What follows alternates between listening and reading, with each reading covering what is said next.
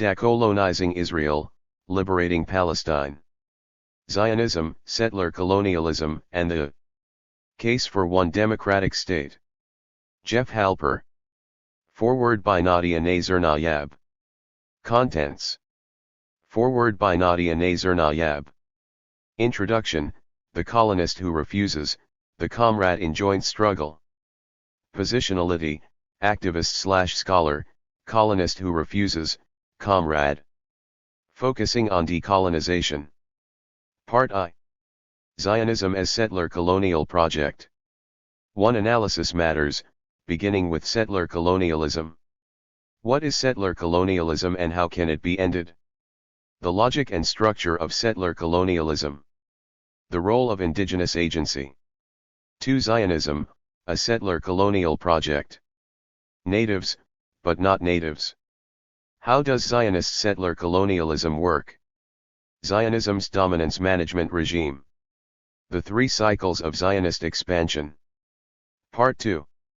3 cycles of Zionist colonial development. 3 settler invasion and foundational violence, the pre-state cycle. Foundational violence, the pre-state cycle. Population management, the pre-state cycle. Land and management, the pre-state cycle. Economic management and consolidation, the pre-state cycle. The management of legitimacy, the pre-state cycle. The Arab Revolt and the transition to state-level security organization. 4. The Israeli state cycle. The management of security. Population and land management, the Israeli cycle.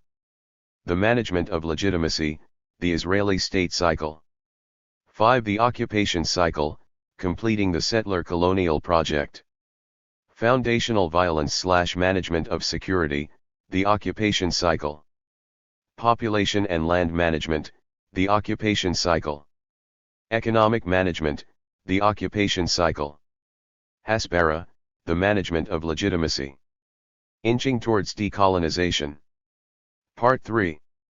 Decolonizing Zionism, Liberating Palestine. 6. Decolonization, dismantling the dominance management regime. Forms of Palestinian resistance and agency. Summoning power and the PLO, decolonization versus conflict resolution. Back to decolonization, and the search for appropriate forms of power. The progression of agency from resistance to summoning power. 7. Constructing a bridging vision and set of acknowledgements. 8. A plan of decolonization. The ODSC program for one democratic state between the Mediterranean Sea and the Jordan River. 9. Towards post-coloniality. Strategy, how do we get there? Dismantling the regime of population control. Dismantling the regime of land control. Dismantling the regime of economic control. Reframing, dismantling the management of legitimacy. Dismantling, or reframing, security. 10. Addressing the fears and concerns of a single democratic state. A last word, being political. Foreword. Nadia Nazir-Nayab. Institute of Arabic and Islamic Studies. University of Exeter. On first receiving Jeff's proposed solution to the Palestinian-Israeli conflict, many readers will undoubtedly reflexively dismiss it as utopian. It is considerably less likely that they will acknowledge that it only appears this way when perceived from the confines of a pernicious orthodoxy that refuses to acknowledge, let alone engage with, possible alternatives. This is increasingly recognized by the Palestinian and Israeli peace activists who are seeking to retrieve the one-state solution and explore its possibilities and potentials. They have not necessarily accepted this solution on its own merits but have instead realized that Israel's ongoing colonization of the West Bank makes the two-state solution impossible. Jeff's willingness to engage with the one-state solution clearly distinguishes him from those Israelis who are reluctant to renounce the privileges and entitlements that derive from the colonial state. These Israelis are at some level aware that their privilege was attained through various forms of oppression, and this creates a deep cognitive dissonance that they have never managed to fully resolve. Accordingly, their mentality, words and practice remain deeply, and perhaps irredeemably, colonial. Jeff therefore stands apart from the Israeli mainstream.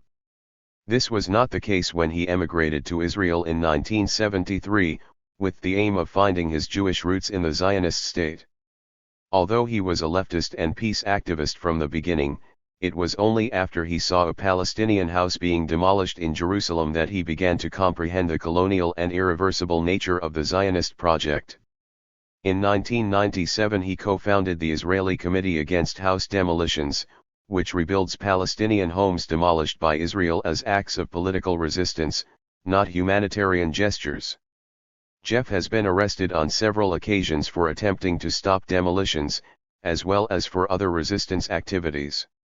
It was in this context that he realized that the issue at hand was settler colonialism, not a conflict of nationalisms or merely occupation, and that the establishment of a Palestinian state alongside Israel was never in the cards.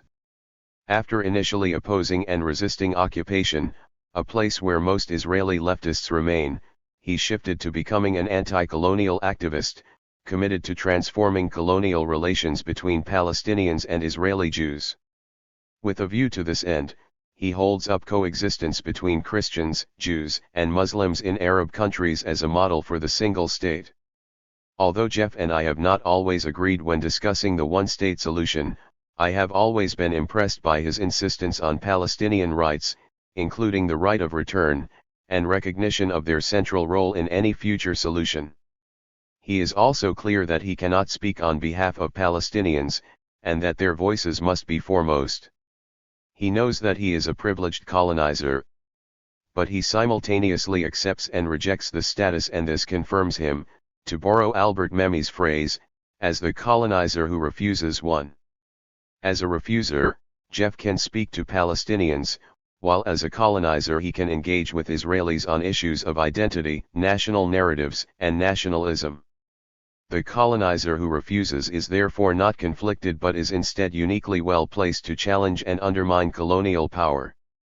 In addressing the right of return, Jeff accepts that it is not fair to expect Palestinians to live alongside those who were responsible for their expulsion and subsequent suffering.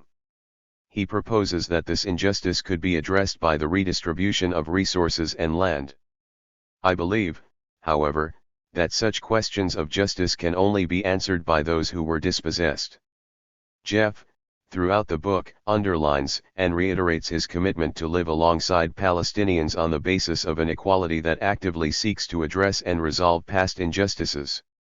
This vision is embodied in the One Democratic State campaign and its specific commitment that no group or collectivity will have any privileges, nor will any group, party, or collectivity have the ability to leverage any control or domination over others.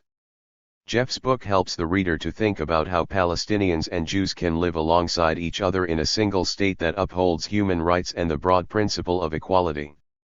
He makes it clear that one of the elements of a shared life is reconciling narratives that do not seek to negate the other's narrative and aspirations.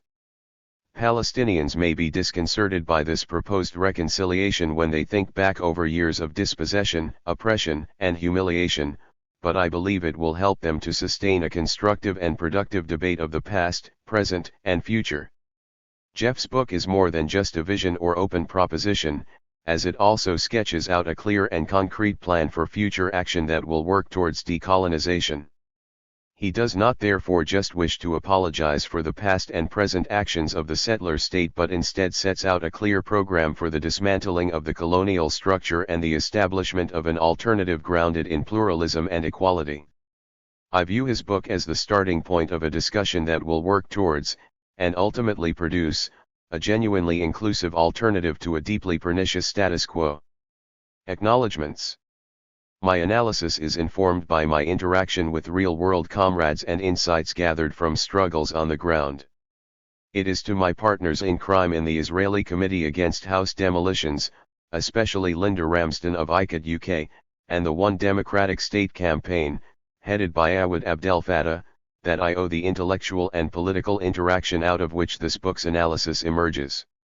To the thousands of ICAT supporters and political activists who hosted my many speaking tours throughout the world over the years, my equivalent of students and professional colleagues, I owe a great intellectual debt as well.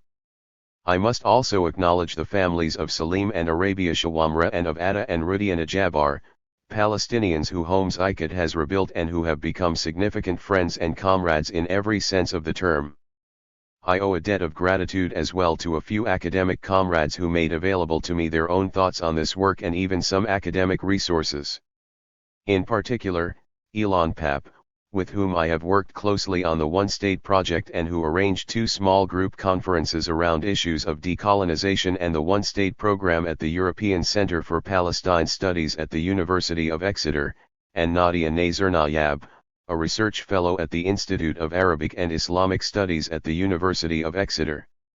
Nadia played a key role in organizing the conferences at Exeter. She also read this book, made valuable comments, and kindly wrote the foreword.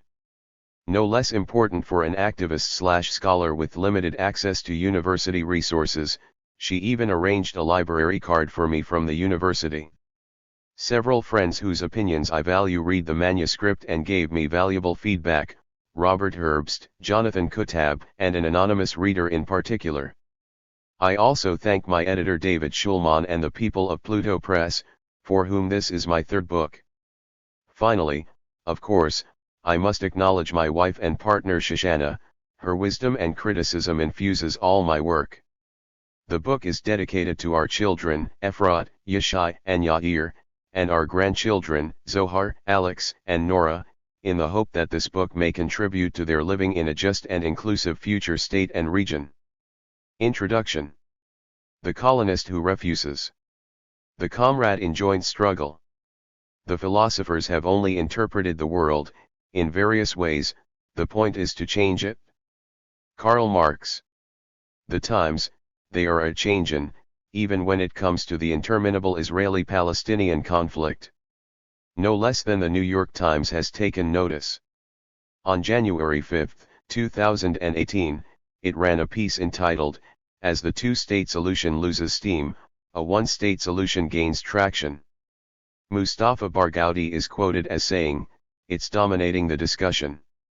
Certainly the latest flurry around Israeli Premier Netanyahu's plan to annex up to 30% of the West Bank, taking advantage of the opening offered by Trump's deal of the century, has changed the equation, whether or not it actually happens. It has forced liberal Zionists like Peter Beinart and Gershon Baskin, 2 leading lights of liberal Zionism, to confront Zionism's inability to reconcile its exclusive claim to the land of Israel with the national rights of the Palestinian people. Now Prime Minister Benjamin Netanyahu has vowed to annex parts of the land that Israel has brutally and undemocratically controlled for decades, he writes. Point 1. And watching all this unfold, I have begun to wonder, for the first time in my life, whether the price of a state that favors Jews over Palestinians is too high. The painful truth is that the project to which liberal Zionists like myself have devoted ourselves for decades, a state for Palestinians separated from a state for Jews, has failed. The traditional 2-state solution no longer offers a compelling alternative to Israel's current path. It is time for liberal Zionists to abandon the goal of Jewish-Palestinian separation and embrace the goal of Jewish-Palestinian equality. He followed his piece with another in the New York Times entitled plainly, "I no longer believe in a Jewish state," proclaiming that he is still a Zionist. Gershon Baskin, too, published in the right-wing newspaper The Jerusalem Post a piece entitled "With the Two-State Solution Dead, We Must Build for a New Future." Such sentiments seem to reflect a fundamental shift in the views of young Jews abroad towards Israel, and their concerns with the human rights of Palestinians.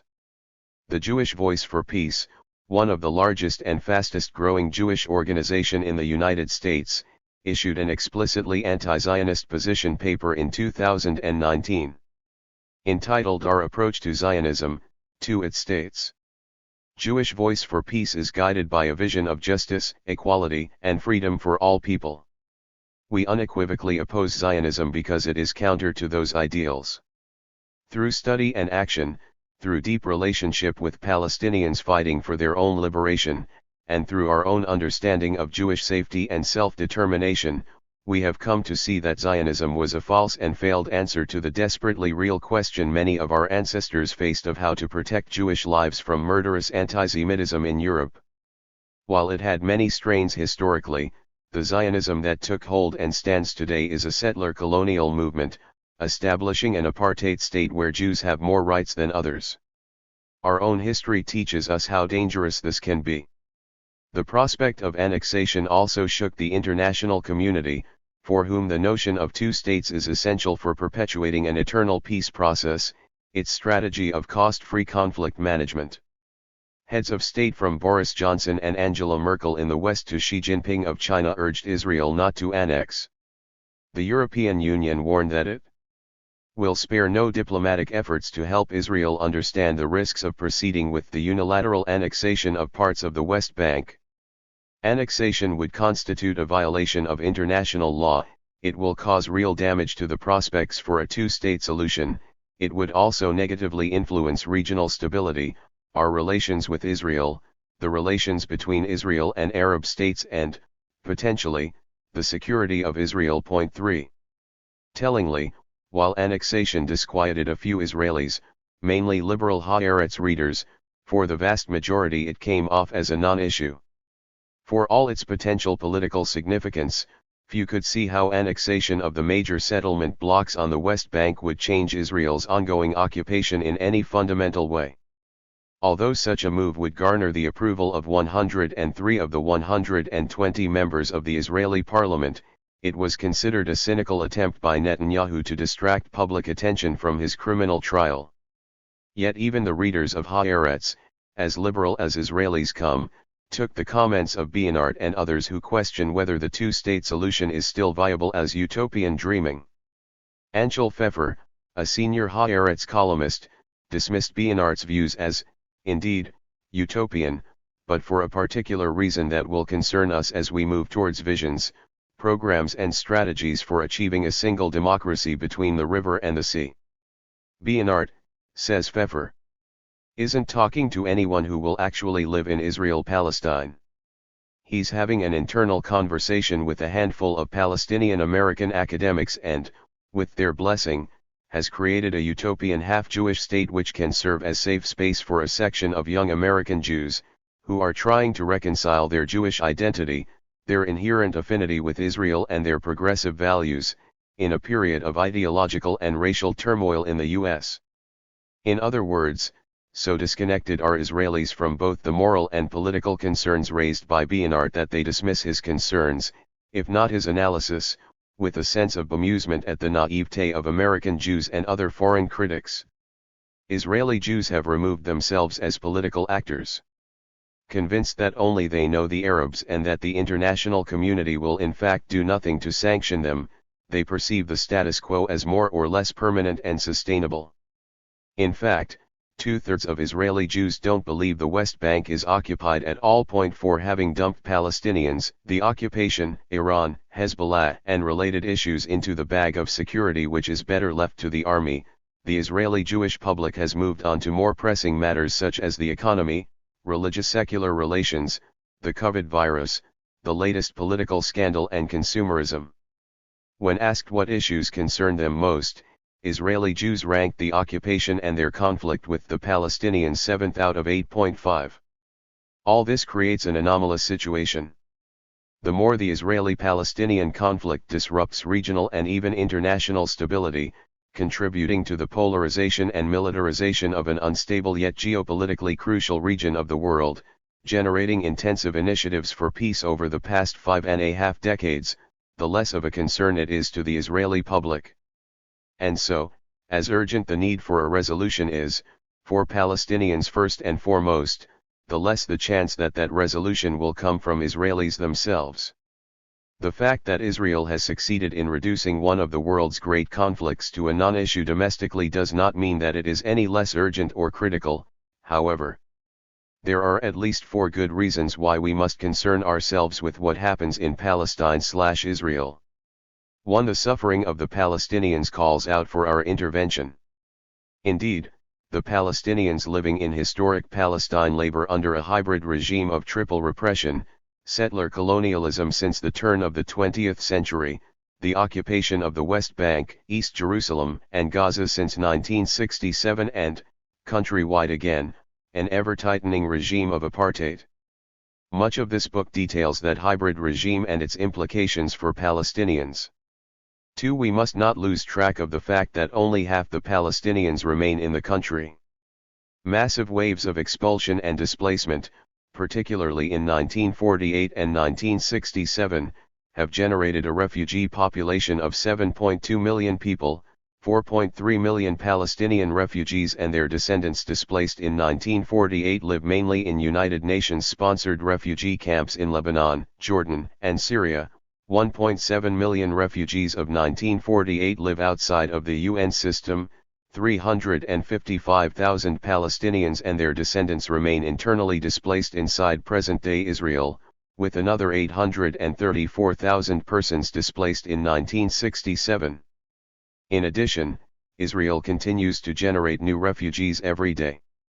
Almost 60,000 homes and livelihood structures have been demolished by Israel in the occupied territory since 1967 according to the UN, B'Tselem, and the Figures My organization, the Israeli Committee Against House Demolitions, have collected. 15,000 have been displaced by the construction of Israel's separation barrier, and tens of thousands more citizens of Israel have had their homes demolished on an ongoing basis. 6. The refugees must be brought home and provided with equal rights and adequate, secure housing.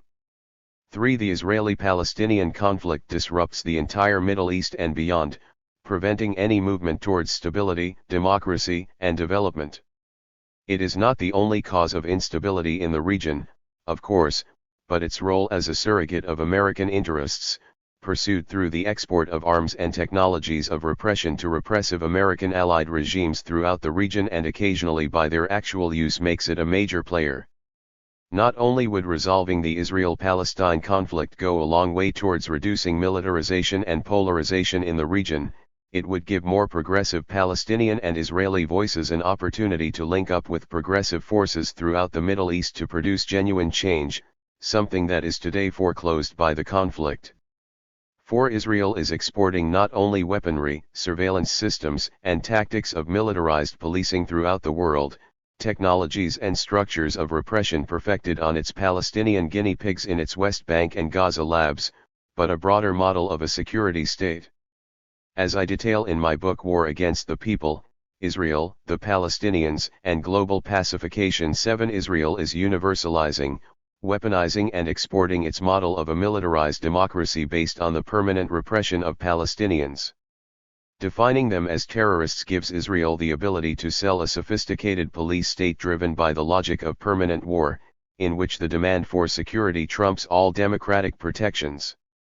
Whether a government and its military/police structures are already police states who merely need the weaponry and justification that Israel provides, unfortunately the case in much of the global south, or are democracies who feel besieged by crime, immigration, or restlessness on the part of its working poor or young people increasingly excluded from the job market and seeking internal security and pacification. Israel's concept of a security state holds great attraction. Israel's exporting of its militarized security state to your country directly threatens your civil liberties. Dismantling Israel's laboratory would send a strong message that Israel's model of militarized democracy is unacceptable. The problem, then, is that this untenable and repressive hybrid regime of settler colonialism, occupation, and apartheid, which threatens us all, whether locally or globally, seems immune from resolution. By making itself useful to the world's hegemons, employing skillful lobbying, the strategic use of the massive financial resources, manipulation of the Holocaust and strategic accusations of anti-Semitism, Israel fears no international sanctions from any quarter. Having marginalized the Palestinians politically and militarily, it feels it has rendered the conflict to the sidelines, among the Israeli Jewish public as well as internationally. And it has done so in large part through conniving with governments to keep the two-state solution alive as an effective means of perpetual conflict management, by separating the process of negotiating from its actual resolution. In addition to all this, because the Zionist/Israeli settlers have become so deeply embedded in the country, having worked to marginalize the indigenous Palestinians and so Judaize the country, they have rendered Zionist settler colonialism difficult to dismantle. But this is not a book about settler colonialism or Zionism per se. It is a book about summoning power and decolonizing, about dismantling a settler regime and replacing it with something more equitable. The two-state solution has always been merely a cynical tool of conflict management, never intended to actually resolve the conflict. The good news is, as Bernard's articles, JVP's anti-Zionist manifesto and appreciation of what annexation all imply, that the two-state solution is becoming less and less tenable, even among pro-Israeli supporters. People aware of how important it is to actually resolve this issue are therefore asking, so where do we go if the two-state solution is no longer viable and the current regime of growing Israeli apartheid is unacceptable? The only just and workable alternative appears to be transforming Israel's apartheid regime into a single democracy for all the country's inhabitants, including refugees and their descendants who choose to return. A one-state solution. It is this position that this book argues for. While the one-state solution might, indeed, be in the air, it is not yet a viable alternative. No one has really thought through the entire process of decolonization, very different from conflict resolution but the only way out of a colonial situation. What does decolonization entail? What replaces a colonial regime? How do we overcome Israeli opposition to a single state, as well as the unconditional support Israel receives from the world's governments? What is our strategy for reaching a just, post-colonial reality? Without a long-term vision and a political endgame, without organization and strategy, and without the active leadership of Palestinians supported by their critical Israeli Jewish allies, those of us who seek justice and peace in Palestine/Israel are not political actors. We are simply not in the game. This book attempts to think through the process of decolonization and suggest ways of actually getting there. Since the anti-colonial political analysis and program set out in the book was written by a settler and not an indigenous Palestinian, some contextualization is necessary before we start. As Patrick Wolfe said so clearly, in settler societies there can be no innocent academic discourses about indigenous knowledge and experiences. Point 8 Positionality is critical if my remarks are to be properly understood. Positionality, activist/scholar, colonist who refuses, comrade. I am an engaged academic who has researched and written about Palestine/Israel for many years. Point 9 My political activity on the ground since 1997 has been as the head of the Israeli Committee Against House Demolitions. ICAD is an Israeli organization that fights Israel's policy of demolishing Palestinian homes, some 55,000 in the occupied Palestinian territory since 1967, more than 130,000 in historic Palestine since 1948. It is one of the cruelest, most superfluous aspects of Zionism. But ICAD also takes what it's learned from house demolitions to address major political questions. Why is Israel demolishing homes throughout the country? What is Israel's intent towards the Opt and the Palestinian people? How is the occupation being constructed and how does it operate? What is the human cost of colonization, occupation, and apartheid? That work has led me into involvement as a founding member of the Palestinian-led One Democratic State campaign, about which more later. I am not a Palestinian 10 and I certainly cannot speak for Palestinians, or for 98% of Israeli Jews, for that matter. I am an anti-Zionist Israeli Jew, a settler/immigrant from the US, a white cis male, whose political commitments were forged in the 1960s. For our purposes here, what defines me most appropriately is a colonist who refuses 11. I settled in/immigrated to Israel in 1973, for many reasons I will not go into here. I did so with my eyes open, believing I could reconcile my desire to become an Israeli with my readiness to work for peace with the Palestinians. I was active on the Palestine/Israel issue on campus in the US. Upon my arrival as a settler/immigrant, I became involved in SIAC, the Israeli New Left. Over the years, as my political awareness has grown along with Israeli apartheid, I have accepted my colonial status, although I still identify myself as an Israeli. I have entered into the anti-colonial struggle with my Palestinian victims/comrades, in the hope of redeeming my Israeliness, giving it expression within a post-colonial society in which the Palestinian refugees return and we all share a common society and citizenship in equality. But I am faced with the fundamental dilemmas of every settler colonial, as expressed eloquently by the late Tunisian Jew Albert Memmi. Once he has discovered the import of colonization and is conscious of his own position, is he going to accept them? Will he agree to be a privileged man, and to underscore the distress of the colonized? Will he be a usurper and affirm the oppression and injustice to the true inhabitant of the colony? Will he accept being a colonizer under the growing habit of privilege and illegitimacy, under the constant gaze of the usurped? Will he adjust to this position and his inevitable self-censure? 12. Even after answering these questions no, after years of inner struggling and political growth, yet other critical questions remain. Should I simply leave, as some suggest, or focus on changing Israeli society, policies, and attitudes? Or become a co-resistor, a partner in a joint Palestinian/Israel struggle for decolonization? I reached the latter conclusion out of the conviction that decolonization of a settler state like Israel is possible, must be an inclusive endeavor, and that in a post-colonial reality I can find a just and meaningful place as an Israeli Jew in a new, inclusive civil society, in which I will integrate my present political identity with the new one of my new country. I can do this, I believe, through establishing political and personal relationships predicated on joint struggle. Anti-colonialism divides the sides differently from conflict resolution, not Jewish versus Palestinian, but anti-colonial versus colonial. As Palestinian activist Muhannad Abu Ghosh phrased it, we are in a common liberatory struggle, everyone is welcome to join it as long as they renounce the privilege of being a Jewish side in Palestine. 13. The next question becomes, how does a settler, one of the dominant, oppressive population, properly engage with the colonized? On one level, what is the political agenda? What does coexistence entail, and is it really possible? And how do we, the ever-privileged settlers/activists, enter into the political equation?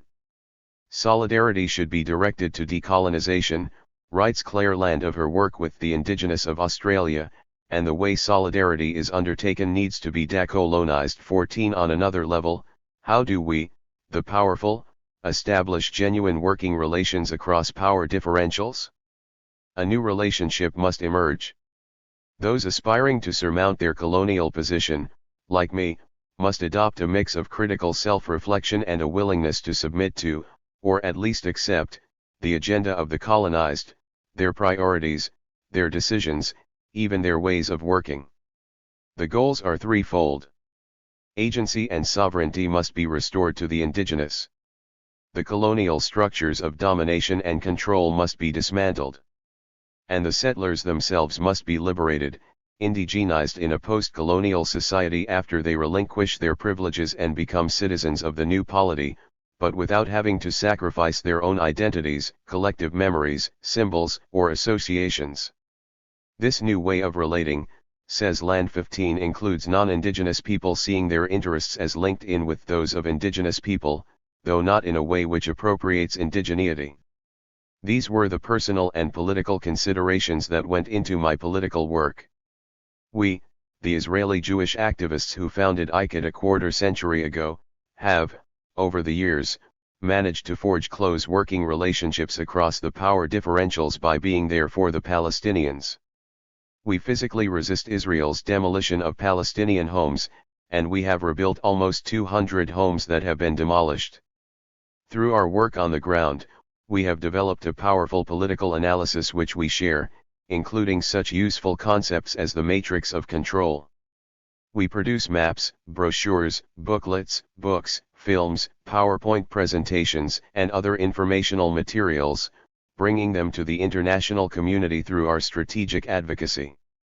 And we are actively engaged in anti-colonial work with our Palestinian partners, endeavoring to transform a settler colonial regime into a democratic state of all its citizens. Through all this we have focused on decolonization ourselves and our methods of working with Palestinians and other oppressed peoples. The fact that we, as Israelis, have managed to sustain our close working relationships with our Palestinian partners despite the strains of ever greater Israeli repression and violence speaks well to our attempts to be relevant, sincere partners in decolonization. Although we remain colonists who refuse until the conclusion of the process of decolonization, the decolonization project must be a shared one between the Palestinians and their Israeli Jewish allies. We must become comrades in a joint struggle, and I believe our Palestinian colleagues have come to see us in that light. I have tried to take my critical abilities as a colonizer who refuses into my work with the One Democratic State campaign, from which this book emerges. Being an Israeli Jew has its advantages in the struggle for decolonization. I am a stakeholder in the process, an ally coming from the oppressor's side. I can bring to the table an intimate and critical understanding of Israeli society, its history and ideologies, its internal differences and its aspirations and fears. These can make a crucial contribution in our collective effort to end the Zionist settler project and transform the country into an egalitarian polity. As a trained anthropologist with extensive experience in both research and activism, I am well placed to contribute to communicating both the issues at stake and an inclusive way forward, to harness the power of knowledge production for liberation, instead of as a tool of control. 16 The program of decolonization and reconstruction I present in this book reflects the discussions we have had within the One Democratic State campaign. It is augmented by my own academic analyses and views gained through my years of being there. The process of thinking it through must be a collective one in the end. It is to that task that this book, really a kind of working paper, is offered. Focusing on decolonization. In terms of the intent and focus of this book, it is not meant to be academic, that is, a book whose main purpose is theoretical analysis, although it does apply critical theory to the task at hand, decolonizing Zionism and establishing a single democracy between the river and the sea. As the book's subtitle indicates, its purpose is to make a case for a particular political program. To that end, I ground my analysis in the academic literature, taking from it what serves my purpose, but careful to respect the substance of the analyses and the views of their authors. Because my purpose is to make my case in a clear and focused way, my intended audience is more activists and the informed public than fellow academics. I try to apply theory, analysis, and concepts in ways that are comprehensible and accessible to my readers. I also validate non-academic sources of knowledge and analysis, the views of my Palestinian and Israeli Jewish comrades with whom I have been politically engaged over the past half-century, whether on the ground, in political forums or in personal interactions. My own experience as an engaged anthropologist is certainly reflected in the ways I put together this book and in the analysis and political program it presents. I have thus gone beyond purely academic sources to make my case for a single state, especially as works dealing with the form of decolonization Palestine/Israel calls for are sorely lacking. The book is divided into 3 sections. Part I, Zionism as Settler Colonial Project, describes settler colonialism in theory and then shows why Zionism is best understood in that light. Strategies for dismantling Zionist colonial structures and then reassembling a truly liberatory post-colonial reality require us to examine how settler colonialism works, how it is structured, and in what ways a program for summoning focused power may decolonize it. Towards that end I suggest focusing on what I call Zionism's dominance management regime. Part 2, 3 Cycles of Zionist Colonial Development traces the development of the dominance management regime through its cycles of expansion and development, the pre-state cycle, the Israeli state cycle, and the occupation cycle. This part reveals the governing logic of Zionist settlement and shows that decolonization, not conflict resolution, is the only way out of colonization towards genuine liberation. Part 3, Decolonizing Zionism, Liberating Palestine focuses on the process of decolonization, of summoning power through popular international mobilization and effective strategy revolving around a comprehensive political program, and the completion of the liberation project through the establishment of a democratic polity, a common civil society and, ultimately, a shared political community. It is to that undertaking that this second half of this book is devoted. A book that attempts to make a case for a democratic state between the river and the sea must set out clearly its terms of reference, its theory, and its analysis before moving on to possible ways of getting there. Some readers may prefer to get the theory and overview in Part I and then jump to the nitty-gritty of a political program in Part 3, skipping over the history and structural details of Zionist colonialism in Part 2 if that is of less interest. So as to ground my discussion as much as possible in real political terms, I take the One Democratic State campaign's 10-point program as the starting point of my discussion of decolonization. I do this for two reasons. First, it is the product of a 2-year process of intensive deliberation by a core group of some 50 Palestinian intellectuals, academics, political figures, and activists representing all the Palestinian communities, including Palestinians involved in researching and resisting Zionist colonialism and in formulating previous one-state programs, although initiated by Palestinian citizens in Israel. Their labor was supported by the active participation of 20 or so Israeli Jewish comrades, myself included. Thus the Palestinian voice in all its diversity was paramount in formulating the political program that forms the basis of this book's analysis. Second, I am keenly aware that, as the author, an Israeli voice occupies a disproportionate space. The original intent was to write this with a Palestinian colleague, but as we approached the work we understood that a joint analysis should come at a later time. Not that we disagreed in our analysis, but we thought it better that an Israeli analysis of Zionist settler colonialism should stand separately from an analysis by a Palestinian, since we would raise different but no less important issues from our different perspectives. As an Israeli, I can't approach settler colonialism as a Palestinian would, and if I tried I would suppress elements of Zionism I would otherwise consider critical. And vice versa. This work, then, is but a step towards a shared analysis somewhere down the line. Still, my engagement with Palestinian sources and my reliance on a political program produced by Palestinians in the consideration of decolonization means that a meaningful amount of integration took place. This is not a book a Palestinian would write, but hopefully it is one a Palestinian would find useful, containing insights that might otherwise be lost. In the end, I take umbrage as an anthropologist in the comparative method. It is clear that no ethnography can be complete and that no one researcher, indigenous or not, can cover everything. It is in our collaboration that the best and most effective analysis emerges. Just one word about the seeming inconsistency in capitalizing, or not, the terms indigenous and native. I tried to follow the Indigenous Peoples Terminology Guidelines for Usage 17, which specifies, always capitalize Indigenous, Aboriginal, First Nation, Inuit, Métis as a sign of respect the same way that English, French, Spanish, etc. are capitalized. There's one complication, however. Unlike English, etc., indigenous or native can also be adjectives that apply to a category of people but not to a specific one, or a generic description.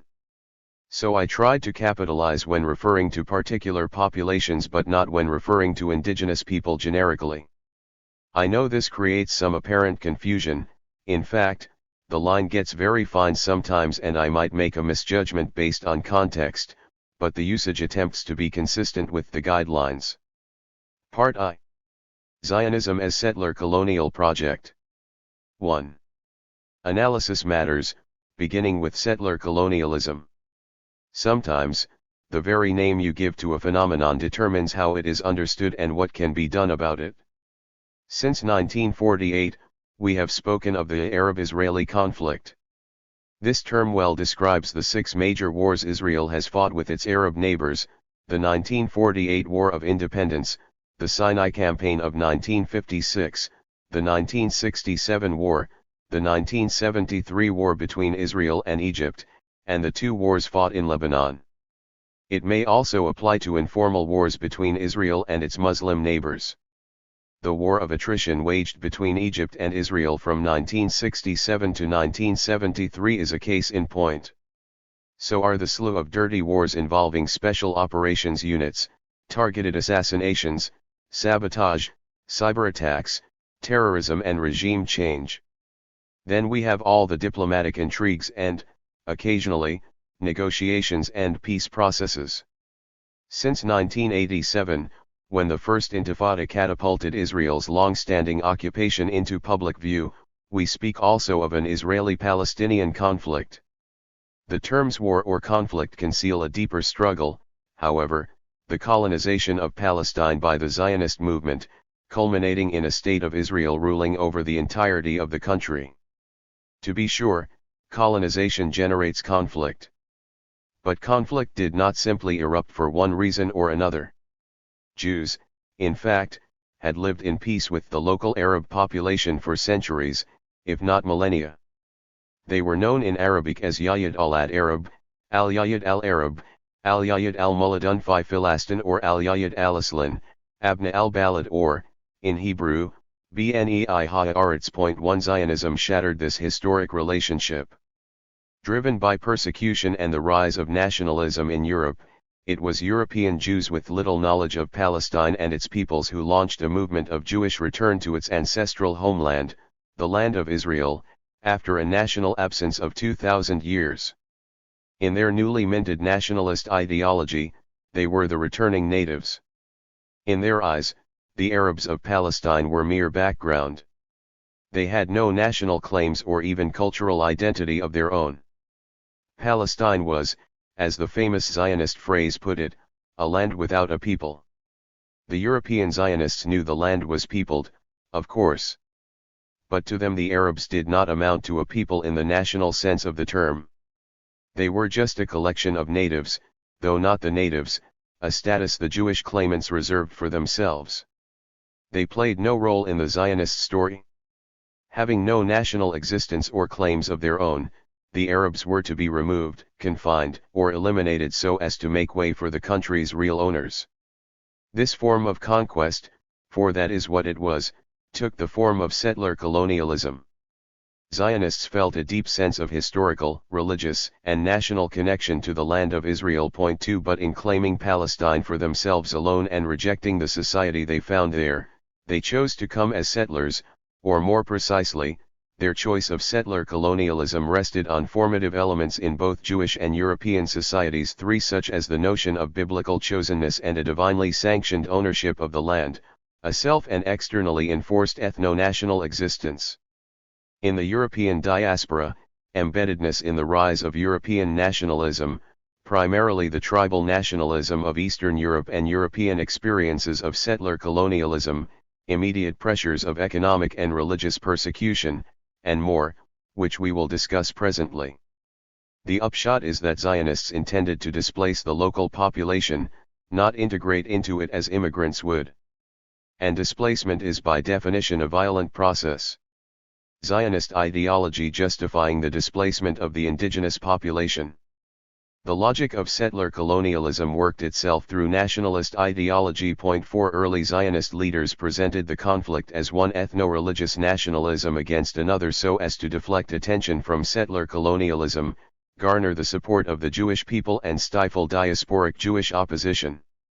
They also used arguments of self-defense to win support of non-Zionist Jews, especially allies in Britain and the US. As the only legitimate national group, the Zionists reduced the Arabs into a faceless, dismissible enemy other. Zionist ideologues like David Ben-Gurion and Golda Meir knowingly altered the framework from one of settler colonialism to that of conflict between an aggressive Arab Goliath and the peace-loving Jewish David V. Whatever its justification, the Zionist takeover of Palestine resembled other instances where foreign settlers, armed with a sense of entitlement, conquered a vulnerable country. The European conquest of North America from the Native Americans is perhaps the best-known case of settler colonialism, not to ignore the settlement of Spanish and Portuguese in the Caribbean and parts of Latin America, all of which imported slave labor. The violent settlement of Australia and New Zealand is well known. So is the subjugation by Dutch Afrikaner and British settlers of South Africa, of Kenya and Rhodesia by the British, of Angola and Mozambique by the Portuguese, of Algeria by the French, and of Tibet by the Chinese. Lesser-known cases include the Russians in the Kazakh steppe, Central Asia and Siberia, the Tswana and Khoisan peoples of southern Africa, the Indonesians in New Guinea, and the Scandinavians among the Sami. 6. Now, as we've said, settler colonialism generates conflict between the colonist usurpers and the indigenous population. No population is willingly displaced. But if a conflict involves two or more sides fighting over differing interests or agendas, then a colonial struggle is not a conflict. Colonialism is unilateral. One powerful actor invades another people's territory to either exploit it or take it over. There is no symmetry of power or responsibility. The natives did not choose the fight.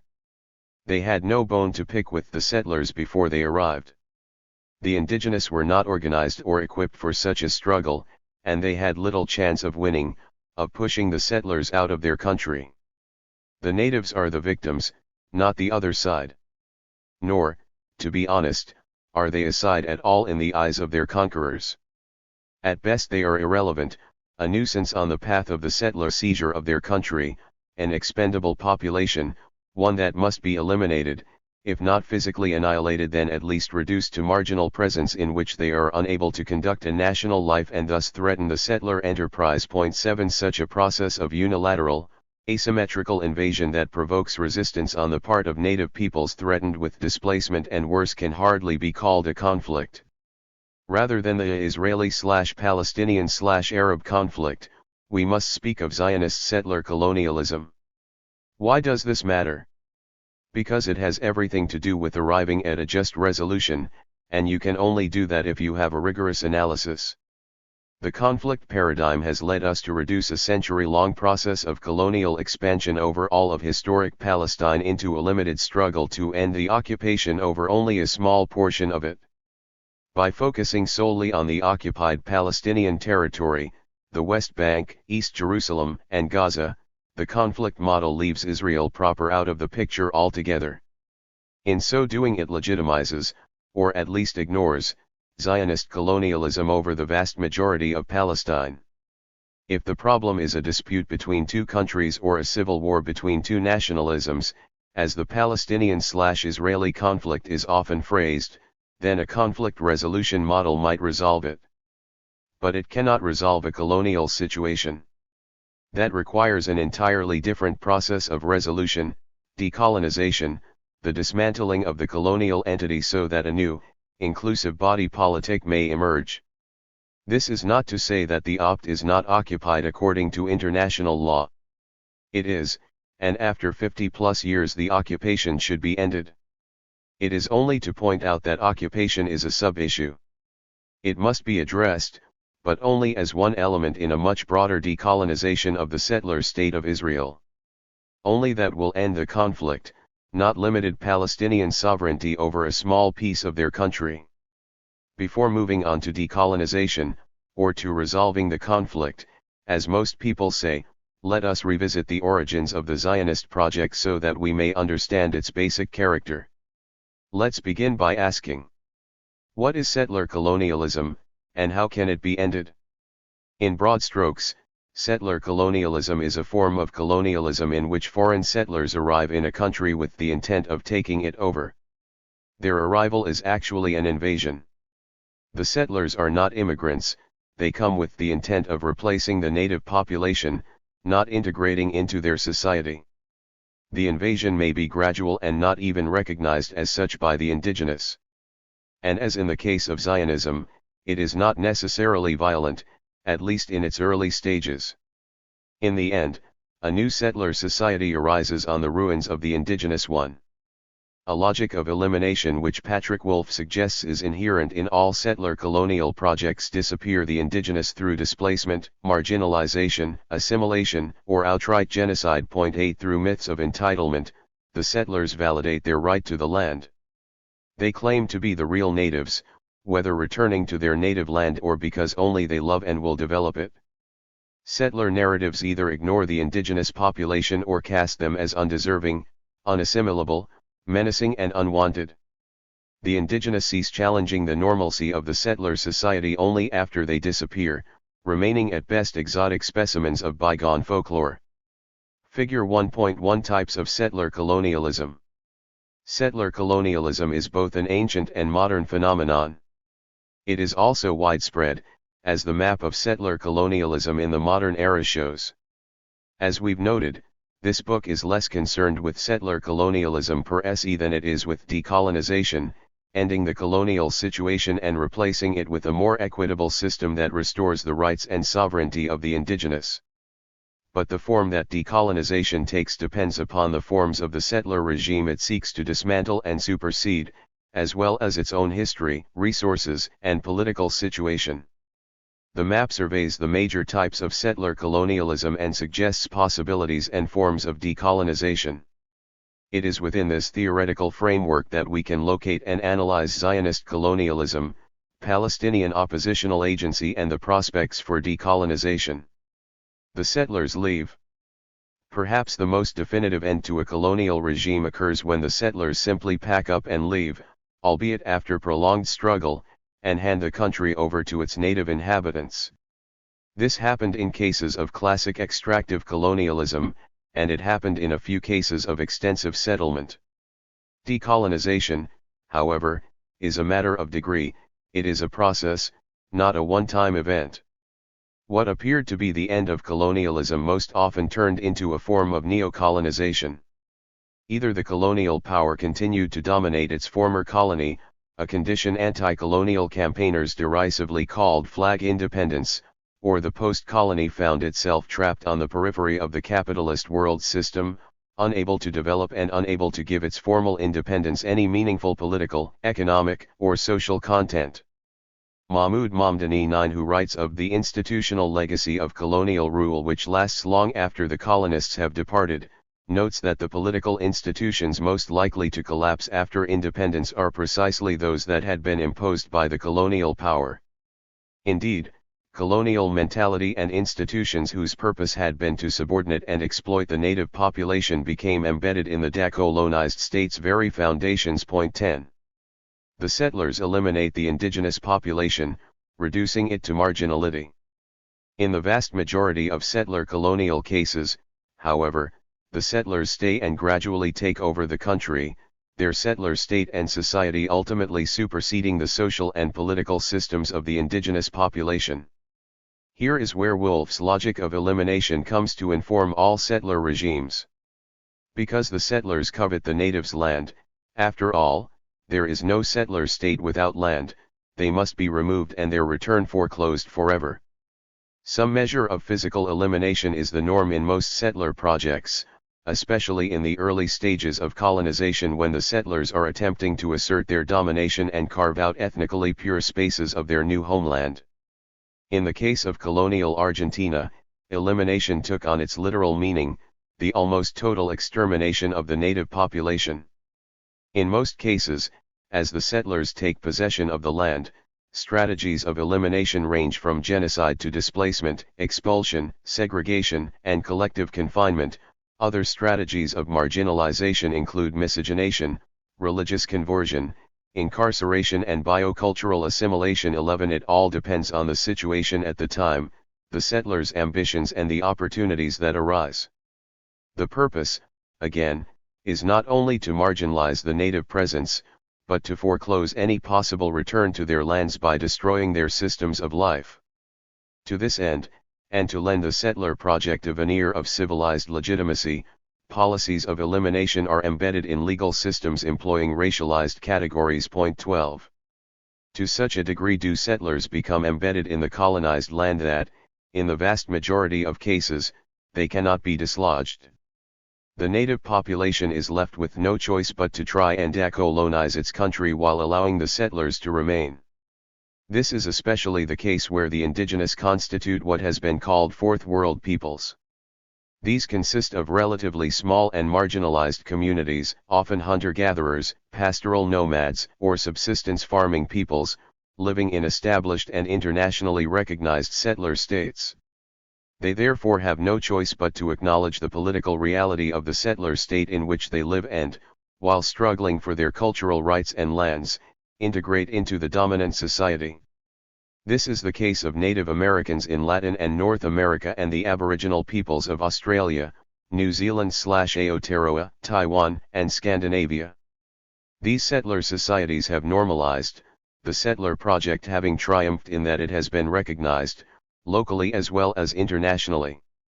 The settler population retains its dominant political, economic, and social positions even though it has integrated in one way or another the indigenous population. In such cases, decolonization is not even seen as an option, except in that native peoples struggle to carve out a cultural space for themselves, ideally on their ancestral lands.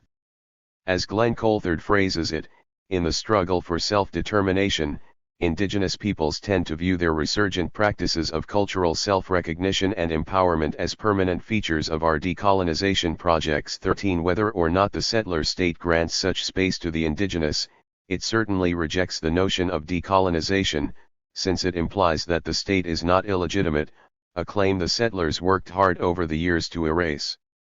Instead, they employ a logic of inclusion to serve the logic of elimination. By granting the indigenous citizenship and, to one degree or another, allowing or forcing their individual assimilation into the wider civil society, settler state authorities strive to eliminate their cultures and therefore their demands for collective sovereignty. The settlers establish an independent polity, deny the indigenous their sovereignty, but are unable to defeat their aspirations for national, state-level self-determination. Palestine/Israel, like apartheid-era South Africa and perhaps Tibet and Chechnya, represents yet another form of settler colonialism, one in which the indigenous constitute not small fourth world peoples but major national groups who not only refuse to surrender their sovereignty and right of self-determination to the settlers, but demand that the settler state itself be superseded by a completely new polity in which their national rights are restored.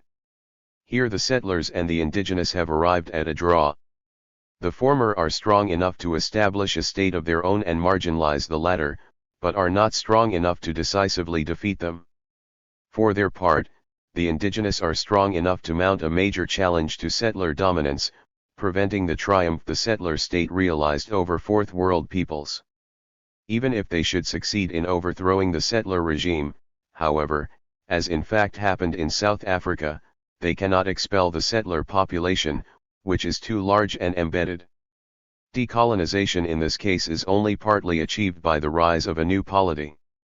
The indigenous may achieve self-determination, but they must share their sovereignty with the settlers. An additional phase of decolonization is thereby called for.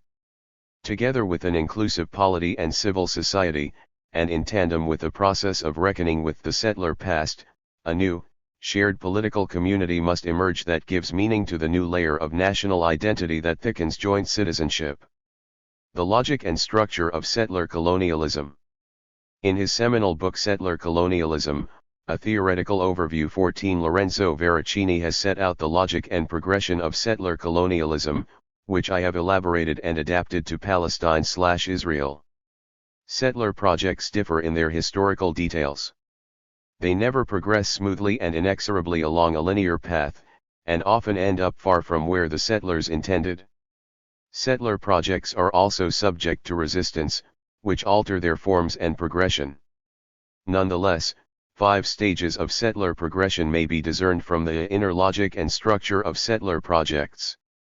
Impetus. For whatever reason, voluntary or not, settlers and their colonial sponsors set their sights on a foreign land. Often they fantasize it as barren, undeveloped, in need of their civilizing mission or belonging to them by divine or historical right. They then construct stories of entitlement, narratives invented to legitimize their right to seize the land. Settlement invasion. The arrival of settlers intent on conquering the country and displacing the indigenous population constitutes an invasion, even if it takes place over time. Invasion begins by acquiring land. Indeed, the need for territory was what turned Zionism from a national into a colonial project. 15 Since the settlers aim not only to conquer a country but to make it permanently their own, invasion requires means of maintaining control. It creates a regime to sustain settler dominance while suppressing the indigenous population. Foundational violence. The process of establishing a settler society is necessarily a violent one.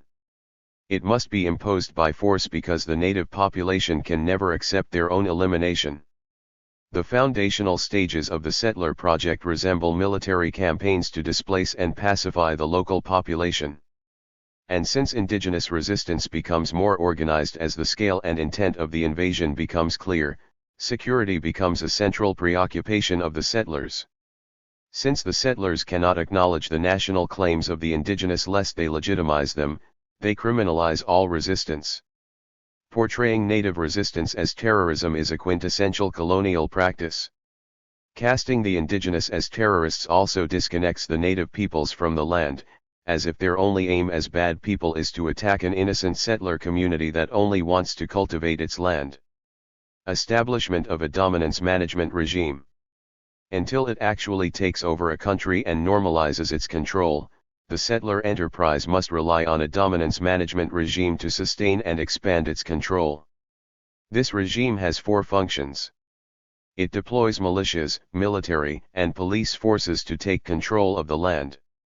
It acts to expel, suppress, and manage the indigenous population.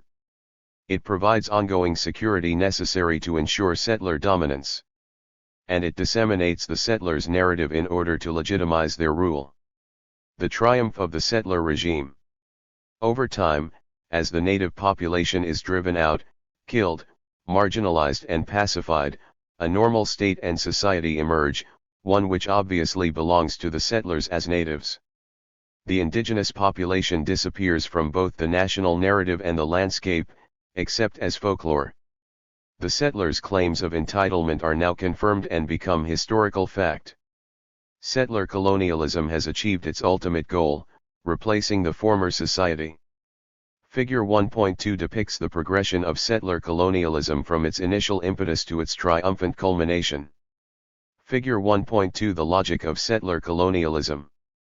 This model of settler colonial progression helps us get a proper grasp on the problem, settler colonialism itself and not merely conflict.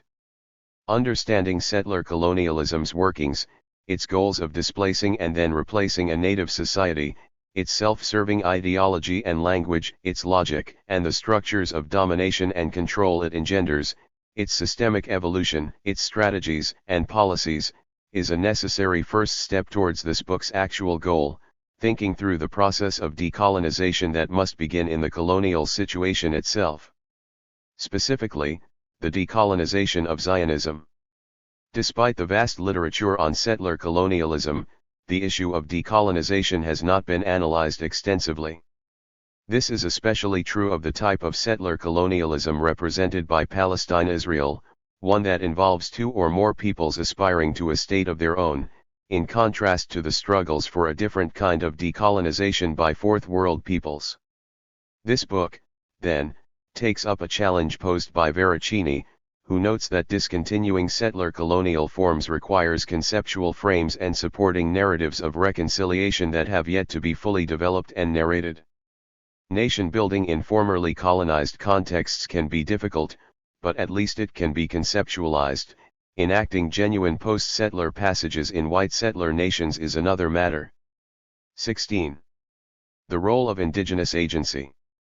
Although he overstated the case, Patrick Wolfe advised a separation between analyses of settler colonialism as a system and indigenous agency striving to dismantle it.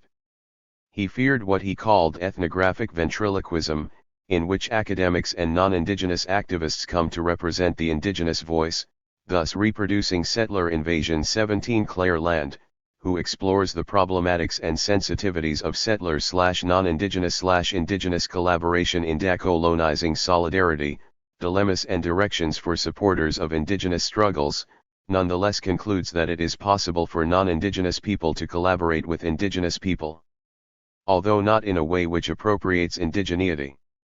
18 Swirsky, 2, proposes collaborative struggles whereby indigenous agency leads and finds ways, in collaboration with settlers who refuse, to transcend settler formations. 19. This book adopts both perspectives. This chapter and the following ones focus on the structure and dynamics of settler colonial systems, Zionist colonialism in particular. Such a focus is necessary if we aspire to understand how the settler form of colonialism works, if only to know better how to dismantle and reassemble it, a project of decolonization to which we turn in Chapter 8, a project utterly dependent upon indigenous agency, particularly what I call 20 summoning power. My analysis certainly subscribes to the view of Tversky and others.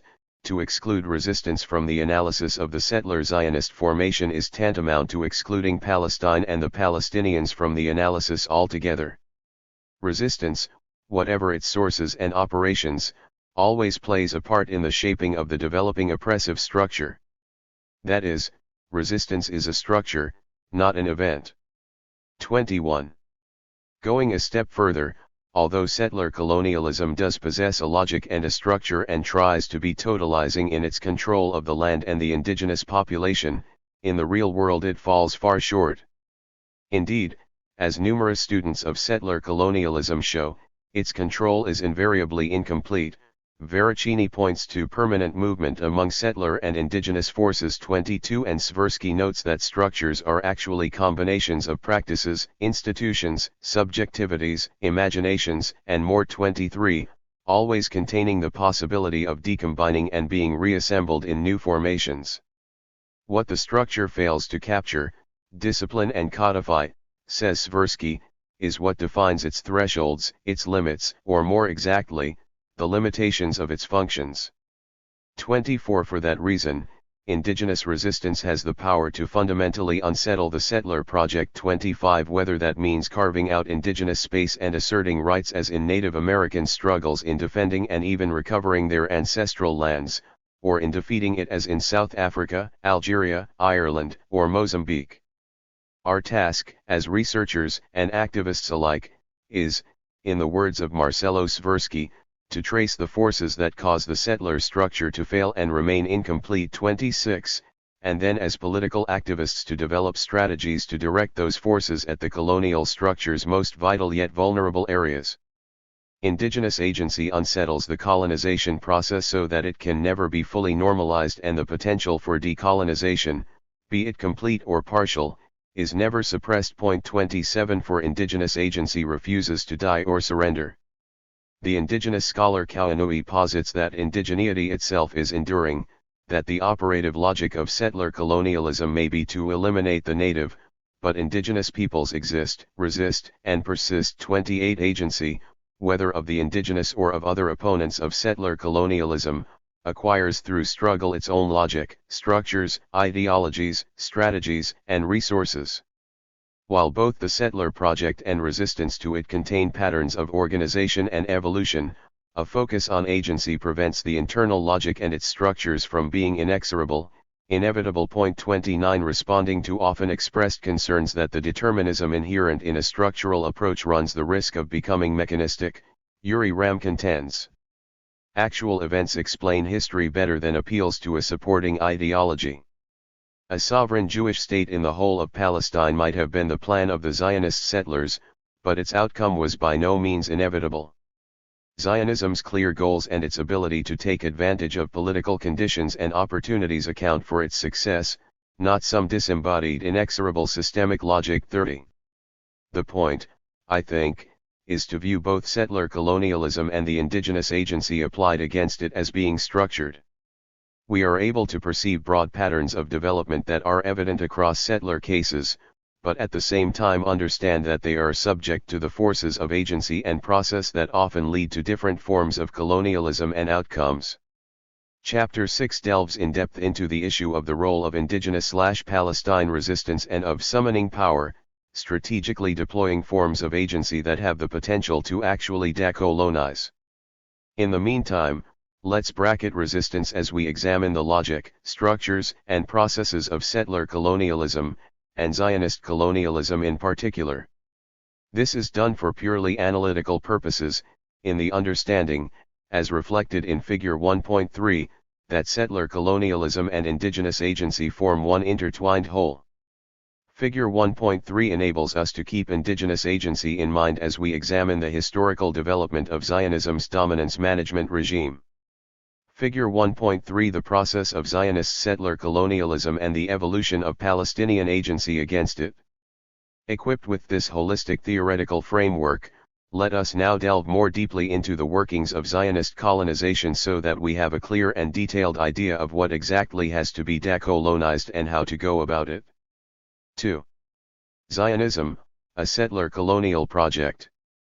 Any approach to ending settler colonialism in historic Palestine must begin with Zionism. Palestinian history, after all, would have played itself out completely differently if it had been left to its own devices. As it was, settler Zionism landed on the Arab population out of the blue. Although Palestinian resistance has had its effect on the Zionist project, the colonial system was conceived and executed exclusively for the benefit of the Jews, with no consideration for those already living in Palestine. As Frantz Fanon noted, the settler owes the fact of his very existence to the colonial system. 1. Zionism embarked on its settler colonial venture with only a partial idea of what that would entail. Its initial impetus came out of its European experience. It had little, if anything, to do with the real Palestine and its people. For its Central European originators, Theodor Herzl, Max Nordau, Chaim Weizmann, delegates to the various Zionist congresses, the early functionaries of the different Zionist organizations, Palestine was more an ideal than a geographical reality. Perceived as a barren wasteland, the real land of Israel would be redeemed by Jewish settlement. As an extension of Eastern and Central European nationalism, Zionism shared the idea that a state belonged to the people owned it. Rather than settling a foreign country, they perceived their national movement as merely transferring a legitimate and familiar form of nationalism to what everyone knew was their own historical homeland, and which anyway was barren and waiting for them. 2. Jews, like many other peoples, did not see themselves as a nation until Zionism emerged in Europe at the turn of the 20th century. Historically, they have been described as an ethno-nation, a people living apart. This was especially the case in Eastern Europe, where they existed as an internal colony in ghettos or the Pale of Settlement. 3 Vicious pogroms in Russia and Eastern Europe in the last 2 decades of the 19th century caused mass displacement and flight. So when Zionism arose in the context of modern European nationalism, it had a fertile ground from which to sprout. Indeed, Zionism was a Central/Eastern European form of ethno-nationalism. The nation-states of Russia, Poland, Hungary, and Germany saw themselves as tribes set off from, often hostile to or threatened by, other nation tribes. They needed to create a pure racial space reflecting the authentic spirit of the nation, ethno-nations enclosing themselves within an exclusive nation-state. 4 This was the world of romantic nationalism in which the vast majority of Jews lived.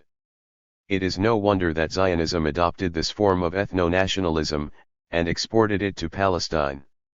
Ethno-nationalism found additional confirmation in the biblical account of God giving the land of Israel to the Jewish people. All the ethno-nations of Europe sought their authentic ancient roots, a fascist element that had a great influence on Zionist thinking. 5 The persecution they were experiencing fed into this need for a space of racial and ideological purity and security. From there it was a simple step to extend that primordial enmity to the Arabs, Amalek, the ancient enemy that tried to prevent the Israelites from entering the Promised Land. Palestinians were ideologized from the start. They were never an actual people with a history, culture, and national claim of their own to our country.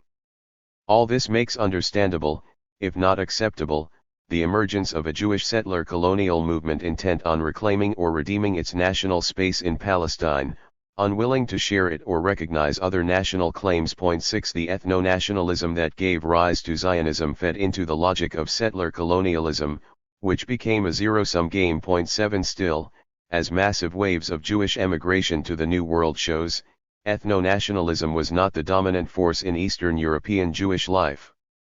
And nothing in the Jewish experience made the shift to Zionism and settler colonialism inevitable. We should also not overstate the actual tie between the Jewish people and Palestine/the land of Israel, which forms the basis of Zionism's claims to entitlement in Palestine. Zionism, after all, attracted but a tiny fraction of the world's Jews in its formative years. Only 3% of the 2 million Jews who left Eastern Europe between 1882 and 1914 went to Palestine, and many of those subsequently emigrated to other countries. Zionism reflecting a kind of diaspora nationalism that threatened the claim to citizenship and national belonging of many Jews to the countries in which they lived. The country for which I have worked ever since I left the university, England, grumbled Edwin Montague, a Jewish minister in the British government, the country for which my family have fought, tells me that my national home, is Palestine. 9. Depicting Zionism as a settler colonial project is therefore fair and useful. It is not to deny the historical, religious, and even political connections the Jewish people genuinely felt for the land of Israel. Nor that it served as a place of refuge for Jews in times of persecution, as it did, for example, for Jews from Poland before and during the Holocaust as well as during the communist era leading up to their expulsion in 1968. Papp characterizes Zionist thought and praxis as motivated by a national impulse but acted as pure colonialists. Point 10 Regardless, once Palestine became the object of settlement, Zionism, a foreign national movement, took on a settler colonial form with all the dire consequences to the indigenous Palestinians.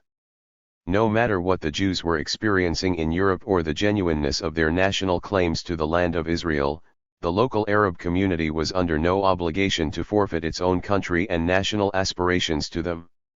There is no inherent logical or empirical contradiction between a settlement movement being national and its being colonial at the same time, the Israeli political scientist Yoav Peled contends.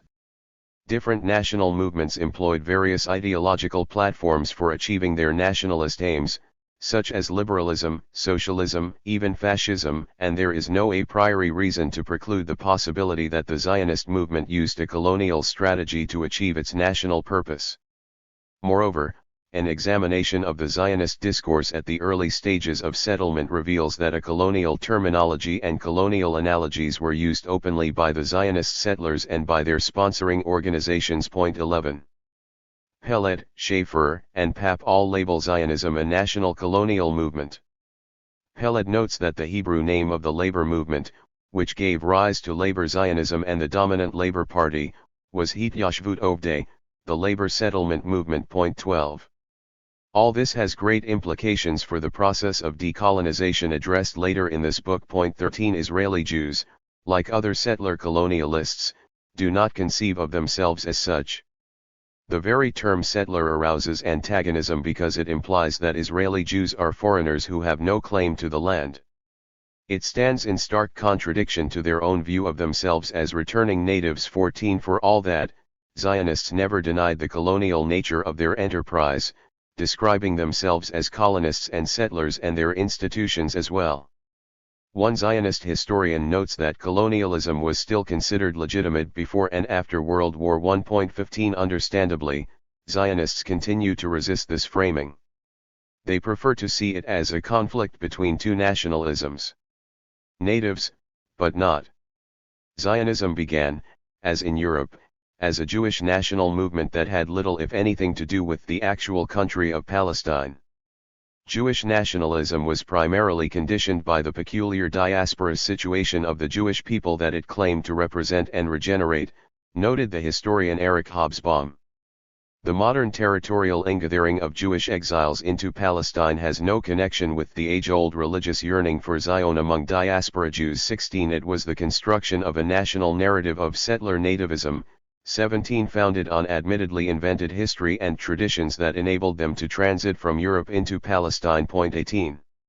Indeed, the cultured German/Austrian Jews who invented Zionism never saw themselves as part of the unwashed Jewish masses or as candidates for emigration to Asia. Their view is summarized as follows. 19. First, the majority of Europe's Jews are described as semi-Asiatics who would be led by an entirely modern elite, which had absorbed and internalized German culture, and which thus would be an element of German culture on the shores of the Mediterranean. Second, the Orient is described as a backward, neglected part of the world. And third, the Jews' return to the land of their forefathers in the Orient was intended to enable them not to shed their Europeanness, but to be European by choice. Not only did European Jews, whom Europe perceived as strangers, not perceive European culture as oppressive and wish to cast it off, but they undertook the mission of disseminating agents of European culture throughout the Orient. Zionists, then, define themselves both as returning natives and as settlers and colonists. "We have come here as Europeans," said David Ben-Gurion. "Although our origin is in the East, and we are returning to the East, we bring with us European civilization, and we would not want to sever our connections and those of the country with the civilization of Europe. We do not see a better representative of Western civilization than England." 20. This set up a strange hierarchy of nativeness. While claiming to be the genuine natives returning to their ancient homeland, the Zionists and the British alike referred to the local Arabs as the natives. This seeming contradiction can only be appreciated if we grasp the colonial tone of the term. Native, observes the anti-colonial psychologist Frantz Fanon, referred to people who were primitive, on a lower human rung, underserving of self-determination and unable to handle political independence. Colonists routinely referred to colonized people as animals, diseases, parts of the landscape, or as inveterate criminals. They were rendered invisible or at best exotic. Background. Point 21. Indeed, the differentiation between settlers and the indigenous is fundamental to the colonial enterprise. "The colonized world is a compartmentalized world," writes Fanon. Point 22. "The dividing line, the border, is represented by the barracks and the police stations. The native sector is not complementary to the European sector. The two confront each other, but not in the service of a higher unity. Governed by a purely Aristotelian logic, they follow the dictates of mutual exclusion. There is no conciliation possible, one of them is superfluous. This compartmentalized world, the world divided in two, is inhabited by different species." Looking at the immediacies of the colonial context, it is clear that what divides this world is first and foremost what species, what race one belongs to. In the colonies, the foreigner imposed himself using his cannons and machines. Despite the success of the pacification, in spite of his appropriation, the colonist always remains a foreigner. The ruling species is first and foremost an outsider from elsewhere, different from the indigenous population, the others. Settler colonial theory also sees the settler/native binary as crucial for maintaining settler privilege. The settlers covet the land and wish to eliminate the presence of the natives. There is the absolute need to at once distinguish between settler self and indigenous. 23. Setting off the settler narrative, with all its entitlement, from the story, non-history of the native justifies the settler's claim of entitlement and their elimination practices. The line separating settler and indigenous may be approached, but is never to be crossed. True, indigenous and settler identities are often interactive, mutable and ambivalent. 24. Not always wholly binary and hostile. Early Zionist militias adopted the keffiyeh and prided themselves on knowing Arabs. 25. A few figures of the Palestinian elite tried to make peace over the years. There were a few mixed neighborhoods and even a few cases of intermarriage. Certainly, members of the Israeli and Palestinian peace camps tried dialogue and a few joint resistance activities, like rebuilding homes demolished by the Israeli authorities. Erecting an unbridgeable binary might be a structural weakness of the settler colonial paradigm, but in the case of the Zionists and the Palestinians, the view that the settler/native line might be approached but never crossed holds true. Palestinian citizens of Israel can approach the status of Israeli, but only if they publicly downplay their national Palestinian one and adopt the dress and demeanor of Israeli Jews, a situation that has been described as internal colonialism. 26. That this oppositional relationship can be breached is a crucial contention of decolonization, but only after the settler/native relationship is replaced by equal citizenship in a new civil society and a fundamental redistribution of resources. As it stands, the settler/native polarity is necessary for a settler project, otherwise, how can the rights and privileges of the former be distinguished from the subversive claims of the latter? And so, at a meeting with Arabs in Jerusalem, Chaim Weizmann declared, "I am no stranger in this country, even if I was born and bred in the far north." But during the drafting of the mandate document, he cautioned the British not to refer to the Jews as the native population, since that term meant the Arabs. 27. Even Vladimir Zeev Jabotinsky, the fiercest of Zionist nationalists, the beloved founding father of the present-day Likud party in Israel, placed Zionism squarely in a colonial frame. He referred to the local Arabs as the natives. But he also granted them the status of a nation, something that would be unthinkable today on the part of Jabotinsky's followers. Except for those who were born blind, he wrote in his seminal piece The Iron Wall in 1923-28. Realized long ago that it is utterly impossible to obtain the voluntary consent of the Palestine Arabs for converting Palestine from an Arab country into a country with a Jewish majority. My readers have a general idea of the history of colonization in other countries. I suggest that they consider all the precedents with which they are acquainted, and see whether there is one solitary instance of any colonization being carried on with the consent of the native population. There is no such precedent.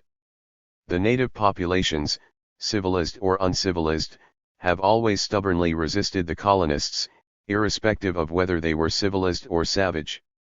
Every native population, civilized or not, regards its lands as its national home, of which it is the sole master, and it wants to retain that mastery always. It will refuse to admit not only new masters but, even new partners or collaborators. This is equally true of the Arabs. We may tell them whatever we like about the innocence of our aims, watering them down and sweetening them with honeyed words to make them palatable, but they know what we want, as well as we know what they do not want. They feel at least the same instinctive jealous love of Palestine, as the old Aztecs felt for ancient Mexico, and the Sioux for their rolling prairies. Every native population in the world resists colonists as long as it has the slightest hope of being able to rid itself of the danger of being colonist. That is what the Arabs in Palestine are doing, and what they will persist in doing as long as there remains a solitary spark of hope that they will be able to prevent the transformation of Palestine into the land of Israel. The country's Arab inhabitants, then, as today, Zionists refrained from using the national term Palestinian, were thus thought of as little more than a thinly dispersed population of primitive nomads and peasants. Savage, culture-hating Asians, as the Zionist essayist Ahad Hayam characterized them. The Arab problem was manageable. Some would be spirited away to an Arab country. Others would be absorbed into the superior European culture the Zionists brought. We may even grant them a measure of cultural autonomy. Overall, though, they could be ignored. In early Zionism, the problematic issue of Arabs in the land of Israel was called the hidden question. It was best left alone. 29. The early Zionists thus framed their national movement as a settler colonial project.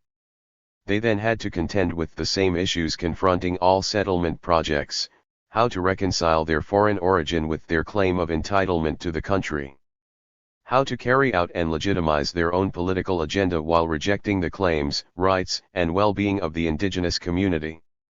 How to motivate and organize settlement itself. How to manage, if not resolve, the native problem. How to normalize and legitimize their settler status, in the eyes of their own population as well as internationally. These issues differ fundamentally from those of normal nation building. There the questions are: how do we promote equal citizenship and civil rights? How can we extend the notion of national self-determination to all our citizens?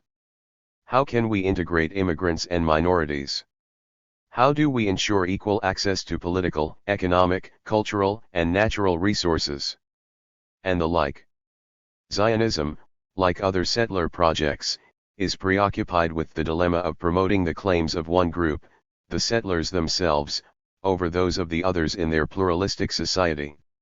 How to justify and legitimate discriminatory rights and policies.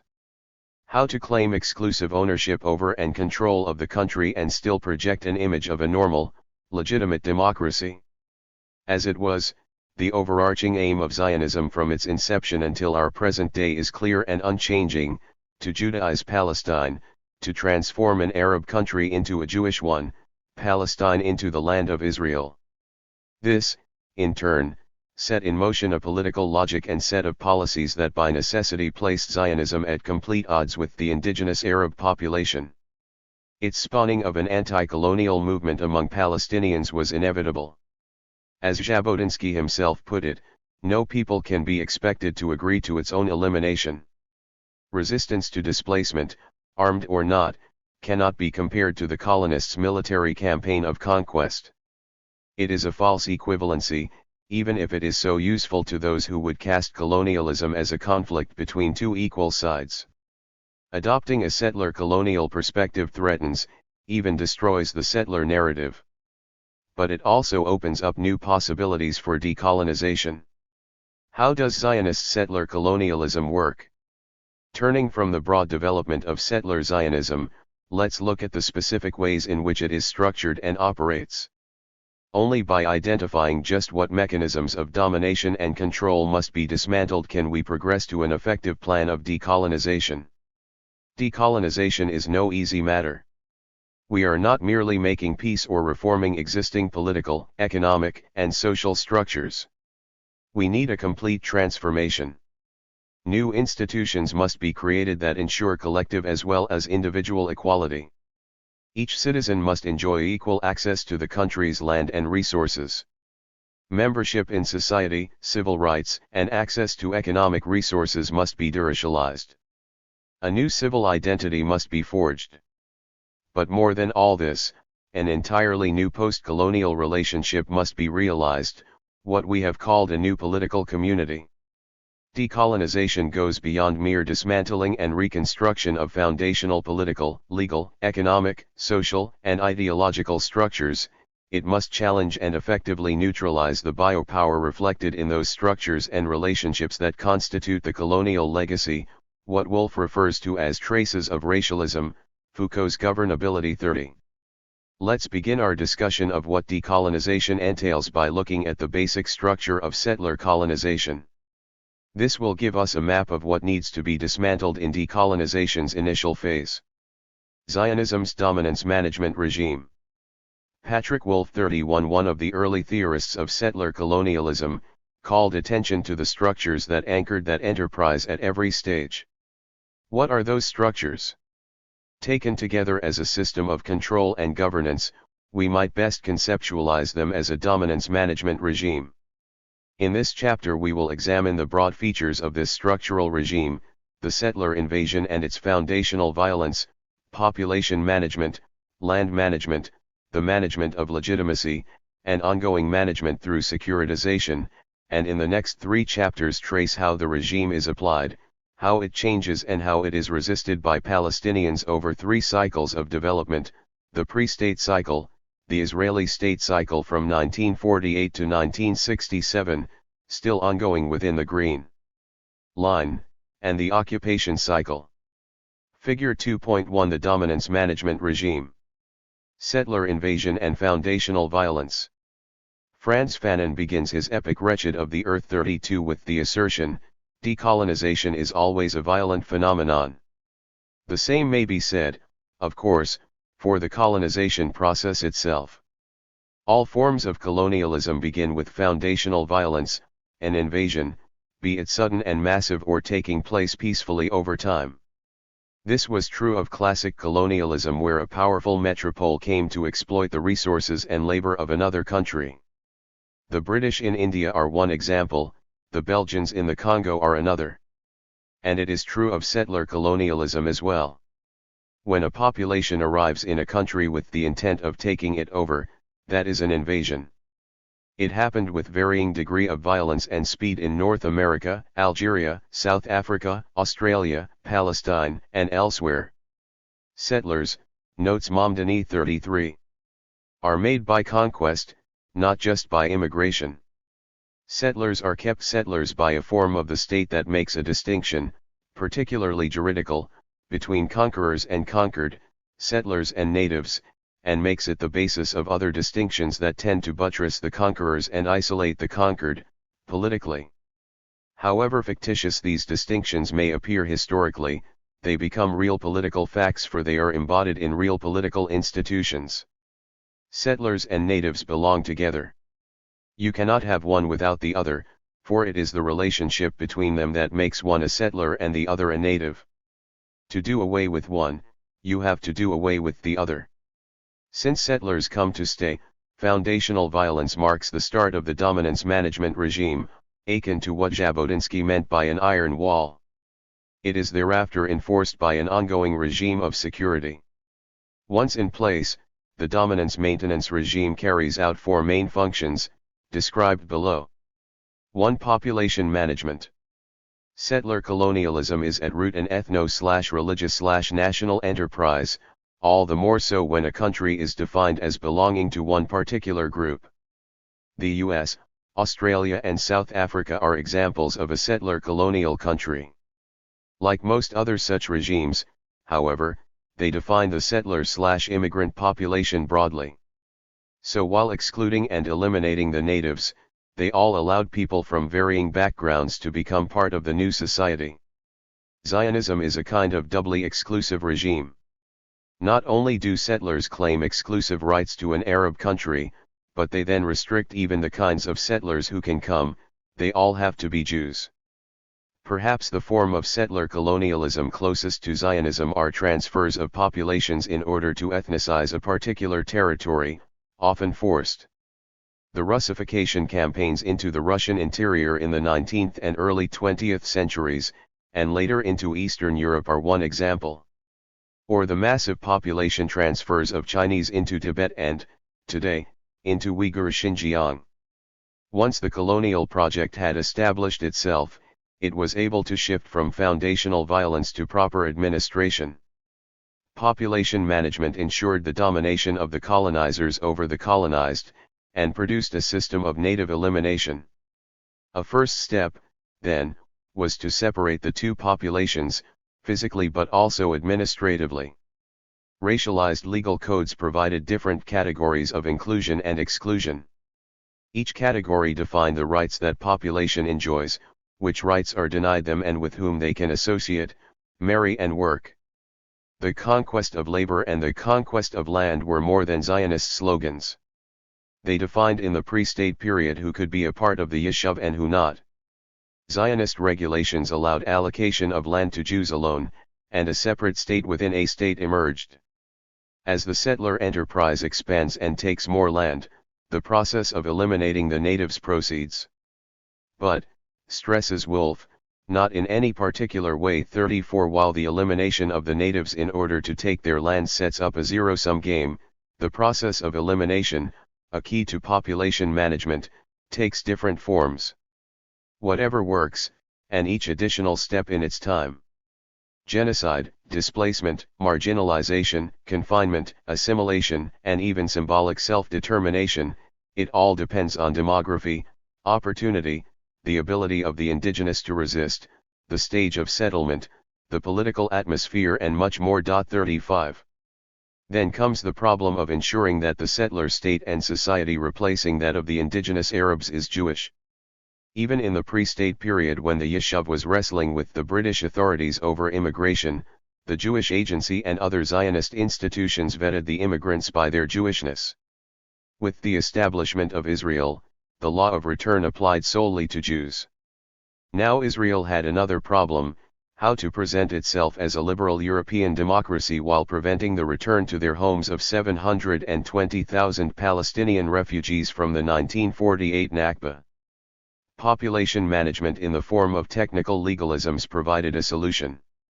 The Citizenship Law of 1952 permitted everyone who had Palestinian nationality to return, but with a caveat: they had to have been registered residents of Israel in 1949.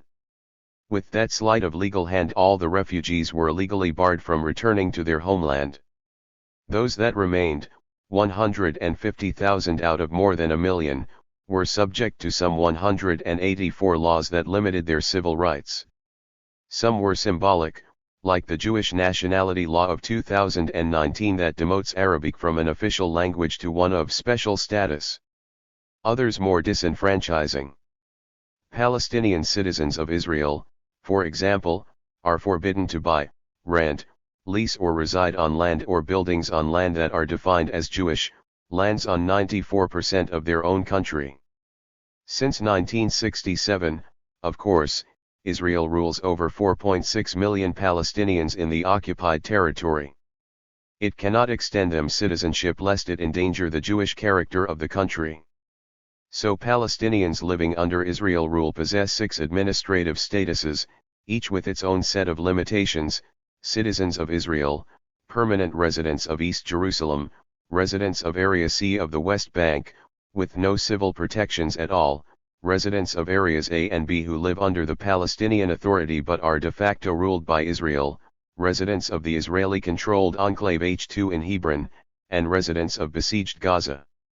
Now the categories can be expanded or constricted for purposes of population domination.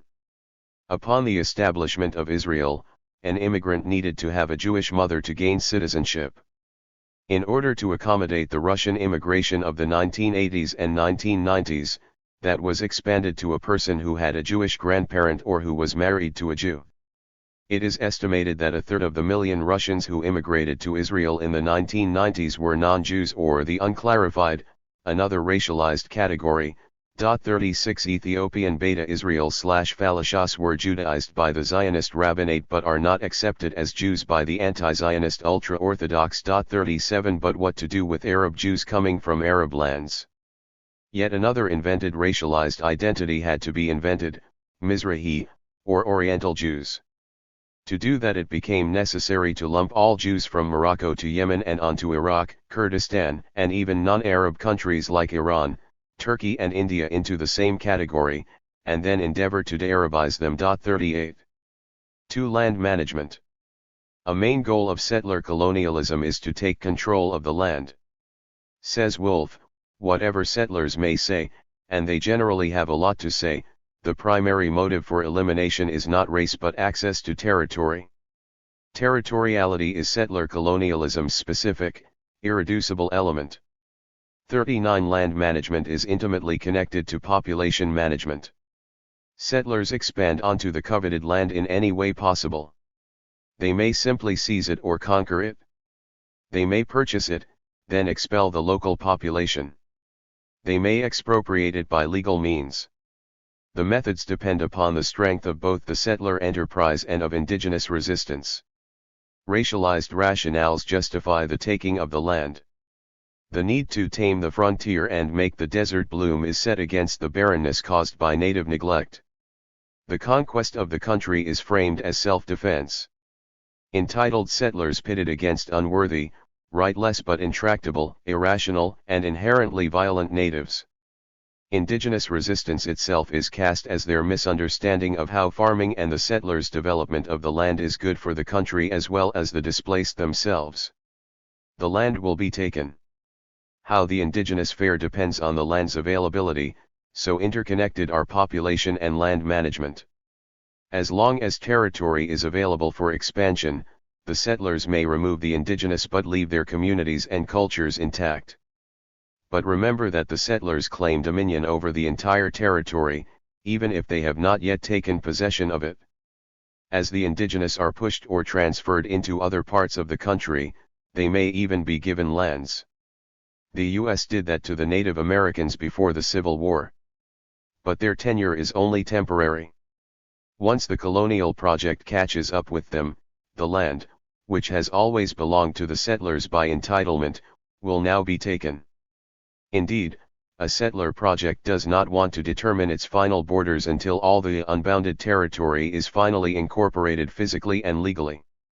The exercise of territoriality, writes Hughes, requires that the territorial extent of control be clearly bounded and communicated.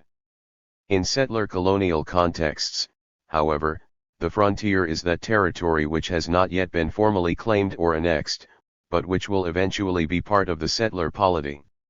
Therefore, the form of territorial control operating in settler colonial contexts runs counter to traditional conceptions of territoriality. Settlers exercise unbounded territoriality, a strategy of territorial control best exercised by not delimiting boundaries, by not making clear the extent of sovereign authority. 40.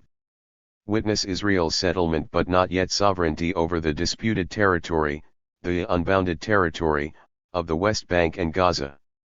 During settler expansion, the indigenous are eliminated in one way or another, be it physically or through various forms of transfer. What happens, though, when all the territory has been conquered and settled? Elimination must take more definitive forms, since there is now only one body politic, one territory. The US, Canada and Australia employed two polar extremes, genocide and forced assimilation, often in tandem. But other options exist as well. In Algeria, where the settlers were far outnumbered and tended to be more urban-centered, they became the thin ruling stratum of the country. In Kenya, they ran the government but were content to confine themselves to certain prime agricultural areas. In South Africa, they took control of the land but contained the black majority in Bantustans. In each of these cases, the settler minority left the colonized majority collectively intact. Israel, as we shall see, resembles most South Africa.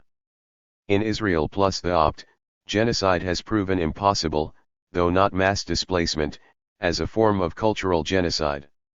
Assimilation, however, is equally intolerable, since Greater Israel is to be a Jewish country despite its Palestinian majority.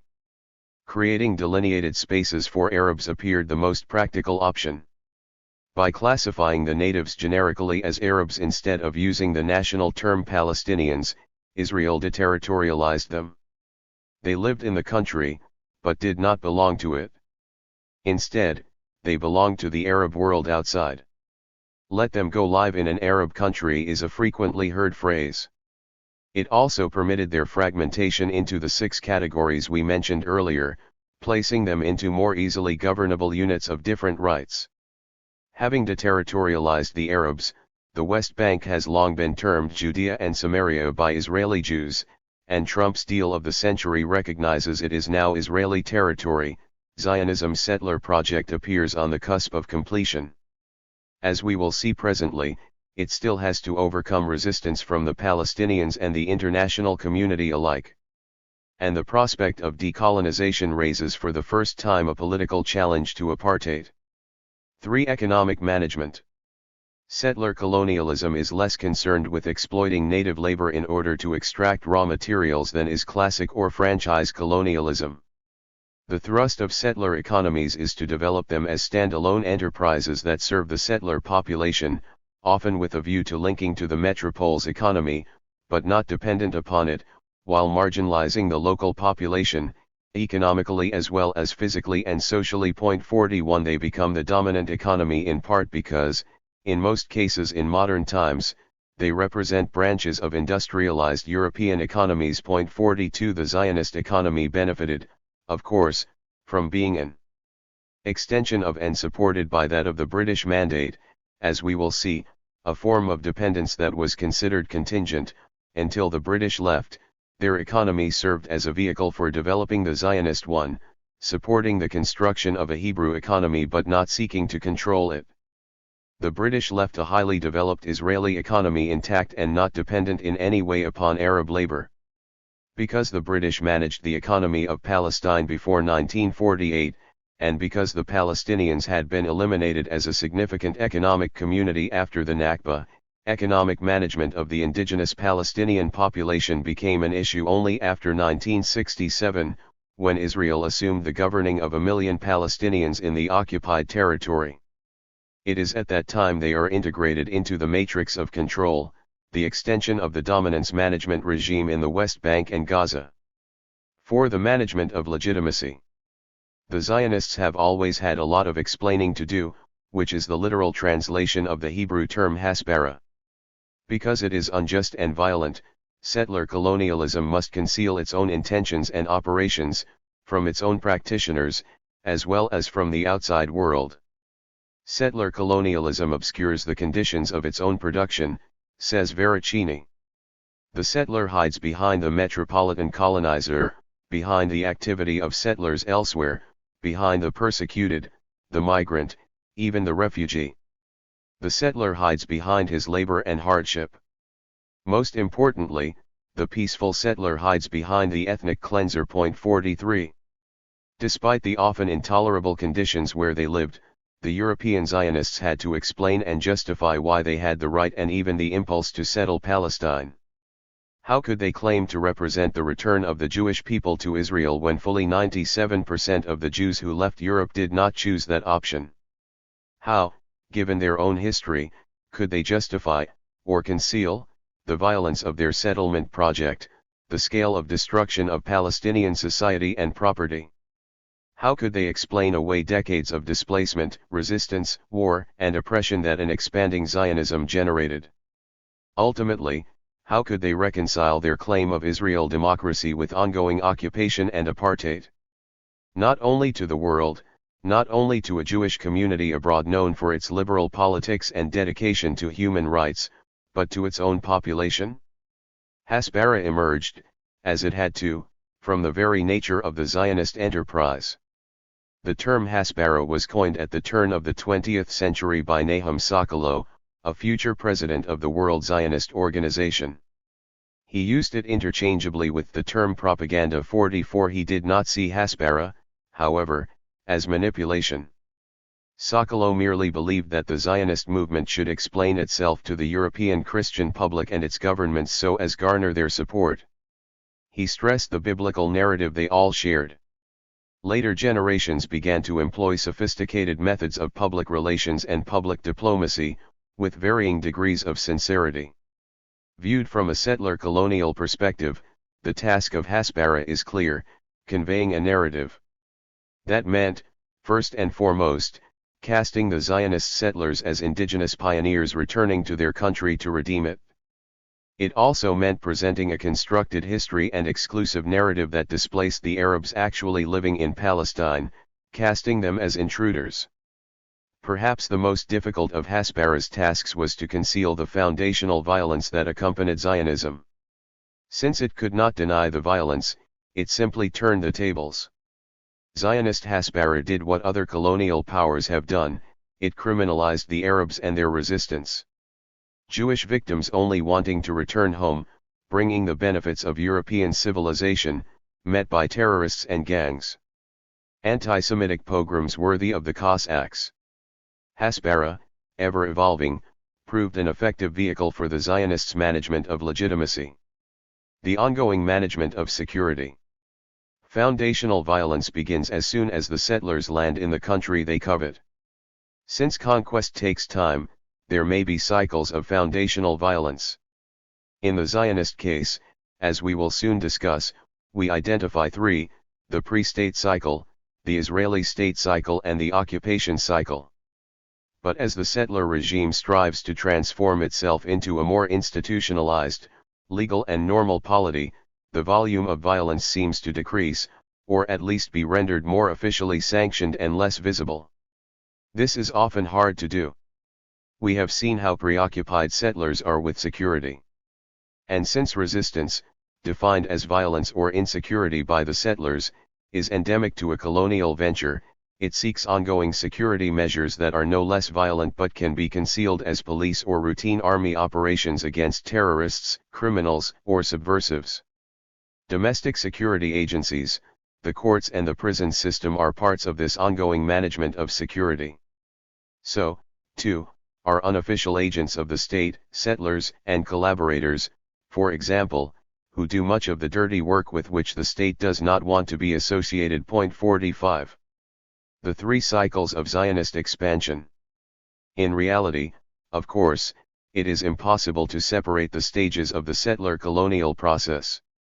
Although processes are clearly visible, we cannot cling to a rigidly linear progression. Zionism has been expanding across Palestine over the past century and a half.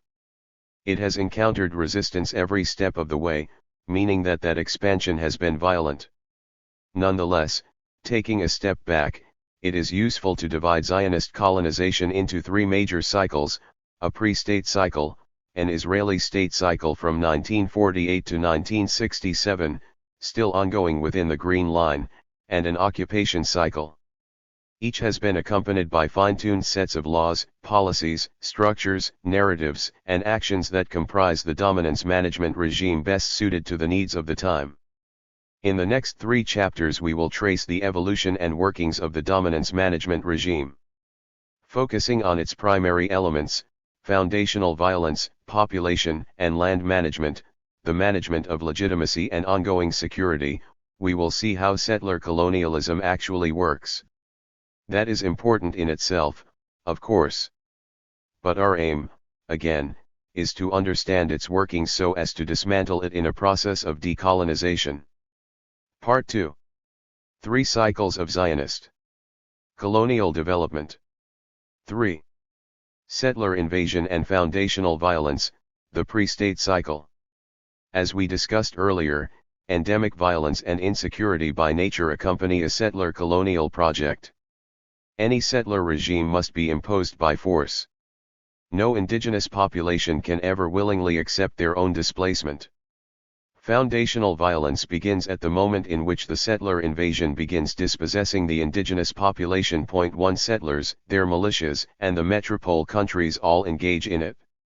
Over time, foundational violence may appear to ease as the colonial regime settles in and tries to normalize itself. Indeed, denying and concealing foundational violence is at the center of a settler regime's attempt to normalize. 2. Foundational violence, the pre-state cycle. From the earliest days of Zionism, settlement was accompanied by what Uri ben Eliezer III calls the military way. From the proto-Zionist settlement in the 1880s until today, Zionism has viewed organized violence as the optimal approach, legitimate, reasonable, and desirable, for dealing with the Arabs. The process of Judaization requires the military way, but not in the sense of absolute conquest and victory of the natives. The ideal, of course, often expressed by the Zionists, is a land of Israel populated solely by Jews.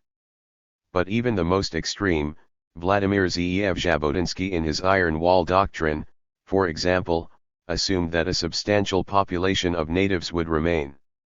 The problem, then, was how to manage them.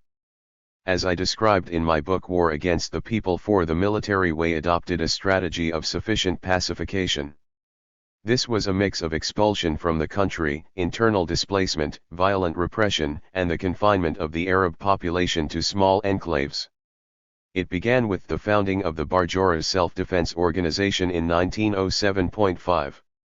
In 1920, Yitzhak Tabenkin, a labor Zionist leader, concluded, "All the force in the world will not enable us to reach a compromise solution with the Arabs, but only our strengthening in this land on the basis of national strength." 6. Indeed, the military way offered many avenues to sufficient pacification besides military conquest. Transfer by conceptual displacement was one of the most effective. Simply deny Palestinian indigeneity and national rights. Replacing the term Palestinian with that of the generic Arabs implicitly denies their very existence as a people.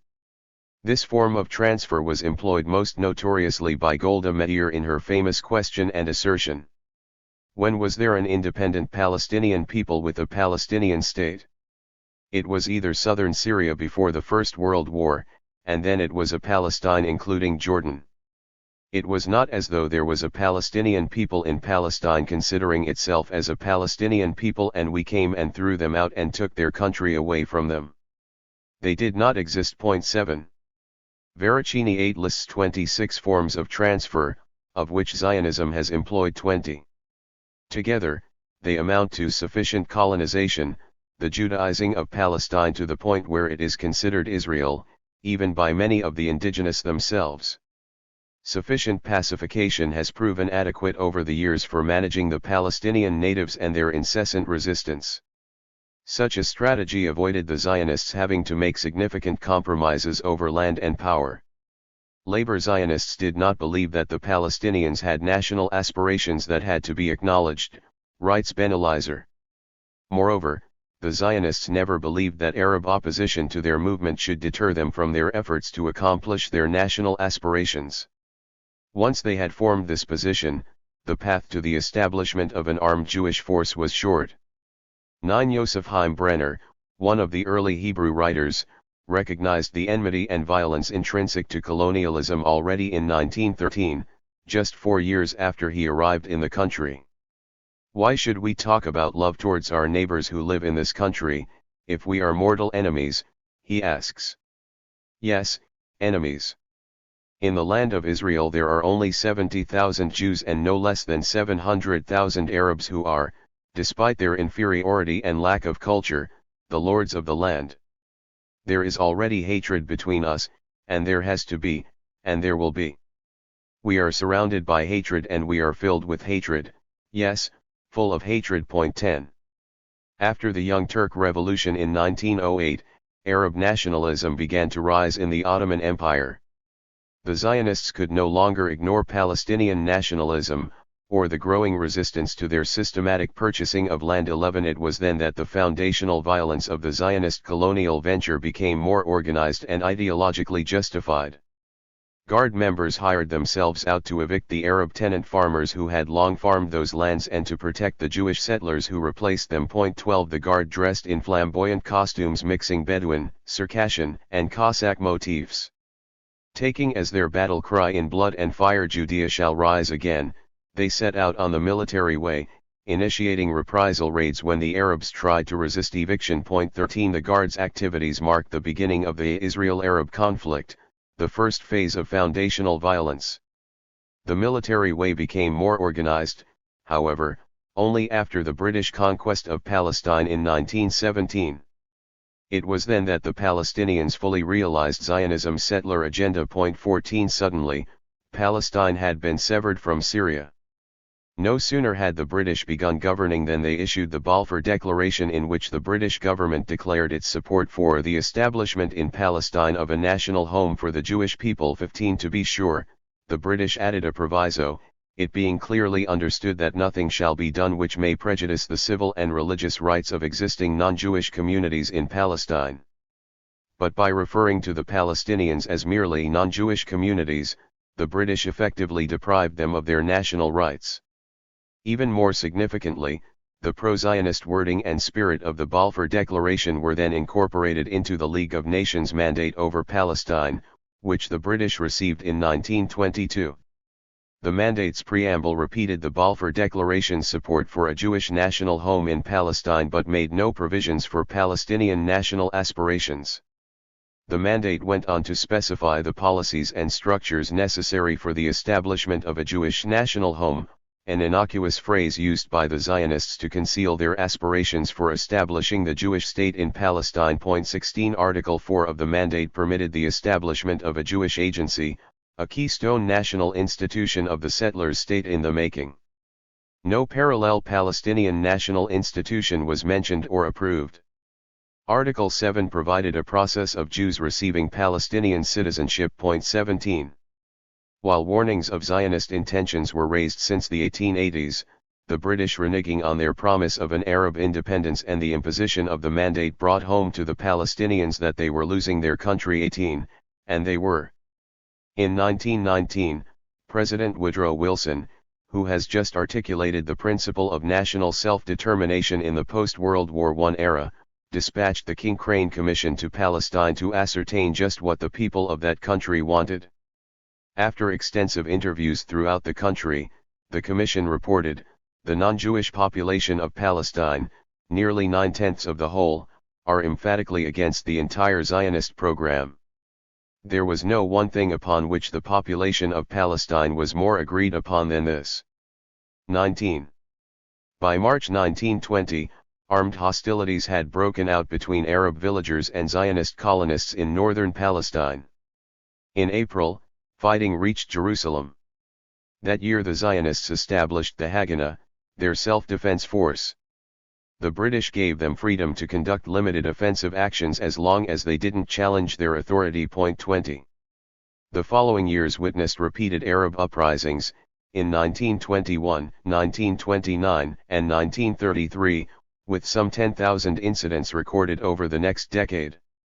Thousands died, the vast majority of them Arabs. 21. All this culminated in the Great Arab Revolt of 1936–39, downplayed as disturbances, riots or mere events in Zionist historiography. 22.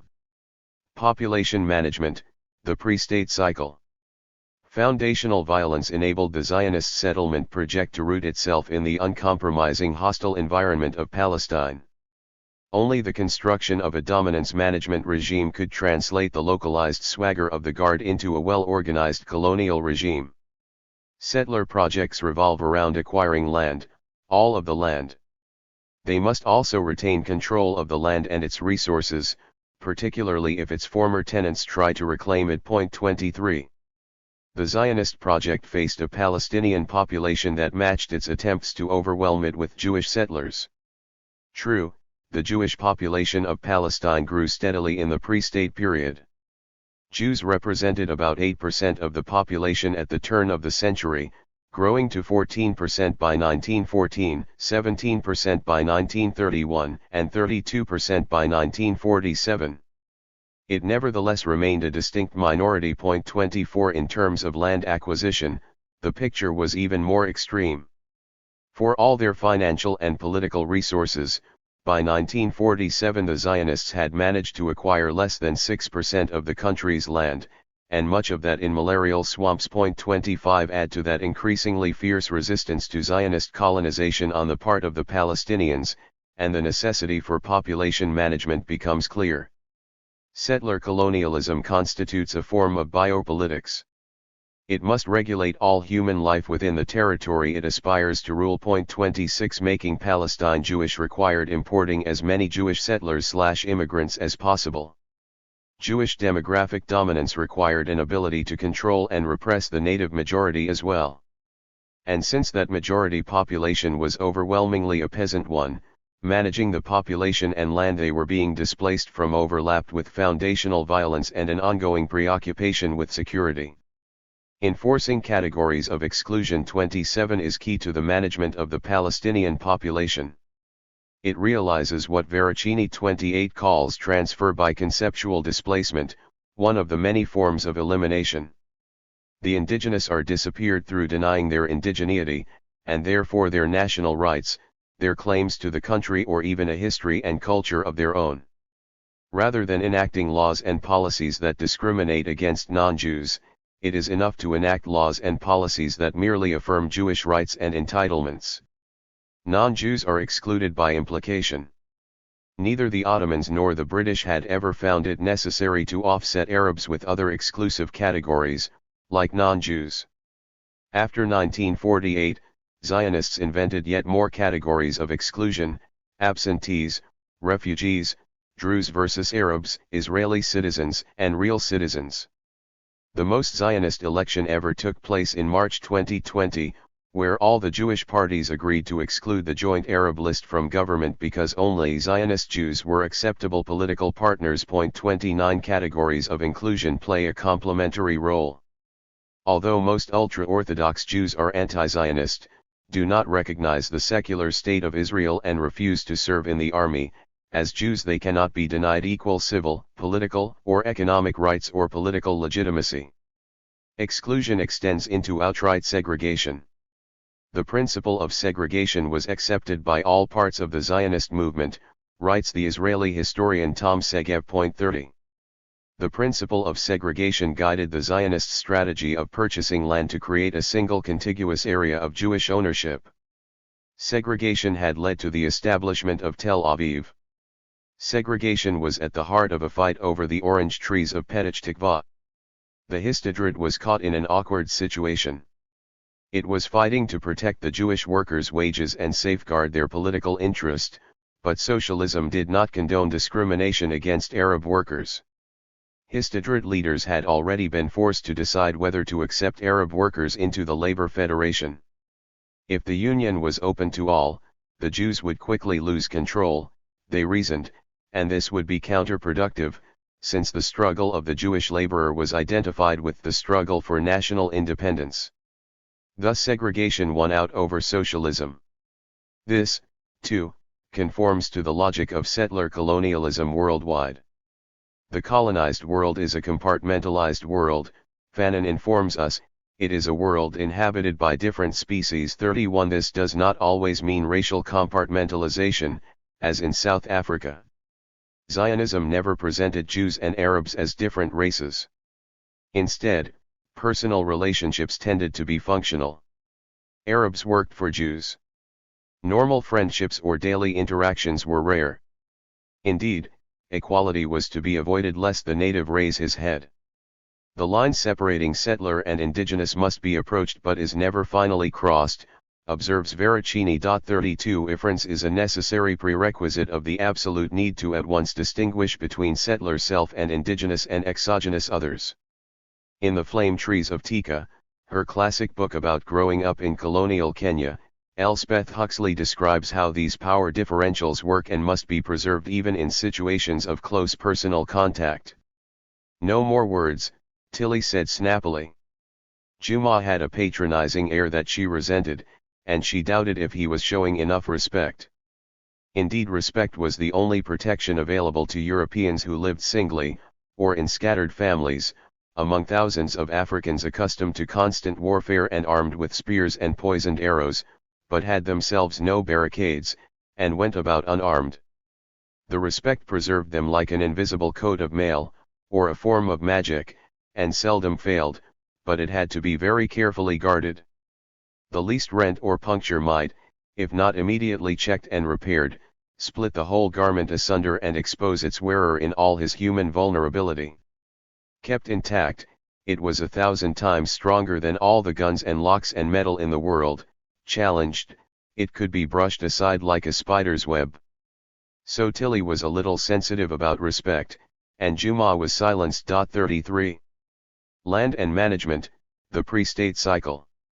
By folding population management into land management, the indigenous population may be alienated from the land without it appearing discriminatory or oppressive. The twin Zionist doctrine of conquest of the land/conquest of labor reflects the intertwined nature of these forms of management. Establishing a separate, viable Jewish society and economy could not wait on the conquest of the land. That would take time. Since demographic domination depended on immigration, and the ability to attract and keep immigrants depended on their employment, the conquest of labor took priority. Now employment by itself did not need land, it could be generated in the urban areas. By the end of the 1930s, a third of the Jews lived in Tel Aviv, with significant populations in Haifa, Jerusalem, and other cities as well. 34 But Palestine could not be conquered through urban settlement alone. It was the need to conquer land that extended the conquest of labor outward to the rural kibbutz and moshav settlements. 35 This is what the Israeli architect Eyal Weizman points to as the military logic of settlements. 36 It found its most graphic expression in the stockade and tower construction of Israeli settlements during the Arab Revolt. During the 1930s, writes Segev 37, some 130 new settlements were established. Most of them were agricultural outposts, including 53 new kibbutzim. Some of these settlements were constructed in the middle of the night, which gave them a clandestine, heroic aura. The settlers, nearly all of them young people with ties to the labor movement, would arrive at a site, build a fence around the land, and erect a watchtower, which is why these settlements were called Homa Umigdal, or stockade and tower. At first they were meant to prevent Arab farmers from continuing to work land bought by the Zionist movement. But the Homa Umigdal system also allowed the settlers to feel patriotic and rebellious, as if they were engaged in secret military operations. The logic of settler colonialism, together with Eastern European ethno-nationalism, fed into the Zionist ideology that in turn identified what had to be done to establish the settler presence. Within those guidelines, the settlers came up with practical solutions.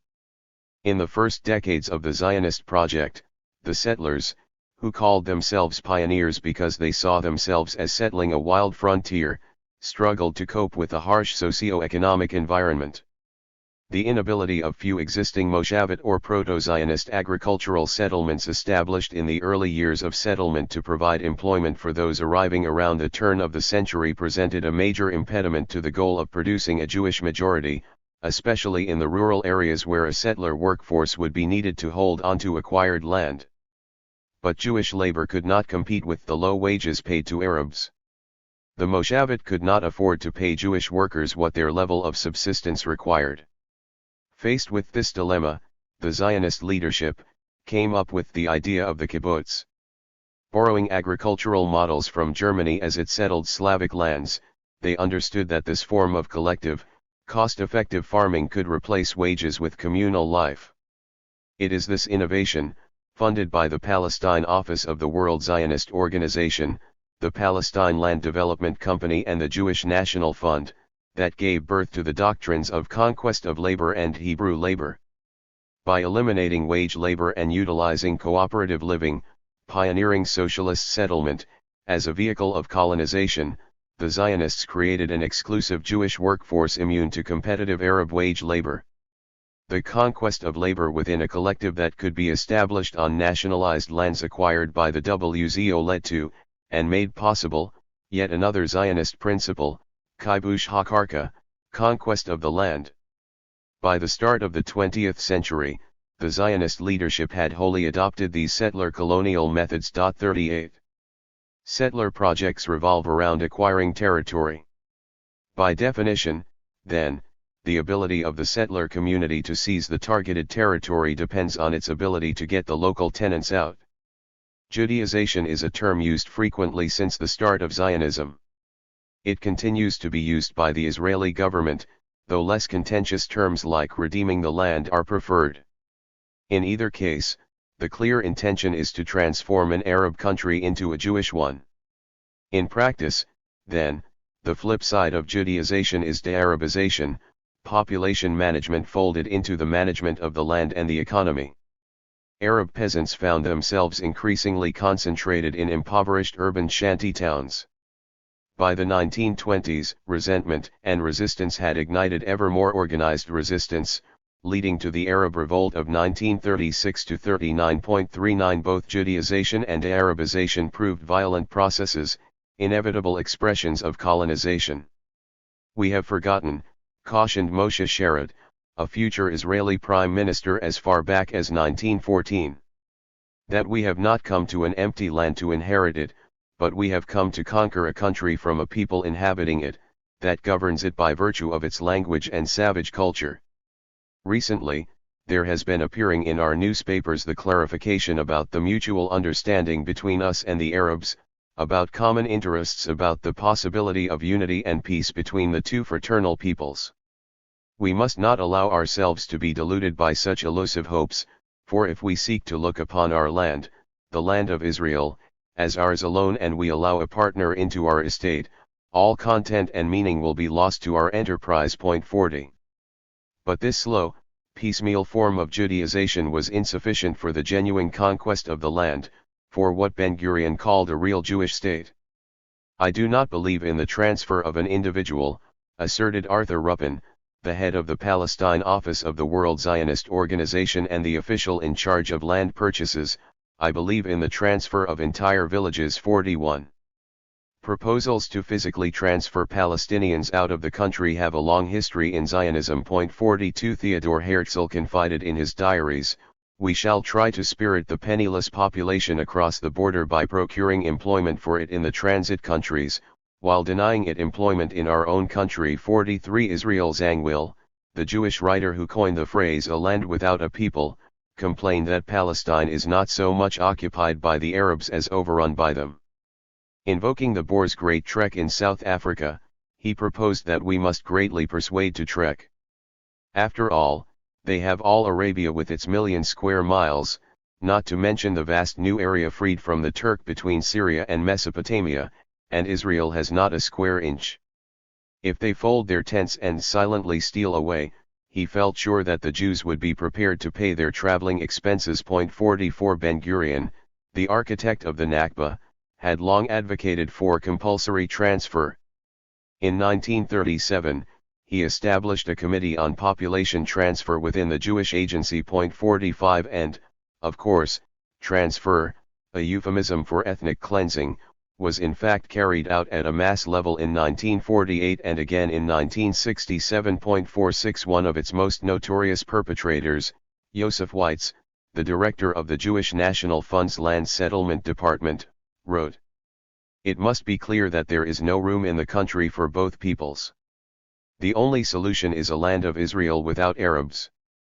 There is no way but to transfer the Arabs from here to the neighboring countries, to transfer all of them, perhaps with the exception of Bethlehem, Nazareth, and the Old Jerusalem.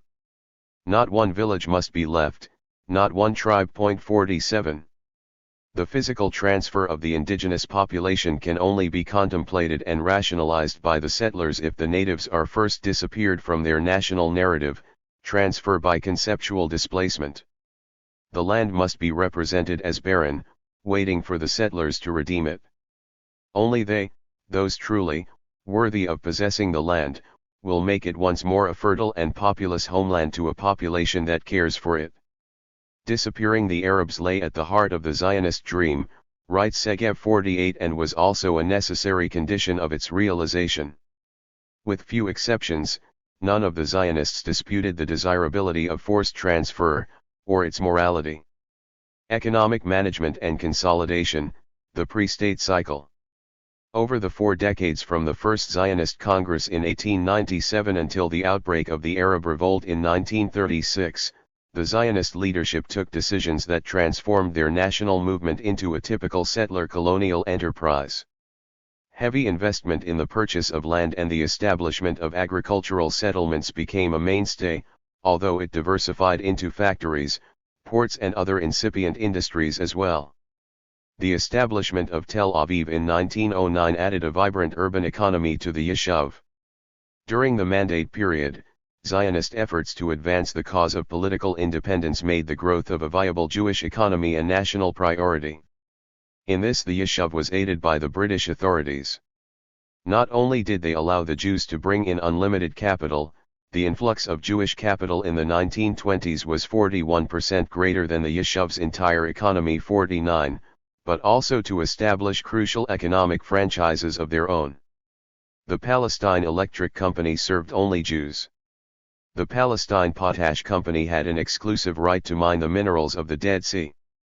The British also paid Jewish government workers higher salaries than Arabs. 50. At the same time, the crushing repression of the Arab Revolt between 1936 and 1939 left the Arab economy in shambles.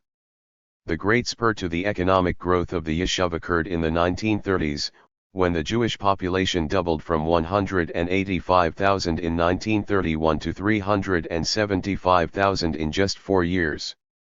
This wave of settlement included middle-class Jews from Poland and Germany.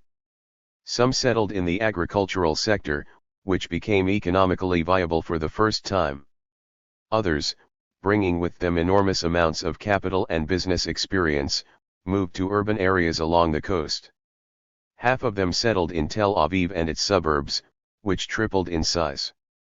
These newcomers invested in commerce and in such industrial sectors as the metal trades, textiles and chemicals. 51. Between 1933 and 1939, $35 million was transferred by German Jews to Palestine. 52. The Jewish industrial workforce grew from 19,000 to 55,000 in the decade of the 1930s. 53. Although Jews were a minority in Palestine, by the middle of the decade the Yishuv economy had surpassed the Arab one. 54. Between 1922 and 1947, the annual growth rate of the Jewish sector of the economy was 13.2%, mainly due to immigration and foreign capital, while that of the Arab sector was 6.5%. 55.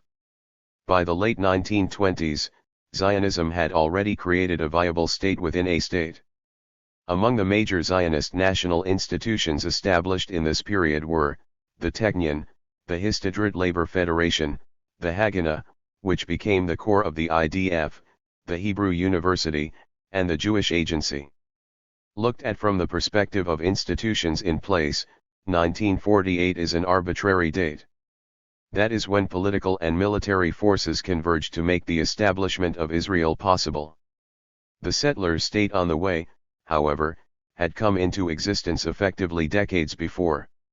The management of legitimacy, the pre-state cycle. Zionism's first major success in selling its national project came in 1917, when Zionism's first great salesman, Chaim Weizmann, shepherded through the British government the Balfour Declaration. The most influential Zionist leader between Herzl and Ben-Gurion, Weizmann, a future president of Israel, established intimate relations with the generation of British leaders who played key roles in the consolidation of Zionist settlement in Palestine. He worked closely with Arthur Balfour, the British foreign minister, to craft the declaration, which proved crucial to the Zionist enterprise, marking the first time a major power recognized and legitimized Zionism. The political effect was to legitimize the Zionist venture abroad as well as promoting it in Palestine. The contrast to other League mandates was stark. League of Nations mandates over Central and Southern Africa instructed mandate holders to prepare their subjects for self-rule. They also urged local governments to rein in settler violence and to limit the alienation of indigenous farmers from their lands. But when it came to Palestine, where 30% of Arab peasants were landless by 1930 and 80% of the rest lacked enough for subsistence, the Mandate Commission chastised British officials for failing to provide enough support to the Jewish settlers and for deploying too little violence in crushing Arab rebels. 56. The Arab Revolt and the transition to state-level security organization. If 1948 marked the Zionist War of Independence, 1936 marked that of the Palestinians. 57 The Arab uprising of 1936 dispelled any ambiguity among the Zionist settlers over their ultimate goal. No one doubted any more that a Jewish national home meant anything but an independent Jewish state. The Yishuv transitioned from foundational violence to more organized, institutionalized forms of control, of military, security forces and police alike. During this period, Segev tells us 58 the Jewish agency almost seemed like a security branch of the administration, serving, as it did, as informer, subcontractor, and client. Thousands of Jews enlisted in the British police, and a special Jewish settlement police force was established.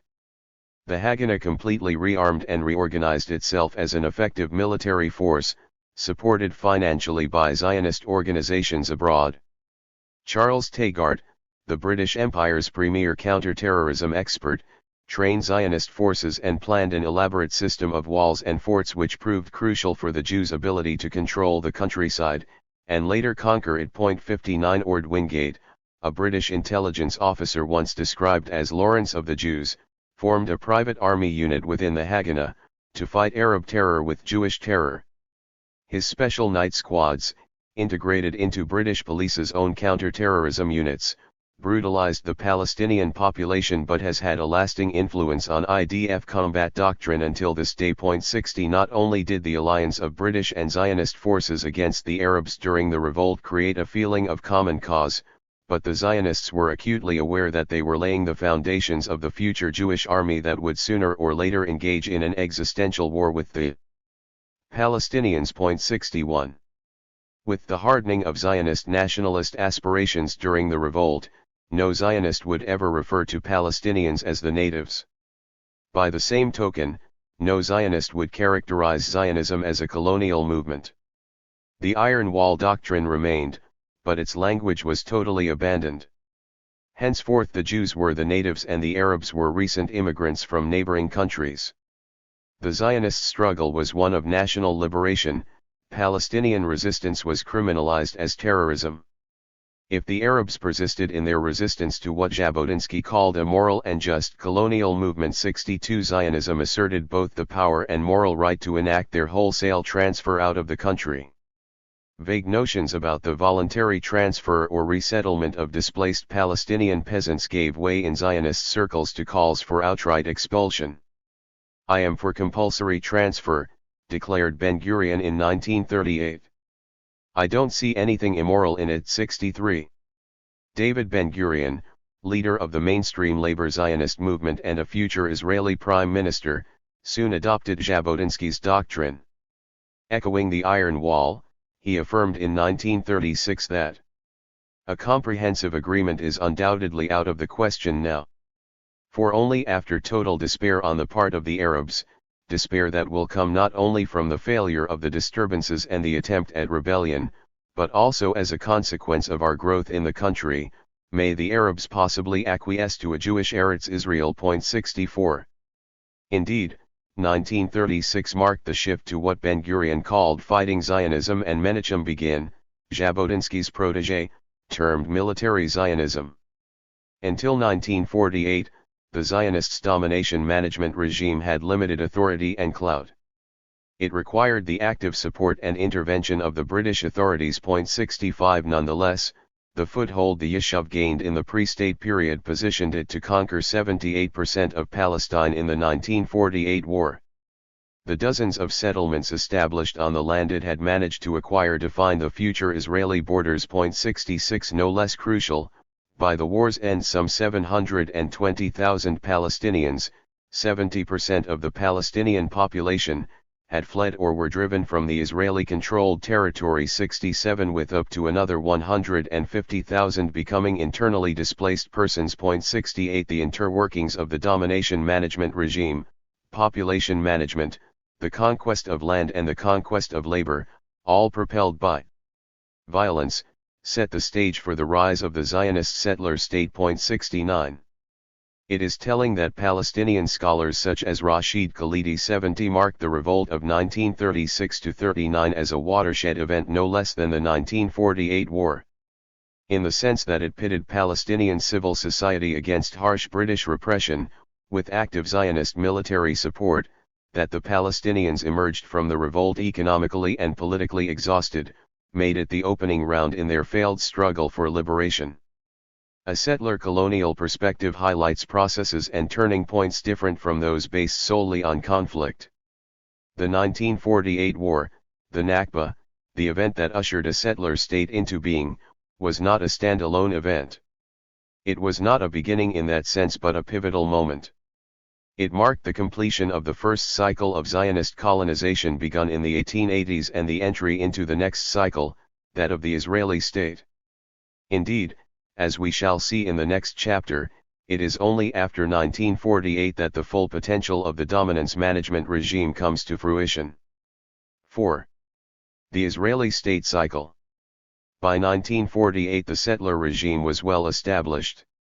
It existed in a parallel universe to Palestine life under the Mandate.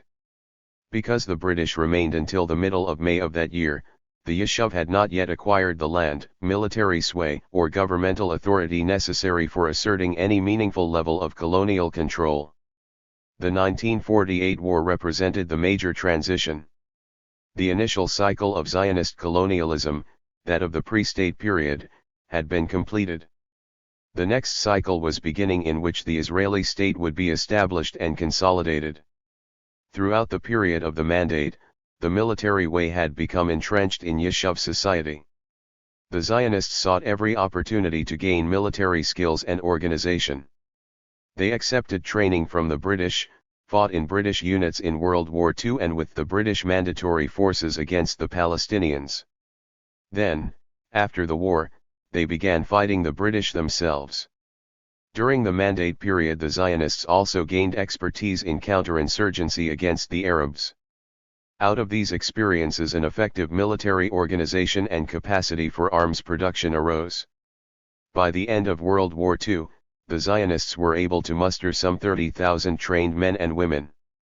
They had at their disposal a well-organized military force, the Haganah, and an elite strike force, the Palmach, together with a number of undercover militias affiliated with the right-wing Zionism, Etzel and Lehi in particular. 1. The Yishuv's military far outgunned the poorly armed and poorly organized Palestinian forces. By the end of 1948, as we've discussed earlier, the Zionists had conquered 78% of Palestine. Over 70% of the Palestinian population had fled or been driven from their homes, the vast majority evacuating Israeli-held territory. Supersession had become a tangible reality. The Zionists had established a state, recognized by the international community, over most of the country.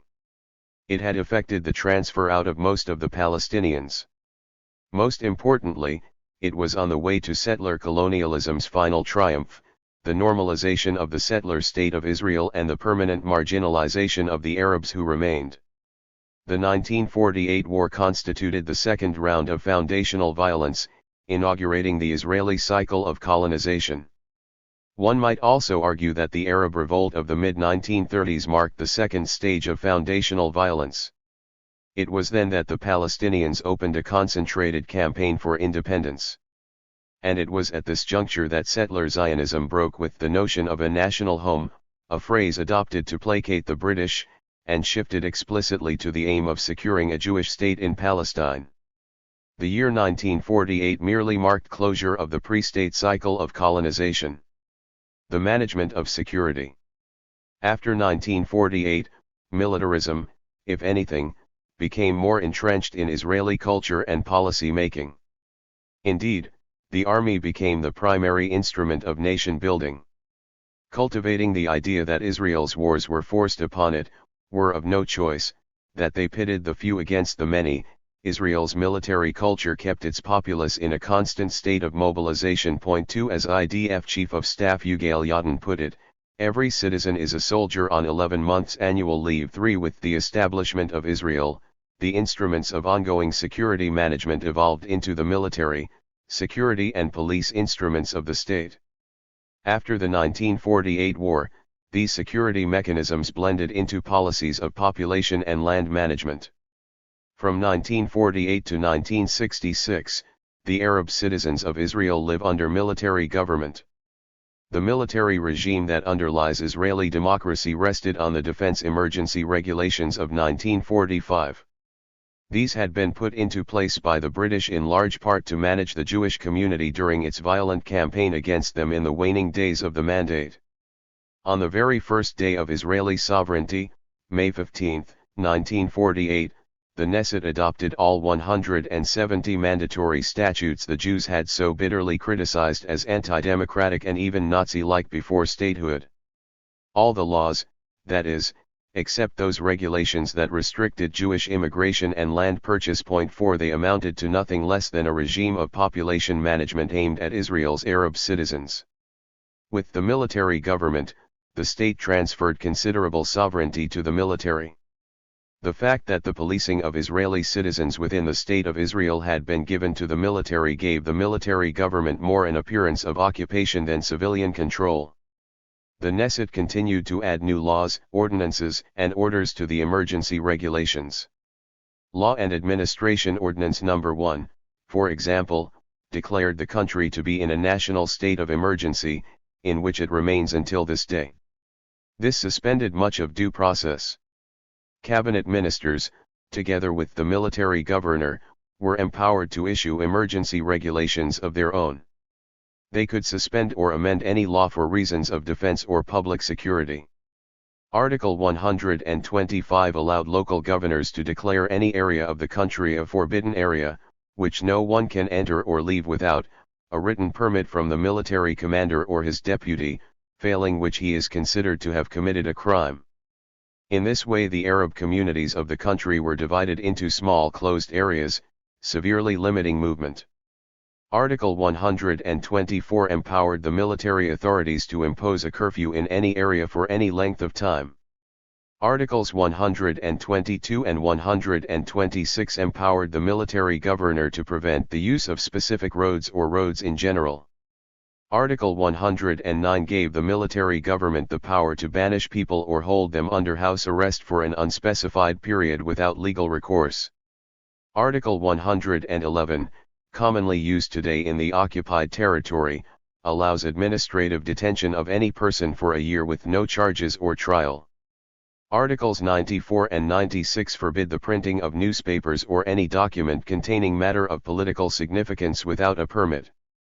The Defense Regulations, subsequently called the Israeli Emergency Regulations of 1949, were enforced through the military governor. Article 108 empowered him to do whatever necessary for securing the public safety, the defense of Israel, the maintenance of public order, or the suppression of mutiny, rebellion, or riot. Arab citizens were tried in military courts whose decisions, in accordance with Articles 34, 46, 47, 48, and 50, could not be appealed, including sentences of life imprisonment and even death. 5. Population and land management, the Israeli cycle. The 1948 war had more to do with ethnic cleansing and territorial expansion than it did with meeting existential threats. 6. Already in 1940, in preparation for the inevitable war, the Jewish National Fund, with the help of the Haganah, began a program of systematically mapping Palestinian villages, towns, and urban areas. Originally conceived as a kind of databank that would help the JNF acquire land, the military value of these village files was quickly discovered. Using scores of collaborators, British government records and aerial photography, they recorded the precise details of the topographic location of each village, its access roads, quality of land, water springs, main sources of income, its socio-political composition, religious affiliations, names of its mukhtars, its relationship with other villages, the age of individual men and an index of hostility, decided by the level of the village's participation in the revolt of 1936. There was a list of everyone who had been involved in the revolt and the families of those who had lost someone in the fight against the British. Particular attention was given to people who had allegedly killed Jews. The basic structure of the Arab village. This means the structure and how best to attack it. Files in the post-1943 era included detailed descriptions of the husbandry, the cultivated land, the number of trees in plantations, the quality of each fruit grove, the average amount of land per family, the number of cars, shop owners, members of workshops and the names of the artisans in each village and their skills. Meticulous detail was added about each clan and its political affiliation, the social stratification between notables and common peasants, and the names of the civil servants in the mandatory government. NE finds additional details popping up around 1945, such as descriptions of village mosques and the names of their imams, together with such characterizations as he is an ordinary man, and even precise accounts of the living rooms inside the homes of these dignitaries. Towards the end of the mandatory period, the information becomes more explicitly military-orientated, the number of guards and the quantity and quality of the arms at the villagers' disposal. The final update of the village files took place in 1947. It focused on creating lists of wanted persons in each village. 7. Use of the files, claims Papp in his book The Ethnic Cleansing of Palestine 8, fueled the worst atrocities in the villages, leading to mass executions and torture, both before and after 1948, and, indeed, into the 1967 occupation. In 1948, he goes on 9. The village files helped the Haganah identify the thousands of Palestinians who were later executed on the spot or imprisoned for long periods once the ethnic cleansing had started. Jewish troops used these lists for the search and arrest operations they carried out as soon as they had occupied a village. That is, the men in the village would be lined up and those appearing on the lists would then be identified, often by the same person who had informed on them in the first place but who would now be wearing a cloth sack over his head with 2 holes cut out for his eyes so as not to be recognized. The men who were picked out were often shot on the spot.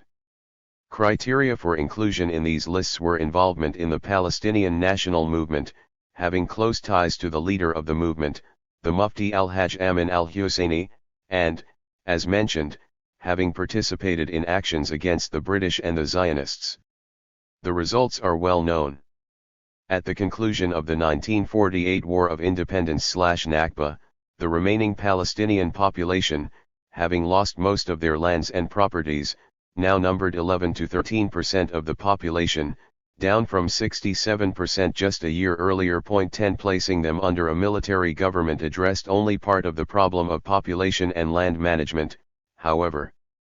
Now that Israel had relieved itself of 75 to 80% of the Palestinian population, how could they be prevented from returning and reclaiming their properties? Israel's strategy, which would later be applied to the occupied territories, was to create facts on the ground. Expropriating the refugees' land would prevent their return.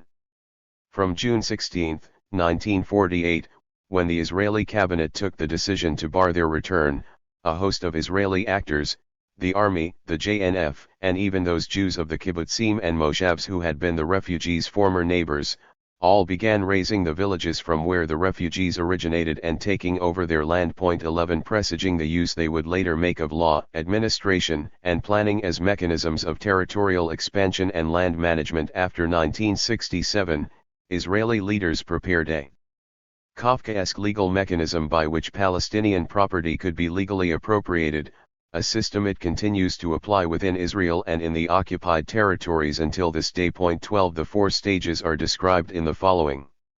Stage 1. Israel claims sovereignty. The Abandoned Areas Ordinance Section 1 defines abandoned territory as any area captured by the armed forces or surrendered to them, or land abandoned by all or some of its inhabitants. This definition allows land to be declared abandoned whether or not its residents have left it. Stage 2. Freezing the lack of ownership. The Provisional Council of the state created a custodian for the abandoned areas. The Absentees Property Law, 1950 defines an absentee as an owner of a property in 1947-48 who was a national or a citizen of Lebanon, Syria, Transjordan, Iraq, Egypt, Saudi Arabia, or Yemen, who was in any of these places or in parts of Palestine outside of Israel during 1947-48, or was a Palestinian citizen who left his ordinary place of residence in Palestine for somewhere else before September 1948, or for a place in Palestine held at the time by forces which sought to prevent the establishment of the State of Israel or which fought against it after its establishment. This definition includes almost all Palestinians, including Israeli citizens, who left their homes, as most did, even to go to a neighboring village. Thus the category internal refugees or present absentees was created. At the heart of the government's conviction that it needed to rule over the Palestinians who remained after 1948 was its zealous territoriality. From the day the Yishuv declared independence, its single greatest fear was that refugees both within and outside its lines would try to return and resettle on their property. The attainment of sovereignty thus inaugurated only the next phase in the Zionist enterprise of colonize the frontiers and the filling of blank spaces. A project of colonization far greater than all of the last 70 years. 13. Palestinians were also removed from their land by other means. The emergency defense regulations empower military commanders to declare certain areas as closed areas, prohibiting both entrance or exit. 13 Palestinian villages and their lands were isolated. A curfew imposed on the Arab community from 1948 to 1966 restricted access of Palestinians to their land. Regulation 8 reads, an authorized source may command a permanent resident of a security area to leave the area. Consequently, most of the upper and eastern Galilee, as well as a 10 km strip along the border with Jordan, were declared security areas, as were sections of the Negev. This allowed widespread extra-legal expulsion of entire communities, known as voluntary evacuation. The residents of Magdal, now Ashkelon, were deported to Gaza in 1950. The residents of Ikrit and Baram in the Galilee were forbidden to return to their homes. Many Bedouin communities found themselves expelled, some to Jordan, or contained within small areas of their former habitat. Thousands of individuals were moved around or expelled from the country. The law of land acquisition in time of emergency, moreover, empowered the authorities to issue expropriate lands deemed necessary for the defense of the state and public security. Stage 3. Israelification, from lack of ownership to Israeli ownership. Legal means were instituted in the early years of the state to expropriate Palestinian lands and hand them over to Israeli owners. The emergency regulations for the cultivation of fallow lands, 1948, empowered the Ministry of Agriculture to seize lands not cultivated to ensure their cultivation. When used in conjunction with the security areas regulations and the regulations on closed areas, which prevented Palestinians from reaching their fields, these regulations proved an effective means of confiscation. In 1950 a development authority was created, later becoming the Israel Lands Authority, with the intent of acquiring abandoned Arab territories and lands and developing them. This was in line with the policy of not accepting back Palestinian refugees or present absentees. Although compensation was offered for lands, most Palestinian owners refused it. Accepting compensation would only validate the loss of their lands and signal that they had voluntarily relinquished them.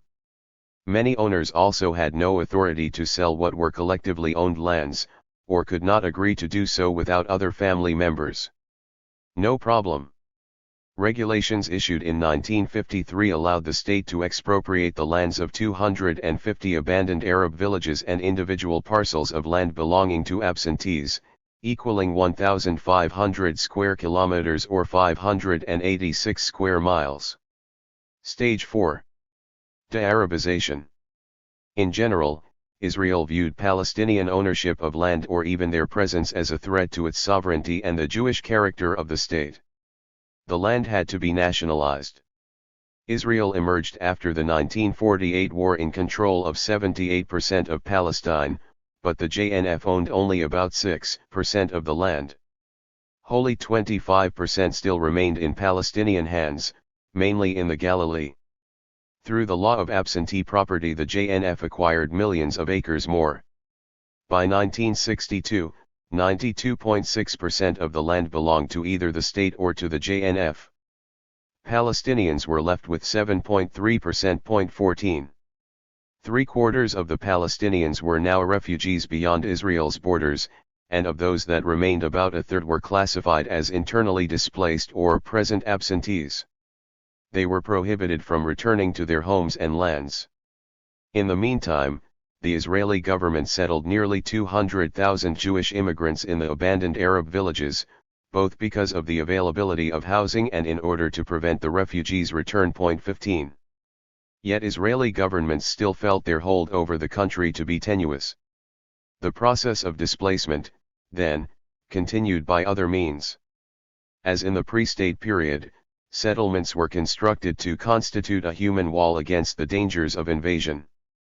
Our territorial conquests and redemptions, declared Ben-Gurion, will not be assured if we do not succeed in erecting a great and closely linked chain of settlements, especially settlements of soldiers, on the borders, in the Negev, on the coast, in the Jerusalem corridor, around Safed, and in all other areas of strategic importance. 16 of the 370 new Jewish settlements established in Israel, and not necessarily from Arabs who had fled or been expelled from the country, 60,000 acres of land taken for the new Jewish settlements belonged to Arabs who still lived in the country, often adjacent to their fields that now became Jewish agricultural settlements or towns. In the Galilee, where by the early 1960s only 8% of the population were Jews, a vigorous policy of Judaization was adopted. Thousands of acres of Palestinian-owned land were expropriated for the building of Carmel, Upper Nazareth, and other Jewish development towns. When the Jewish population in the Galilee still did not reach a critical mass, the government established dozens of outposts on hilltops to ensure territorial control. Identical policies of displacement and Judaization were carried out in the center of the country and in the Negev. By 1954, more than a third of Israel's Jewish population lived either in abandoned Arab neighborhoods, towns, or villages, or on expropriated Arab lands. 17 The model for what would occur later in the occupied territories was clearly emerging. New legislation was constantly being enacted to prevent the sale, lease, or rent to Arab citizens of lands or houses built on either state lands or lands controlled by the Jewish national institutions.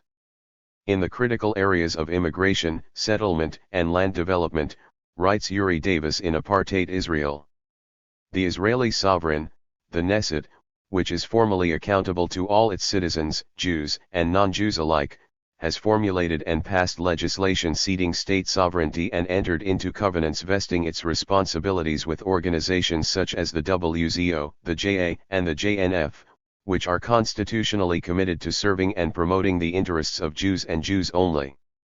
It is through this procedure of legal duplicity, that legal apartheid is regulated in Israel. And it is through this mechanism of legal duplicity that the State of Israel has successfully veiled the reality of Zionist apartheid in the guise of legal democracy since the establishment of the State of Israel to date. 18.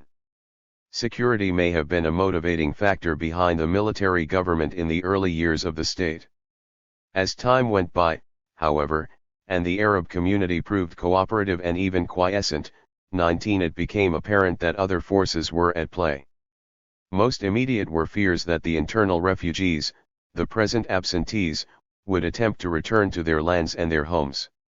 Consider what would happen if we abolished the restrictions, said the advisor to the Prime Minister. The Arabs who used to live in the empty villages, egged on and organized by the communists, would go back and squat on their ruins, demanding their lands back. What good would that do? Their lands are in use. And then, when they have made as much trouble as possible about their own lands, they will start clamoring for the return of the refugees. They will form organizations, parties, fronts, anything to make trouble. Point 20. Segregation and internal fragmentation were also effective ways of preventing political organization. Lustig notes.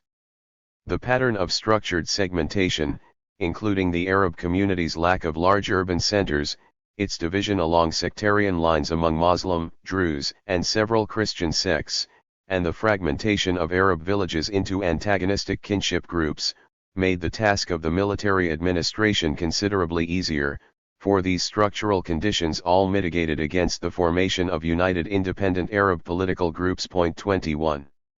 In many ways, Zionist settler colonialism had triumphed by 1967. A stable Israeli state and civil society had rooted itself firmly on 78% of historic Palestine. The Arab citizens, now a small minority living in contained enclaves, had been pacified over the 18 years of military rule and were now quiescent. The plight of the Palestinian refugees had been largely forgotten. The Israeli military proved capable of defending the state in the wars of 1967 and 1973. True, the Palestine Liberation Organization had emerged and begun engaging in attacks, mainly from outside the country, but it posed no security threat. On the contrary, Israel skillfully used the image of Jews as victims and growing international concern with terrorism to turn Palestinian attacks into fodder for Israeli Hasbara, arguably strengthening its image. One could argue that Israel had approached the goal of every settler society, normalization. The State of Israel had been internationally recognized, and Israeli Jews saw themselves and were seen by the international community as having superseded the Arabs as natives. The Zionist project had become the only 20th-century settler movement to attain majority status and international recognition. Point 22. Had the 1967 war not happened, throwing open again the Palestinian issue and ultimately Israel's legitimacy as a settler state, Israel might well have joined the US, Canada, Australia, New Zealand and other settler states in achieving normalization. The management of legitimacy, the Israeli state cycle. Zionism asserted Jewish indigeneity and entitlement to Palestine by appropriating Jewish religious narratives, myths, memories, and symbols. These they transformed into a compelling story of national return. Point 23. For the basic elements of Zionism's foundational narrative, the basis of Hasbara, we can turn to Israel's Declaration of Independence. Territory, a land without a people. Key to displacing the Palestinians from their land was the need to displace them from their very indigeneity, to present them as a mere presence without deep roots in the country. If they could be defined merely as Arabs, part of the wider Arab world, transferring them out of the country would carry with it no trauma or difficulty. Again, this proposition rested on the Jews becoming an indigenous population returning to their country, while the presence of Arabs in the land of Israel lacked the national qualities of Zionism. Israel's Declaration of Independence begins with that narrative. The land of Israel was the birthplace of the Jewish people. In recent decades, returned in their masses. They reclaimed a wilderness. They brought blessings of progress to all inhabitants of the country. Missing, of course, is any reference to the Palestinian Arab people of the country, their national rights and the fact that the wilderness was already a people's homeland, consisting of cities, towns, and more than 1,000 agricultural villages. Point 24. Zionism's claim to entitlement over Palestine revolves, then, around an inversion. We, the settlers, are in fact the indigenous population. The case for Jewish indigeneity rests on three key claims. First, Zionist settlers are in fact Jewish returnees coming back to reclaim their native country. This is the basis of settler entitlement, to which the Declaration of Independence devotes most of its text. It rests in turn on three ideological assertions. The land of Israel was the birthplace of the Jewish people.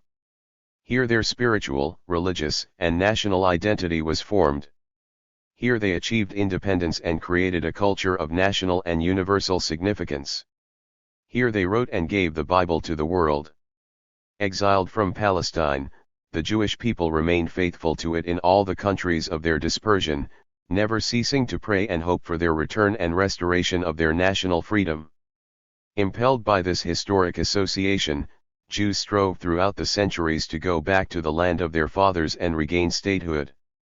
All three of these assertions have been debunked by historians. Point 25. So how can the narrative be lifted out of history so that it appears self-evident and is immune from critical analysis, or an alternative Palestinian narrative? Zionist ideologues accomplished this feat by wrapping their national assertions in eternal rights ranging from mythical ties to the land and historical association to natural rights, historic rights, national rights and ultimately divine promise. The narrative's claim to validity is a self-evident right of the Jewish people to be a nation, as all other nations. 26. The primordial national claim was then given academic weight by several generations of Zionist historians. Their task was to build a case for unbroken historical affinity or a national bond between the Jewish people and the land, stretching from Abraham until today. Point 27. To render it unassailable by historic argument, the Zionist narrative asserted that God gave us this land. It was a somewhat cynical claim from militantly secular Zionists, but effective. Israel's declaration of independence ends with the phrase, "with trust in Almighty God." A second claim to entitlement has to do with the persecution Jews have suffered, the Holocaust in particular, and their understandable need for refuge. Point 28. Jews, like other asylum seekers and refugees, do have a right to refuge as individuals in Palestine or elsewhere. But to extend that individual right to a collective one and then use it as a pretext to take over someone else's country and displace them is unsupportable in international law. On the contrary, colonialism in all its forms is condemned by the Declaration on the Granting of Independence to Colonial Countries and Peoples, adopted by the UN General Assembly in 1960. Its first article reads, "The subjection of peoples to alien subjugation, domination, and exploitation constitutes a denial of fundamental human rights, is contrary to the Charter of the United Nations and is an impediment to the promotion of world peace and cooperation." The UN Declaration goes on to state, "All peoples have the right to self-determination." How and if this applies to Jews is an open question. The vast majority of Jews abroad do not consider themselves part of a Jewish nation. Nor do many Jews in Israel, especially the ultra-Orthodox, accept this national status. Point 29. Then comes the question, can the self-determination of one people come at the expense of others? This was precisely the question, what do the people of Palestine want? That moved President Wilson to dispatch the King Crane Commission to Palestine. The Declaration on the Granting of Independence to Colonial Countries and Peoples goes on to state, 4. All armed action or repressive measures of all kinds directed against dependent peoples shall cease in order to enable them to exercise peacefully and freely their right to complete independence, and the integrity of their national territory shall be respected, and 6.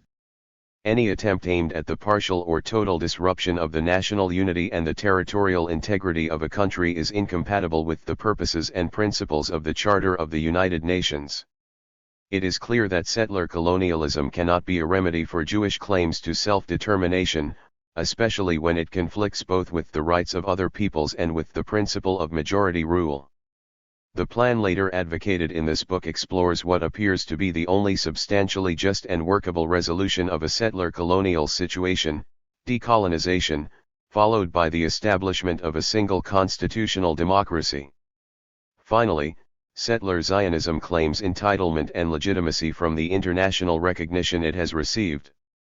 The Declaration of Independence cites three sources of political legitimacy: the Balfour Declaration and its incorporation into the British Mandate, and the UN Resolution of 1947 calling for the establishment of a Jewish and an Arab state. International recognition alone does not confer legitimacy under international law. Even though the British government issued the Balfour Declaration as a diplomatic position paper, it carried with it no legal or political authority. In fact, it was only one of 3 diplomatic documents that Britain negotiated, each with a different promise to the local populations. In the Hussein McMahon correspondence during World War I, the British agreed to recognize Arab independence after the war if the Sharif of Mecca would launch an Arab revolt against the Ottoman Empire, which he did. At the same time, the British signed the secret Sykes-Picot Agreement with France, in which they agreed to divide the Ottoman territories between them after the war. 30 By supporting the establishment of a national Jewish home in Palestine, the Balfour Declaration contradicted the other two. Such a position certainly violated the spirit and the letter of British commitments to the Arabs in general and to the people of Palestine in particular, as the King-Crane Commission made clear. The same could be said for the 1947 UN partition of Palestine into a Jewish and an Arab state. Given the outspoken opposition of the indigenous Palestinians, 2/3 of the country's inhabitants, partition lacked both moral and legal authority. It lacked moral authority because the UN knew that ethnic cleansing would be the outcome of its decision. The UN knowingly entrusted the fate of an entire people to a settler movement declaring its exclusive entitlement to the country, and its readiness to employ violent conquest and transfer. 31 Legally, the partition plan contained a fundamental contradiction. If it required a Palestinian state to arise alongside a Jewish one, then Zionism's declared policy of Judaizing by force the entire country, which in fact happened, nullifies it. The international community has continued to legitimize the Zionist settler project even though it has known full well for 7 decades and more that its agenda is to eliminate a national Palestinian presence in the country.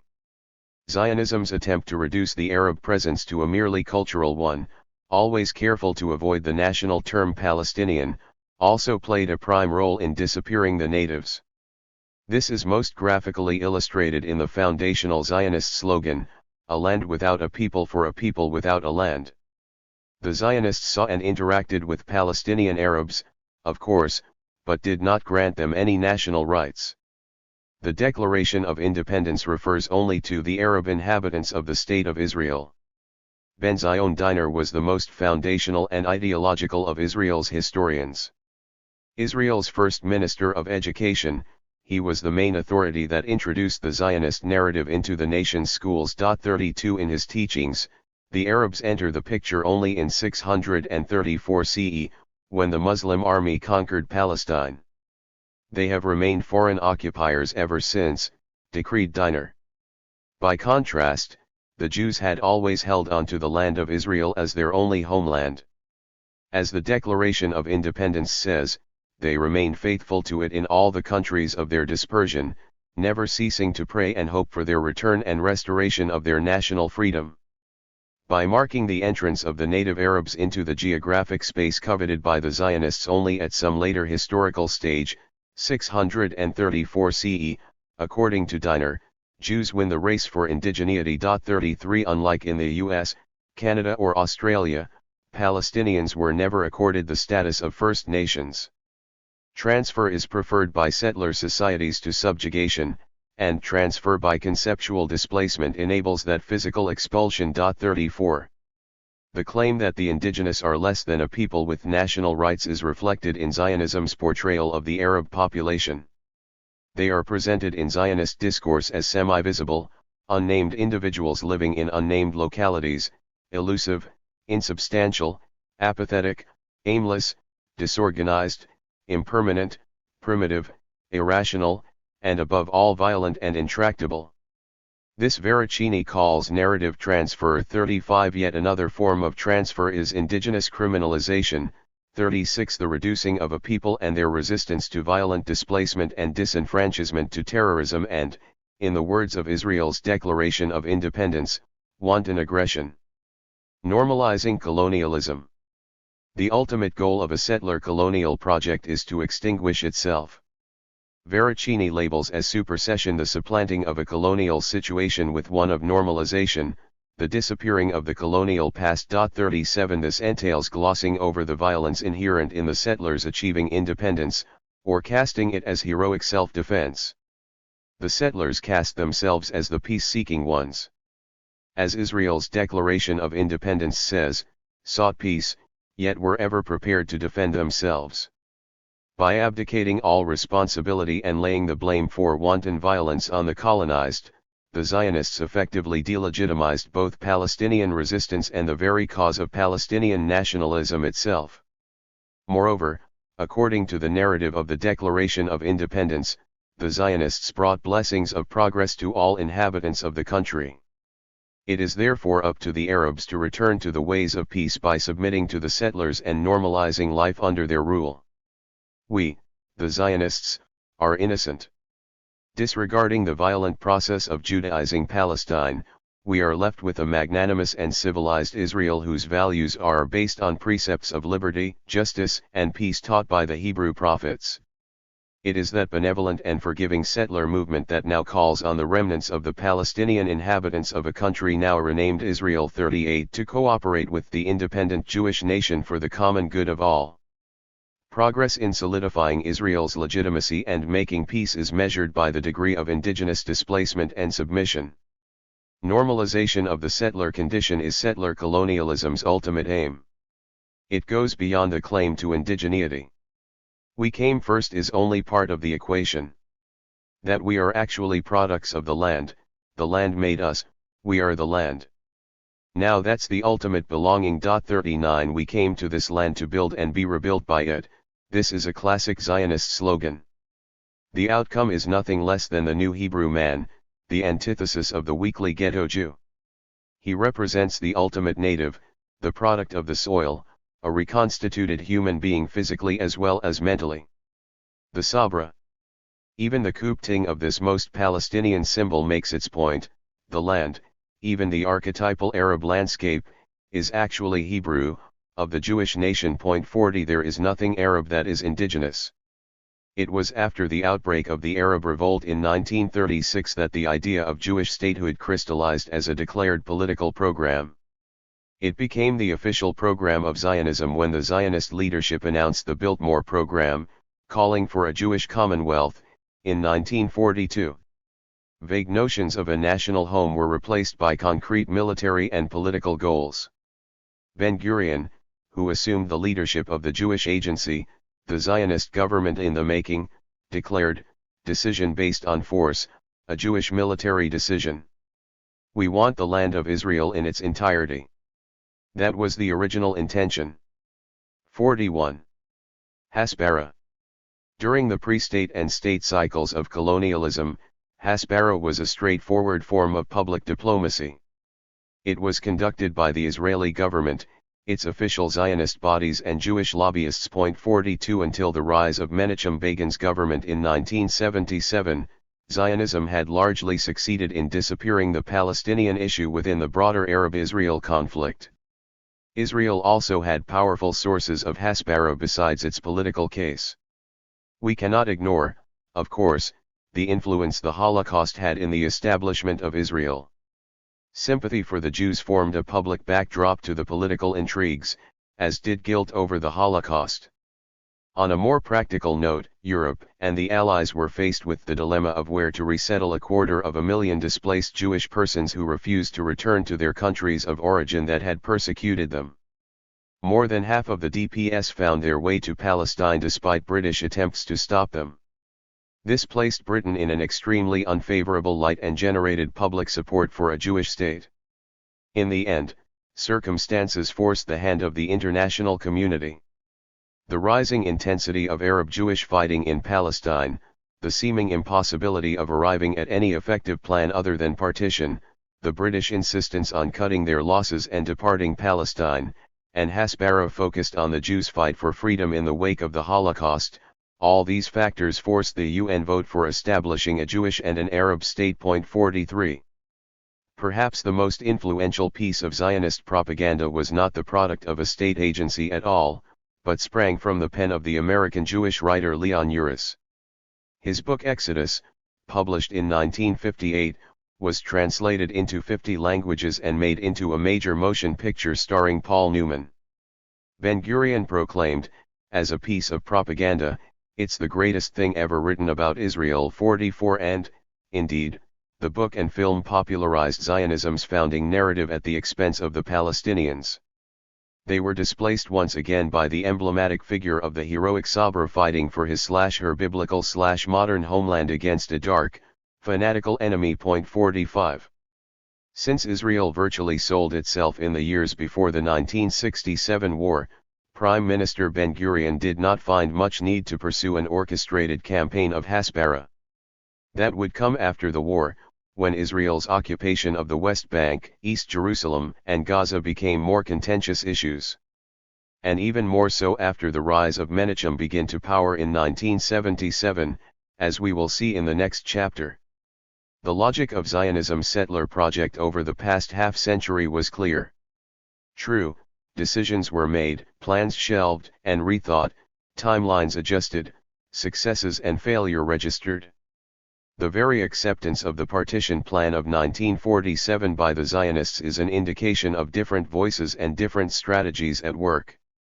So was Israel's willingness to compromise over land with Jordan at the start of the 1948 war. 46 Alternative outcomes were certainly possible at this time, as the struggle over control of the army and of national policy heightened. 47 Still, Israel's conquest of the rest of Palestine just 19 years later, its annexation of East Jerusalem and its immediate embarking on settlement construction in the occupied territory points to a political trajectory that cannot be denied. 48.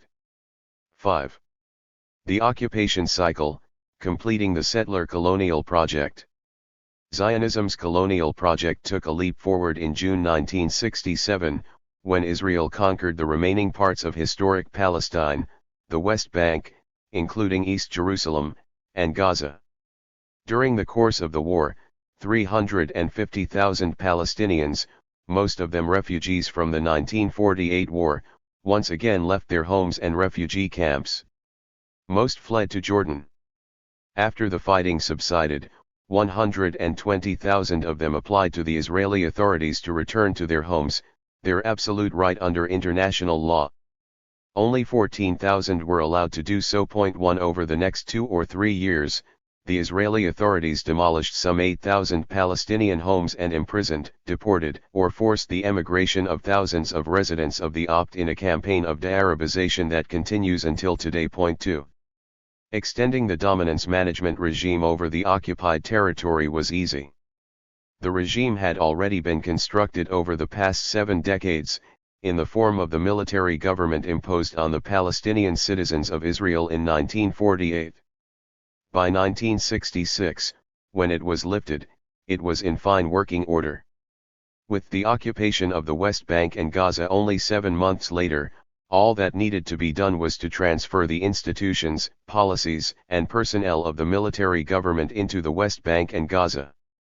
Whether the West Bank and Gaza were occupied, as the international community saw it, or whether Judea and Samaria had been liberated, Israel's view, didn't really matter.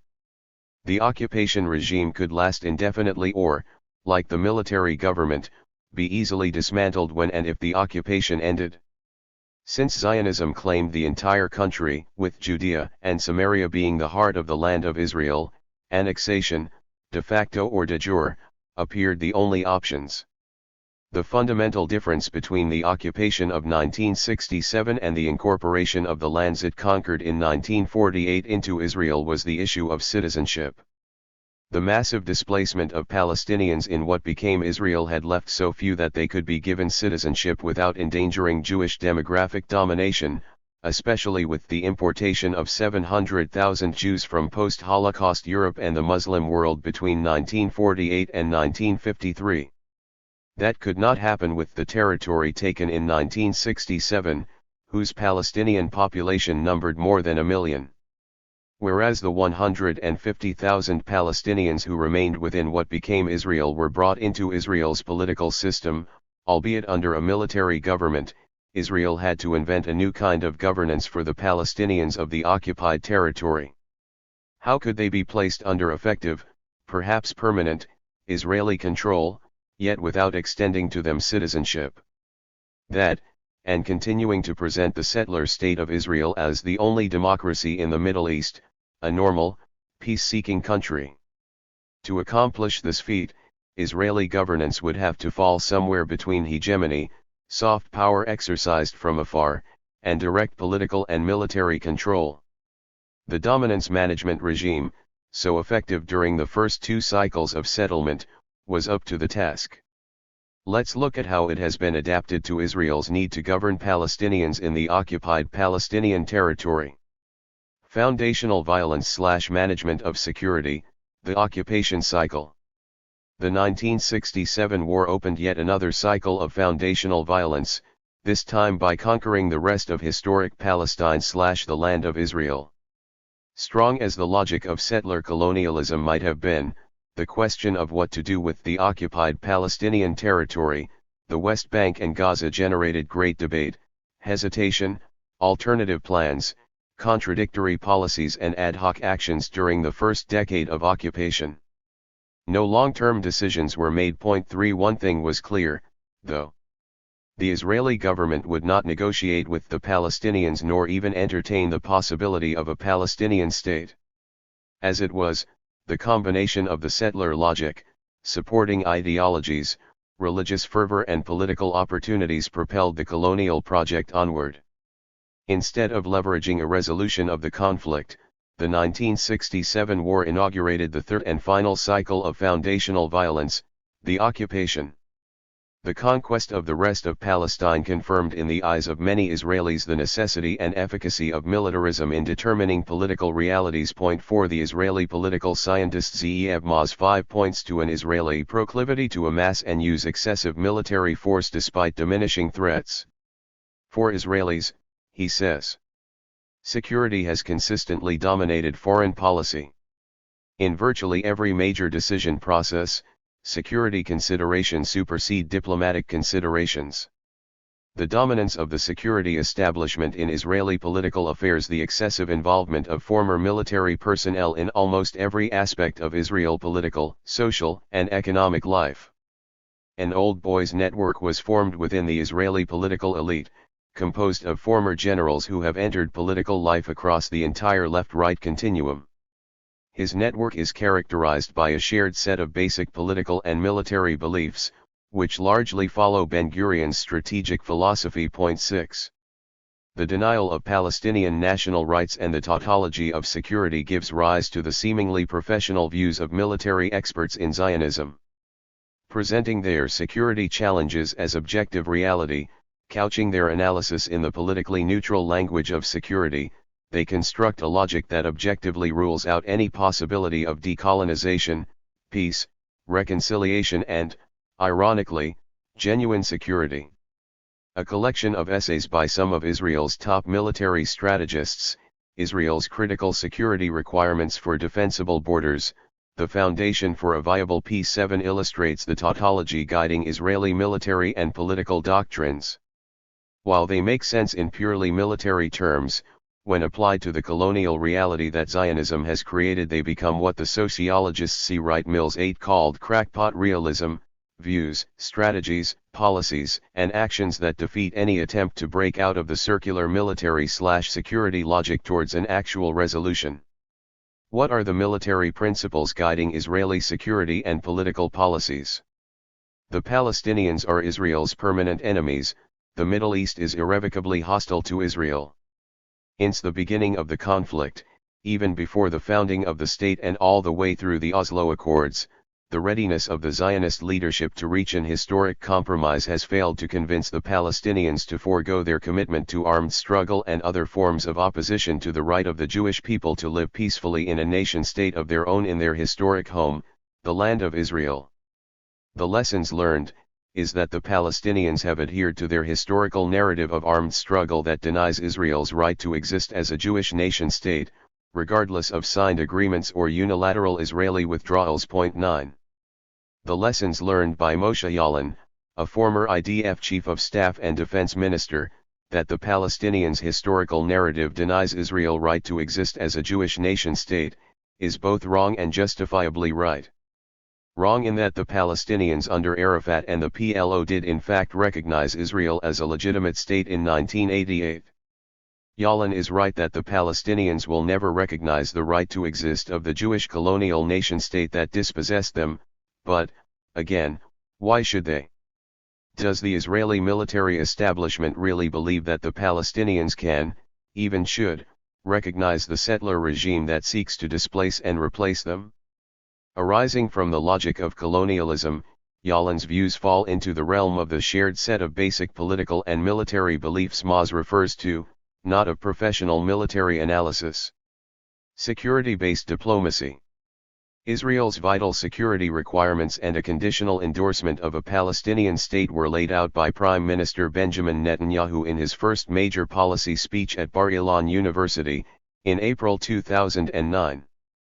Ideas he endorsed represent a restoration of Israel's traditional security-based approach to achieving a lasting peace. 10. The security-based approach is doublespeak. It appears to present a logical and reasonable demand, that Israel's security come first in any negotiations. But it actually means that the Palestinians must accept Israel's legitimacy as a Jewish state. Security-based diplomacy negates Palestinian sovereignty. It requires the Palestinians admitting the legitimacy of Zionism and its settler project in Palestine, its annexation of East Jerusalem and its continued military control over the entire country. Peace, for Israel, means Palestinian submission to their own elimination as a people. Active and constant military presence. Today, the relative calm on Israel's borders and in Judea and Samaria should not be misinterpreted. IDF has been working around the clock to uproot the terror infrastructure in many Palestinian areas. The recent decline in Palestinian violence, a growing realization that Palestinian terror doesn't pay. 11. Every colonial regime employs the same language. Palestinian resistance to colonialism, occupation, apartheid, and oppression is reduced to terrorism. This, of course, removes entirely the political context of colonialization, as it is intended to do. In this way Israel comes across as a normal country defending itself against terrorism as all normal countries would, while Palestinian resistance is criminalized, depoliticized, and delegitimized. This is the hidden subtext of security-based diplomacy. No return to 1949 armistice line/1967 borders. Israeli withdrawal to the perilous 1949 armistice lines would not achieve peace. They would weaken Israel and invite war by denying the Jewish state strategic depth and topographical protection against Palestinian rocket and other attacks. 12. From here, Yallin's logic becomes clear. Now that we have established objectively and professionally that Israel's security demands military control over all of Palestine, he does not even have to argue the details anymore. The need for Israeli domination becomes self-evident. Maintaining control over strategic parts of the West Bank and of a Greater Jerusalem, use of settlements for land and population management. Israel's security depends on maintaining control over key areas of Judea and Samaria and certainly over an undivided Jerusalem. In the event that the Palestinians obtain full sovereignty in Judea and Samaria, those areas, as Gaza before them, may be quickly taken over by Hamas and become staging grounds for attacks on Israel. 13. Mere discussion of removing Israeli settlements encourages jihadists across the globe.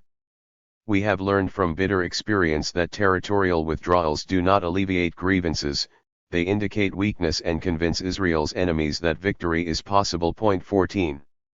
Now that Yallin has established security as the primary condition for determining Israeli policy and has raised the bar so high that he knows the Palestinians can never reach it, inconvenient political issues can be removed from the agenda. The disposal of the occupied territory, settlements, Palestinian claims, human rights, and international law, the need for regional peace, UN resolutions, and negotiations, all these subsume to Israel's indisputable, self-evident security needs. The securitization of the conflict effectively depoliticizes it. Palestinian state will not have territorial contiguity. Palestinians might construe American references to contiguity as including a Palestinian-controlled connection from the West Bank to the Gaza Strip, like the safe passage mentioned in the Oslo Accords. But this would entail bifurcating Israel in 2.15. The Israeli settlement blocks occupy 30% of the West Bank, but they also destroy any territorial contiguity a Palestinian state may have on the remaining 70%. Israel proposes transportational contiguity, the ability of Palestinians to drive from one West Bank city to another, but under Israeli supervision. Nor would the West Bank be connected to Gaza. Again, having established an unreachable baseline of security, it justifies any Israeli concession to the Palestinians. The tautology is complete. No Palestinian state, merely autonomy.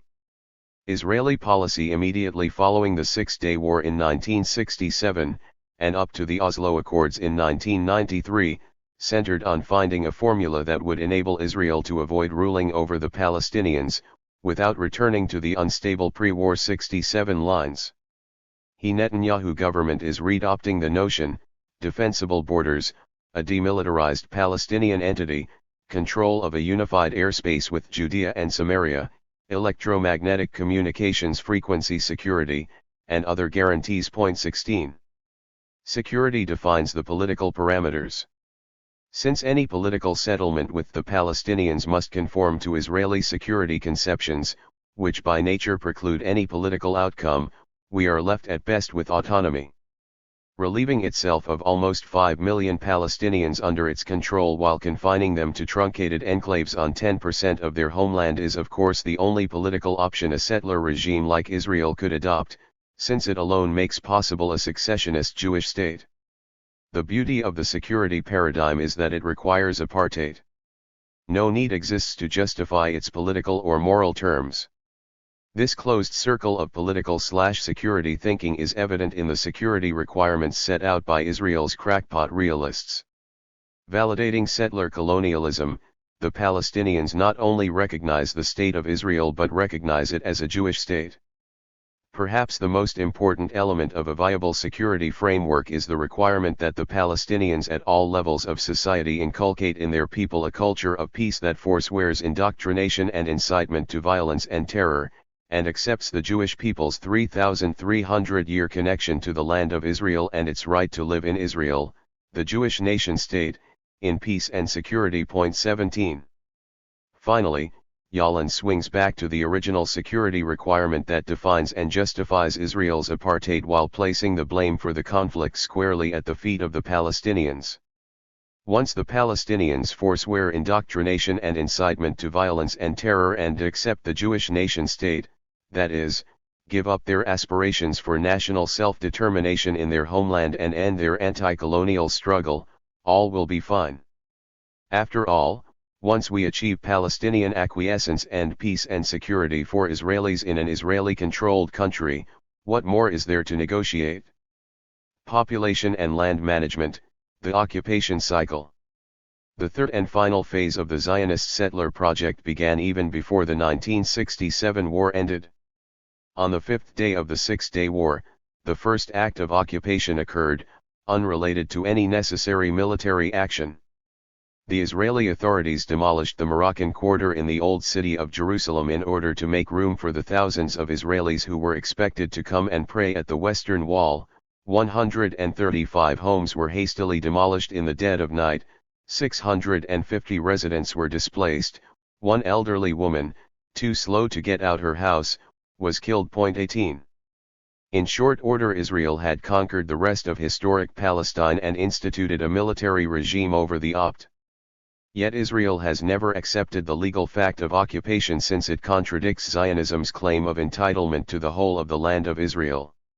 It also denies the very notion of occupation, which denotes a territory outside of one's own, potentially detachable and subject to negotiations. Since 1967, Israel has considered its conquest of Judea and Samaria to be nothing less than the final stage of redeeming the land of Israel. Israeli rule extends today from the river and the sea, with almost 700,000 settlers now living in massive settlement blocks on land that will never be deoccupied, although the government is acutely aware of the subversiveness of this term to its claim of entitlement, and so it enforces the politically correct term of resident in the media when referring to Israelis living in the occupied territory. For Israel, then, the problem was more than just establishing military rule over an occupied territory, or countering the very notion of occupation. It was how to complete the colonial project and normalize it. Yugal Alon, the commander of the military operations responsible for the expulsion of the greatest number of Arab refugees in the 1948 war and a government minister during the Six-Day War, wrote just before the outbreak of fighting in 1967, "In case of a new war, we must avoid the historic mistake of the War of Independence and must not cease fighting until we achieve total victory, the territorial fulfillment of the land of Israel." 19 Yitzhak Rabin, then Chief of Staff, exhorted his troops on the Jordanian front to complete what we were unable to finish in 1948.20. The mechanism for completing the task of colonization was the dominance management regime, augmented by a repressive security apparatus. In the pre-state cycle of colonization, the Zionists enjoyed the support and cooperation of the British, who vacillated between active intervention on behalf of the Yishuv and a turning of the head, but who, overall, put their mandate regime at the Zionists' disposal. During the Israeli state cycle, the military government carried the burden of security, population control, and the grabbing of land from the Palestinians. Almost immediately from the ending of the military government in 1966 to its reincarnation in the OP just 7 months later, the dominance management regime began to take on the form of apartheid. Indeed, the occupation cycle sees the rise of a hybrid regime over Palestine, a deadly combination of settler colonialism, occupation, and apartheid. The matrix of control. Enter the matrix of control, a maze of laws, military orders, planning procedures, limitations on movement, Kafkaesque bureaucracy, settlements, and infrastructure intended to complete the Zionist colonization of Palestine and marginalize the Palestinians, all enforced by constant low-intensity warfare. It is by no means an invention of the occupation cycle. As a strategy of domination, expansion, and control, its roots, as the previous chapters show, go back to the start of Zionism. Significant parts of the matrix also retain elements of the British Mandate. In particular, the British Emergency Regulations of 1945 gave form to the military government imposed on the Palestinian citizens of Israel between 1948 and 1966, which was transferred wholly into the OPT in 1967. Hiding behind a facade of security and proper administration, the matrix plays a key role in finalizing Zionist colonialism over the 22% of Palestine whose incorporation into the land of Israel has yet to be completed. It creates colonial facts on the ground, appropriating the land and securing the population. By allowing the military to operate in an unhurried manner over decades, the matrix provides that time span needed to normalize the Israeli presence in the West Bank, a strategy that has shown its effectiveness. The international community has long abandoned the two-state solution as anything more than a mechanism of conflict management. The Trump plan has actually accepted the annexation of the settlement blocks, and many Arab governments have normalized relations with Israel despite its ongoing occupation. The occupation has not been normalized by the Palestinians, of course, or by much of the Arab population of the region, but it represents for Israel sufficient normalization and annexation. 21. I have written at length about the matrix of control in a previous book. 22. Let's focus here on what the matrix contributes to our foremost concern, settler colonialism. How does it manage demographic dominance, control of the land and control of the population? Demographic domination and control of the land. The matrix enables the establishment of demographic and physical facts on the ground that are so massive and irreversible they foreclose any threat to their eventual incorporation into Israel, to Judaization. More than 250 settlements that have been constructed in the OPT, home to around 750,000 Israeli settlers, have moved across the 1967 boundaries. 23. Israel is today consolidating these discrete settlements into 7 major settlement blocks so as to create contiguous areas of Israeli control. 24. To do so, it has expropriated about 24% of the West Bank for settlements, highways, bypass roads, military installations, nature reserves, and infrastructure. It refuses to recognize Ottoman or British era Palestinian deeds, meaning that 72% of the West Bank is considered Israeli state lands and may be confiscated at any time. 25. A regularization law, passed by the Knesset in 2017, allows Israel to retroactively expropriate private Palestinian land on which settlements have been illegally built. 26 In this way it confines Palestinians to small and disconnected enclaves while expanding its settlements. With the signing of Oslo II in 1995, the West Bank was fragmented into areas A, B and C, locking 95% of the Palestinian population into 64 tiny enclaves. Almost all of Palestinian East Jerusalem is open green space, prohibiting Palestinian construction. Palestinians constitute 38% of Jerusalem's population yet have access to only 7% of the urban land for residential and community purposes. 27 Gaza, one of the most densely packed places on earth, has been under Israeli lockdown, siege, and military attack since the late 1980s. The fragmentation of the West Bank is most graphically illustrated by the 26 major Israeli highways that crisscross its length and breadth. Lined on both sides with sanitary margins 3 to 4 football fields wide, they eliminate all Palestinian homes, fields, and orchards in their path. Some are apartheid roads in that they have walls down the middle separating Israeli and Palestinian drivers.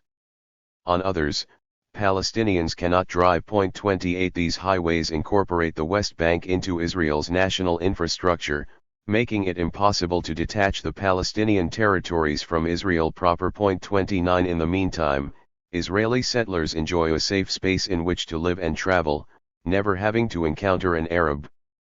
Add to all this the separation barrier running through the entire length of the West Bank, 712 kilometers of concrete walls, in the rural areas turning to electronic fences fortified by watchtowers, sniper posts, minefields, a ditch 4 meters deep, barbed wire, security perimeters, surveillance cameras, electronic warning devices and patrols of killer dogs.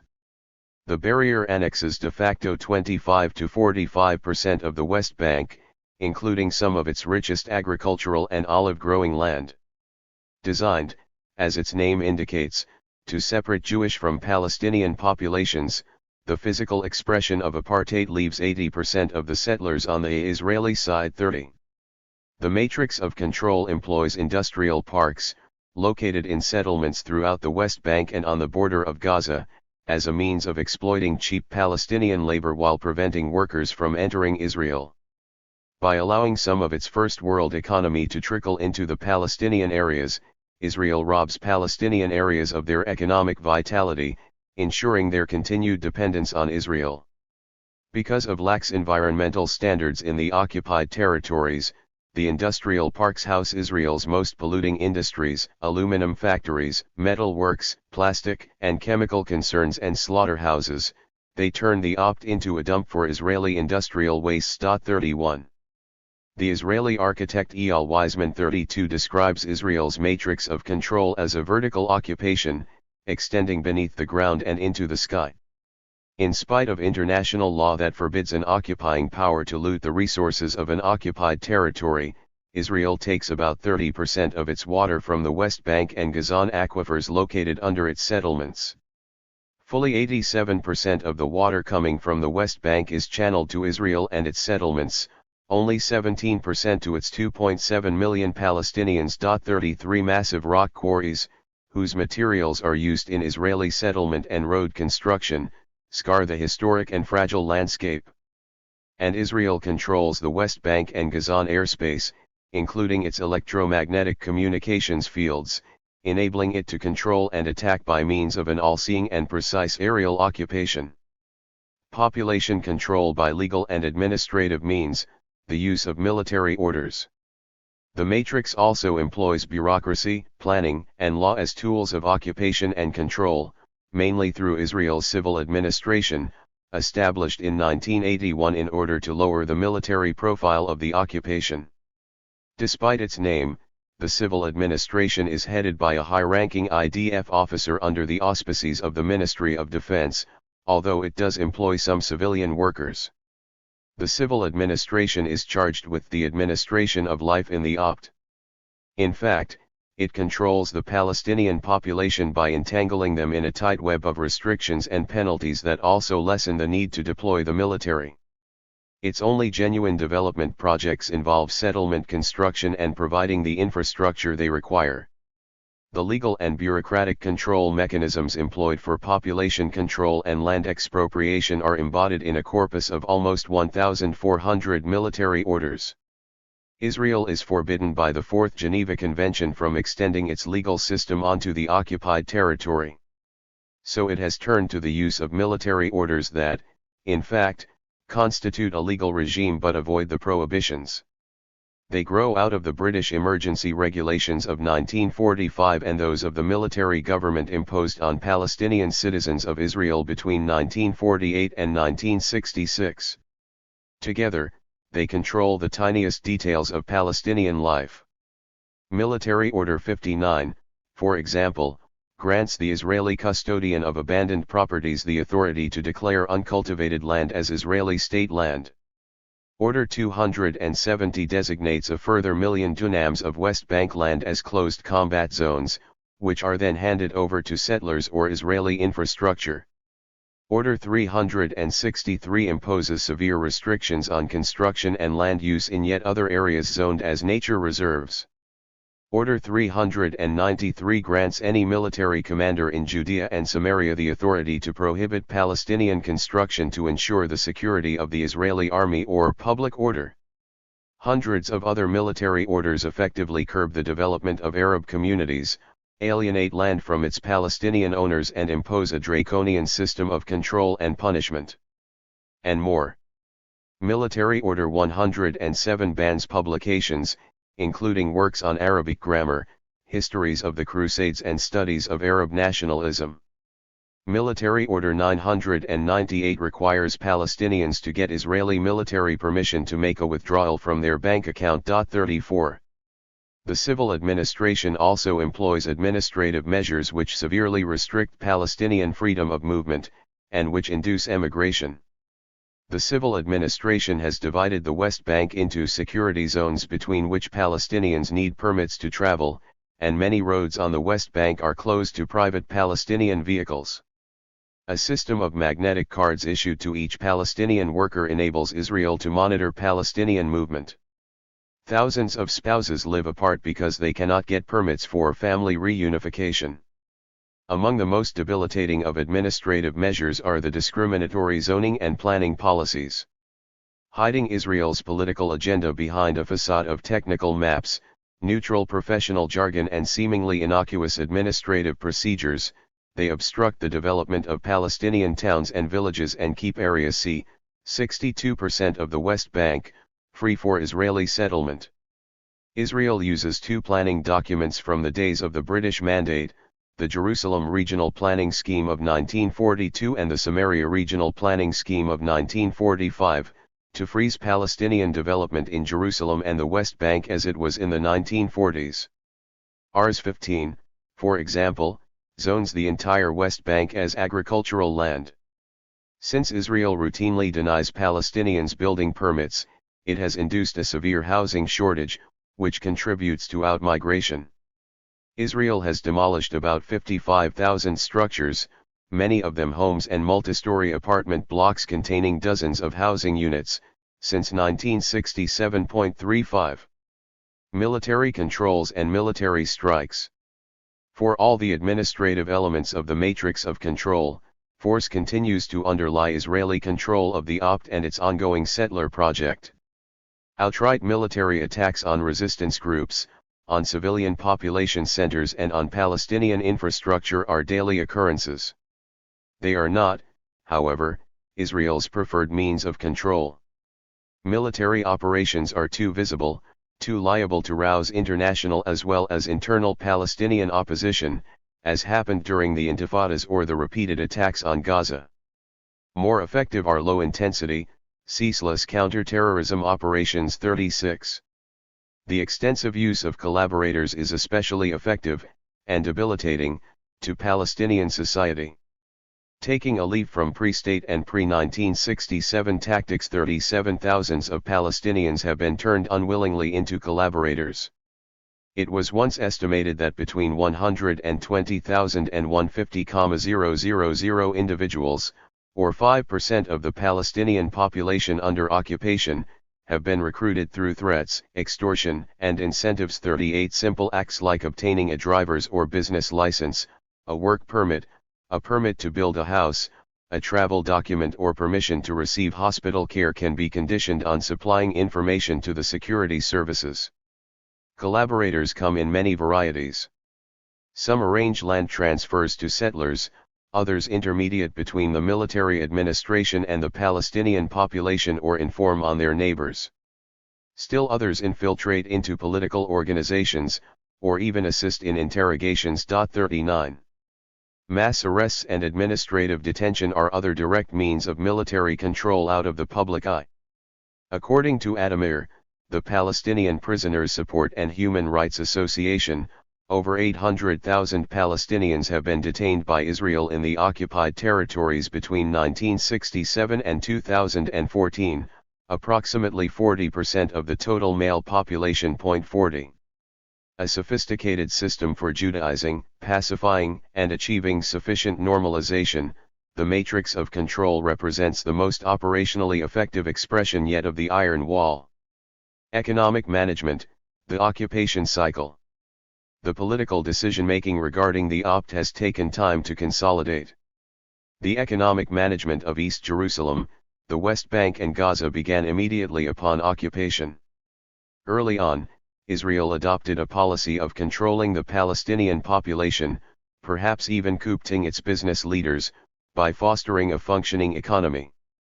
Thus, in the early years of occupation, it adopted a more light-handed policy of economic management in keeping with its notion of an enlightened occupation. Israel allowed Palestinians to continue to trade with Jordan and the Arab world through its open bridges policy. It sent experts to develop agriculture and modernize the Palestinian economy. It encouraged tourism. And it imported thousands of Palestinian workers into Israeli workplaces. All this brought a wave of relative prosperity to the opt that lasted for 2 decades. 41. Israel's intentions, as we noted, were not altruistic. Bringing the Palestinian economy under its control and regulating it closely created a dependency on Israel that it could manipulate. And over time Israel's economic policy became one of development. Palestinian industries and banks were restricted in their activities so as not to compete with Israeli ones.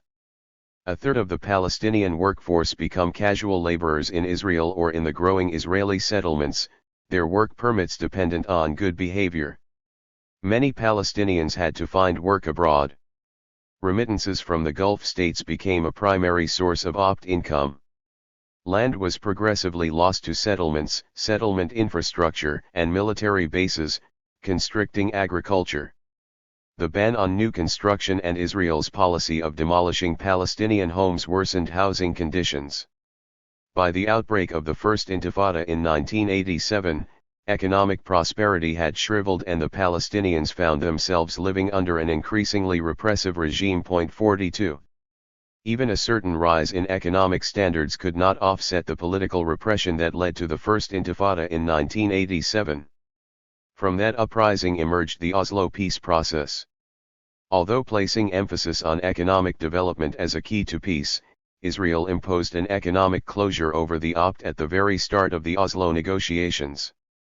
The dilemma it inherited in 1967, how to rule over a population and take its land without granting it civil rights, only intensified by the early 1990s. By that time the Palestinian population of the opt had doubled from 1 million in 1967 to 2 million. Over the 2 decades that had passed, Israel had made the decision to permanently incorporate the West Bank into Israel. It was moving into the West Bank a large settler population, which today numbers 430,000. 43. All this required the implementation of a formally apartheid regime, since Israel could not extend citizenship to the Palestinians and remain a Jewish state. Economic management thus became a key tool of Israeli rule during the Oslo period. As we've seen, Israel increased the economic dependency of the opt on Israel even as it isolated its economy and intensified its development. The economist Adam Haney likens the opt to a South African Bantustan. the utilization of spatial ones like South African Bantustans, which provide a veneer of autonomy but can easily be controlled from the outside, has been a feature common to most colonial projects. They have involved the creation of isolated spaces in which limited autonomy is permitted but movement between them is dependent upon Israeli authorities. 44. Having found a cheaper source of labor than Palestinians in foreign workers, Israel in 1993 imposed a closure on the opt, where up to 116,000 Palestinian workers had entered Israel daily until then. The numbers soon dwindled to less than 36,000.45 per capita. Income fell by 17% between 1994 and 1996. By 1998, 37% of the people of Gaza and 15.4% of those in the West Bank were living under the poverty line of $2.10 per day. Unemployment rose from about 5% before the closure to 28.4% in 1996. Given the youthfulness of the Palestinian population and its high fertility rates, each unemployed person represented a 6-person family. 46 Whereas before Oslo 90% of exports from the West Bank and Gaza came to Israel, by 1998 the figure had risen to 96%. 47 Through this direct authority over the Palestinian economy, Israel is able to manipulate it according to its own needs. Controlling exports and imports, it can dump its surplus produce on the Palestinian market to stifle competition. It can also raise or lower the number of Palestinians permitted to work in Israel or the settlements. The fluctuating numbers demonstrate the daily insecurity of one's job. Over the years, Palestinians employed in Israel have risen to 125,000 and fallen to less than 20,000. Today, some 70,000 Palestinians work in Israel and another 30,000 in the settlements, though without benefits, job security, or protections from exploitation. 48.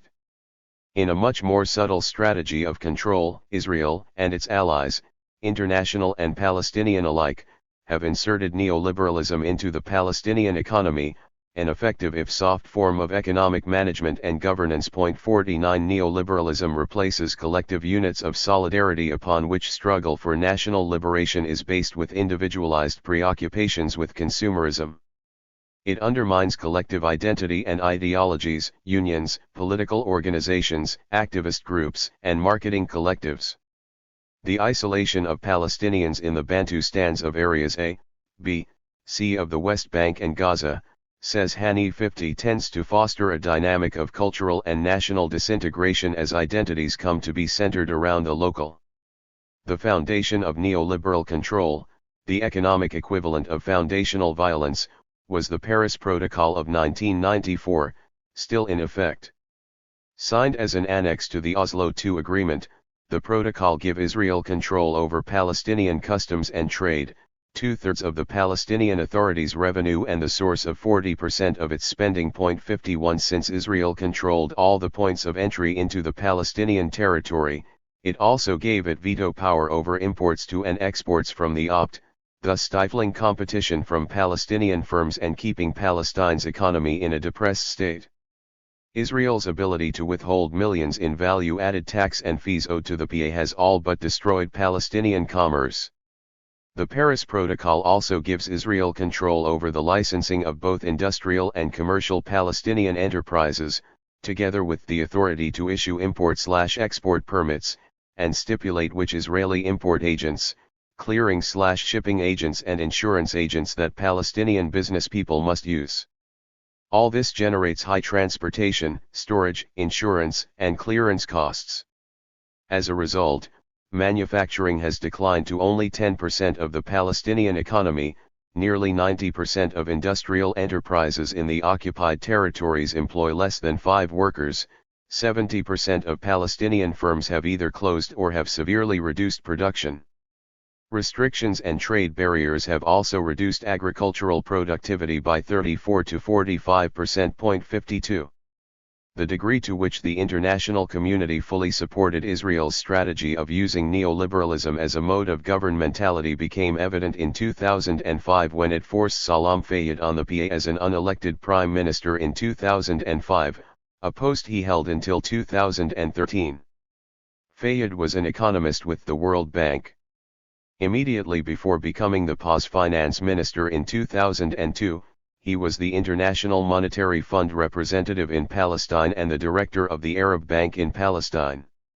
In 2007 he introduced the Reform and Development Plan of 2008 to 2010 and subsequently the National Development Plan of 2011 to 2013. Both were written in close coordination with the World Bank, Israel, and other international donor agencies and governments. Fayyadism, as it was called, has three fundamental pillars: public sector fiscal reform, private sector-led development and, of course, the responsibility for maintaining security. 53. Public sector fiscal reform means austerity and cutbacks in public spending. These were popular policies in the World Bank and the IMF in those days, and they were applied to the PA more harshly than to any other state in the region. Public services were cut or privatized. The PA installed 300,000 prepaid electricity meters in the West Bank, including rural areas and refugee camps, thus cutting off many impoverished families from electricity. Subsidies for water and other basic goods were eliminated, the number of public sector employees was reduced and their salaries frozen or cut. All this caused the Palestinian per capita income to fall by 2/3 in the wake of the Second Intifada. Private sector-led development was cynically renamed by Fayyad Liberation via Reform. Fayyad's reforms prioritized West Bank development over that of Gaza, under attempts of the PA, Israel, and the international community to isolate Hamas. They emphasized state building and development while accepting the constraints of occupation. Fayyad's plans worked partly through Israeli-controlled industrial zones attached to settlements or at the crossings into Palestinian areas, where cheap Palestinian labor serve Israeli firms. He grounded his economic reforms explicitly on free market principles. Tellingly, Article 21 of Palestinian Basic Law states, "The economic system in Palestine shall be based on the principles of a free market economy." Two of Fayyad's innovations were the establishment of a Palestinian stock market 54 and the introduction of credit cards, credit servicing now preoccupying many Palestinians more than political issues. 55. Needless to say, it was security that won the lion's share of international funding. Fayyad placed a premium on building an effective domestic security force to ensure industrial quiet. The project was overseen by American General Keith Dayton from a headquarters in Tel Aviv. Fayyad's forces worked closely with Israel and the U.S. to disband any remaining sources of Palestinian resistance, despite the fact that negotiations with Israel has largely ceased and it was clear the occupation was not about to end. 56. By coopting the opt into Israel's free market economy and channeling international financing into development projects and security, the Zionist settler project managed to impose neoliberal governmentality over all of Palestine. As a strategy of pacification, economic development functions as a form of counterinsurgency. It depoliticizes, and demotes, the struggle against occupation in favor of projects. Infrastructure construction, job training, educating women, fostering businesses, alleviating poverty, all these are good things in and of themselves, but they are incapable of generating or sustaining genuine economic and social development in the absence of sovereignty and fundamental political freedoms. In Palestine, for example, only 1% of development funds are invested in agriculture. This is because most Palestinian agricultural land is in Area C, outside of PA reach. Israel, with its interests in controlling a Palestinian population living under occupation, sets the agenda of the Ad Hoc Liaison Committee, the most powerful body in development planning and implementation in the West Bank, together with major donor countries and international financial institutions. The PA is not even represented in the two major development coordinating agencies, the Joint Liaison Committee and the Task Force on Project Implementation, which nonetheless liaise with the Israeli government. 57. The developmental approach has led to the NGOification of Palestinian public life and the domestication of Palestinian society by the international donor community. 58. It is also of no little coincidence that Fayyad tied development so closely to security, even if that meant dismantling the Palestinians' very forces of resistance to occupation. Mahmoud Abbas once called the pause close security cooperation with the IDF Sacred 59 in the Opt as well as in the rest of the developing world, writes Duffield. The security of the West has been increasingly predicated on establishing an effective developmental trusteeship over the surplus population of the developing world. While conflict was a defining motif of the 1990s, it is now being replaced by instability as the main threat to global security. Because of the persistence or threat of instability, however, intervention and pacification has blurred into a new and enduring political relationship, a post-interventionary terrain of international occupation. All of those interconnecting UN, donor, military, and NGO endeavors that mobilize to intervene, save lives and end conflict now increasingly appear as assemblages of occupation defining a new post-interventionary society. That is, they constitute the enduring multi-agency apparatus of empire light. 60. The economic situation of the occupied territory has reached emergency proportions under this combination of Israeli economic controls and Fayyad's reforms. By 2018, unemployment in the West Bank was 31%. In Gaza, which suffered from the highest rate of unemployment in the world, it had reached 52%. 61 real wages, labor productivity, and labor participation rates all declined. Food insecurity also reached historically high levels, with 1 in 3 households in the Opt struggling to put food on the table. 70% of Palestinians, including 2/3 of the children, live on less than $2 a day, defined by the UN as deep poverty. More than 100,000 Palestinians out of the 125,000 who used to work in Israel, in Israeli settlements, or in joint industrial zones have lost their jobs. In the meantime, welfare payments, dependent on tax monies illegally withheld by Israel under the Paris Protocol, have fallen by $180 million. 62. Projected back over the past 5.5 decades, the picture is one of deliberate development. 60% of Palestinian imports are from Israel and 81% of its exports go to Israel. Not only is the Palestinian economy prevented from developing, but it is unprotected from an Israeli economy 60 times its size. Today, the Opt occupies third place on a list of the 13 most urgent targets of international aid, all the rest being in Africa. 63. Hasbara, the management of legitimacy. Ben-Gurion tended to think that Zionism sold itself, and so he never invested much in Hasbara. After he left office in 1963, appreciation for the value of public diplomacy as an expression of soft power began to grow. 64. A focused Hasbara campaign began in earnest, however, with the election of Menachem Begin in 1977. Begin represented a break from the familiar labor Zionist leadership, narrative, and policies that had guided the Zionist movement over the past 6 decades. Etzel, the pre-state militia headed by Begin, had engaged in outright terrorism against British and Arab targets. Ben-Gurion referred to Begin and his comrades as Jewish Nazis. 65. Begin felt both his government and his policies in need of a vigorous campaign of Hasbara. After 1967, Begin's Herut party began advocating for a greater Israel. That meant annexing the West Bank, now referred to by its biblical name Judea and Samaria. To be sure, Israel had already begun settling the Opt immediately after the 1967 war. East Jerusalem had been formally annexed, and by the time Begin came to power, there were already 10,000 settlers in the West Bank and Gaza. 66. So while he did not radically change the trajectory of Zionism's colonial project, his brazen unwillingness to conceal the settler project behind a national conflict with the Arabs presented a challenge. Israel had managed to cast itself as a peace-seeking David threatened by an intractable Arab Goliath. Now Begin was parading before the world an aggressive Israel bent on settling the occupied territory. The two-state solution was crucial to the international community as a vehicle for conflict management. This Begin now threatened.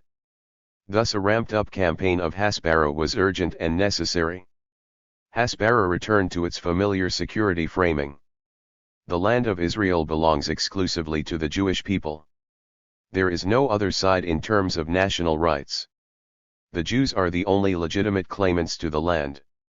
In seeming contradiction to the first point, however, Israel needed to set up the Palestinians as a side in a conflict, both to conceal its unilateral settler project and to have a foil upon which to cast blame for the conflict. By presenting the Arabs as its permanent enemies, Israel established the false symmetry of both sides, upon which conflict management and the illusion of negotiation depends. It is a formulation that does not confer on the Palestinians any national rights, simply designates them as the enemy.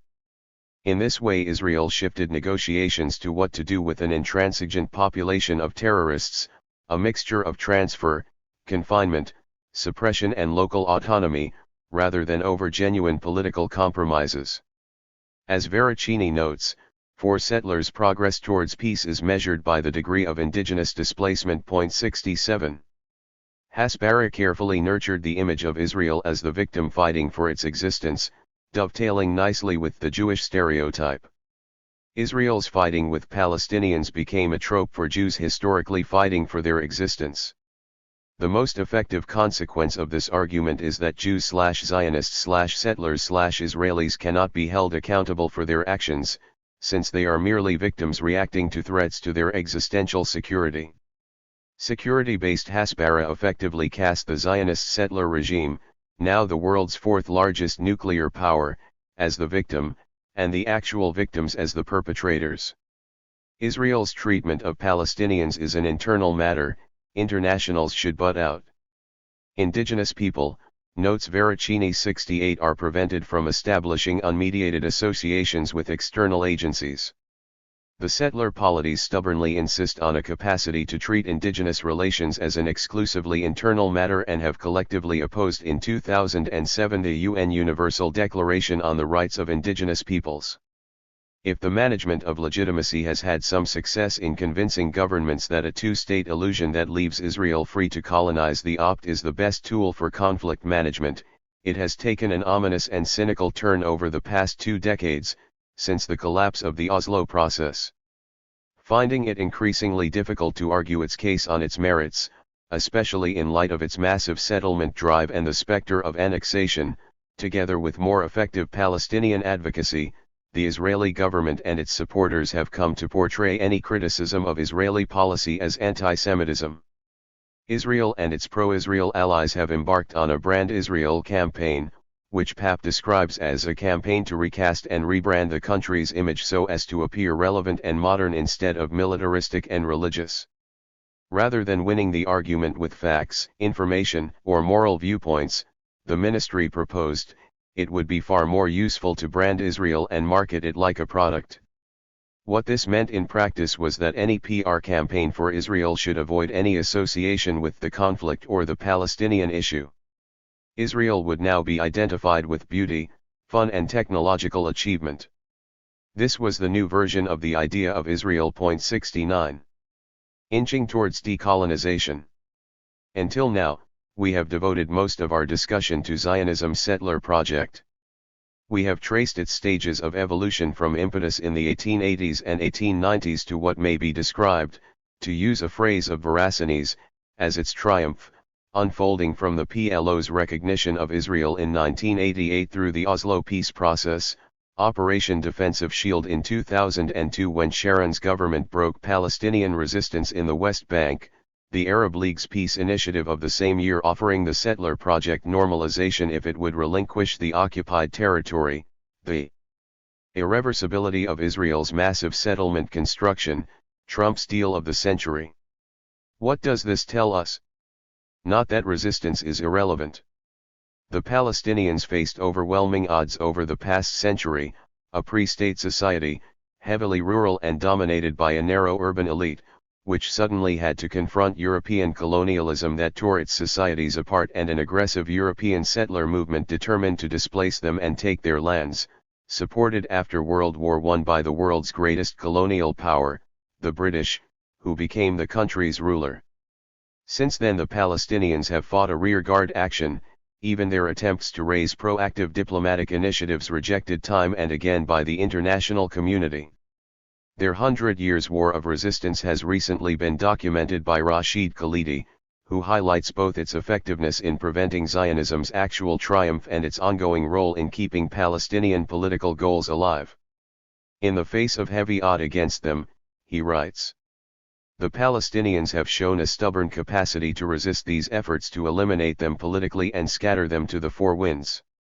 Indeed, more than 120 years after the first Zionist Congress in Basel and over 70 years after the creation of Israel, the Palestinian people were no longer supposed to constitute any kind of national presence. Yet for all its might, its nuclear weapons, and its alliance with the United States, today the Jewish state is at least as contested globally as it was at any time in the past. 70. What the apparent triumph of Zionism in fact tells us is what we noted in Chapter 2, resistance on its own is not sufficient, even when coupled with diplomacy and negotiations, unless it is accompanied by a political program. That is lacking today. This book addresses that by offering the broad outlines of a political program, raising fundamental issues for discussion and suggesting decolonization strategy.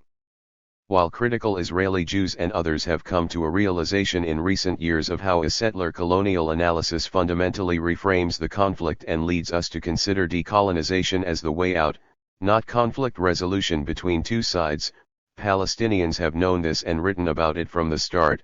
Khalidi discusses his ancestor Yusuf Dia al-Din Pasha al-Khalidi's anti-colonial writings from the 1890s. 71 The PLO from the start defined itself as an anti-colonial liberation organization, as we will discuss in the next chapter, and it published a seminal work by Fayez Saidi, Zionist Colonialism in Palestine, already in 1965. 72 Other early Palestinian writers on settler colonialism include Edward Said 73, George Jabbour 74, Nala Abdo 75, Jamil Hilal 76, Israeli scholars such as Nira Yuval 77, Yuri Ram 78, Gershon Schaefer 79 and Elon Papp 80. Not to forget the Motzman people of the 1960s. 81 also adopted this perspective years ago, as have others, notably Rodinson.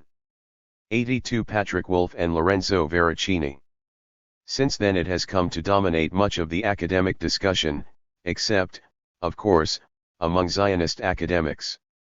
Overall, settler colonial analysis provides us with a solid platform upon which any political program of decolonization must be based. Much of this vital discourse, however, has been contained within academic circles. It has yet to penetrate the popular debate in a major way. One problem, I would suggest, is that the very concept settler colonialism is far too academic sounding and complex for even activists to adopt and use easily. That might be overcome by integrating settler analysis into a political program, its concrete elements being far easier to digest and support than theory.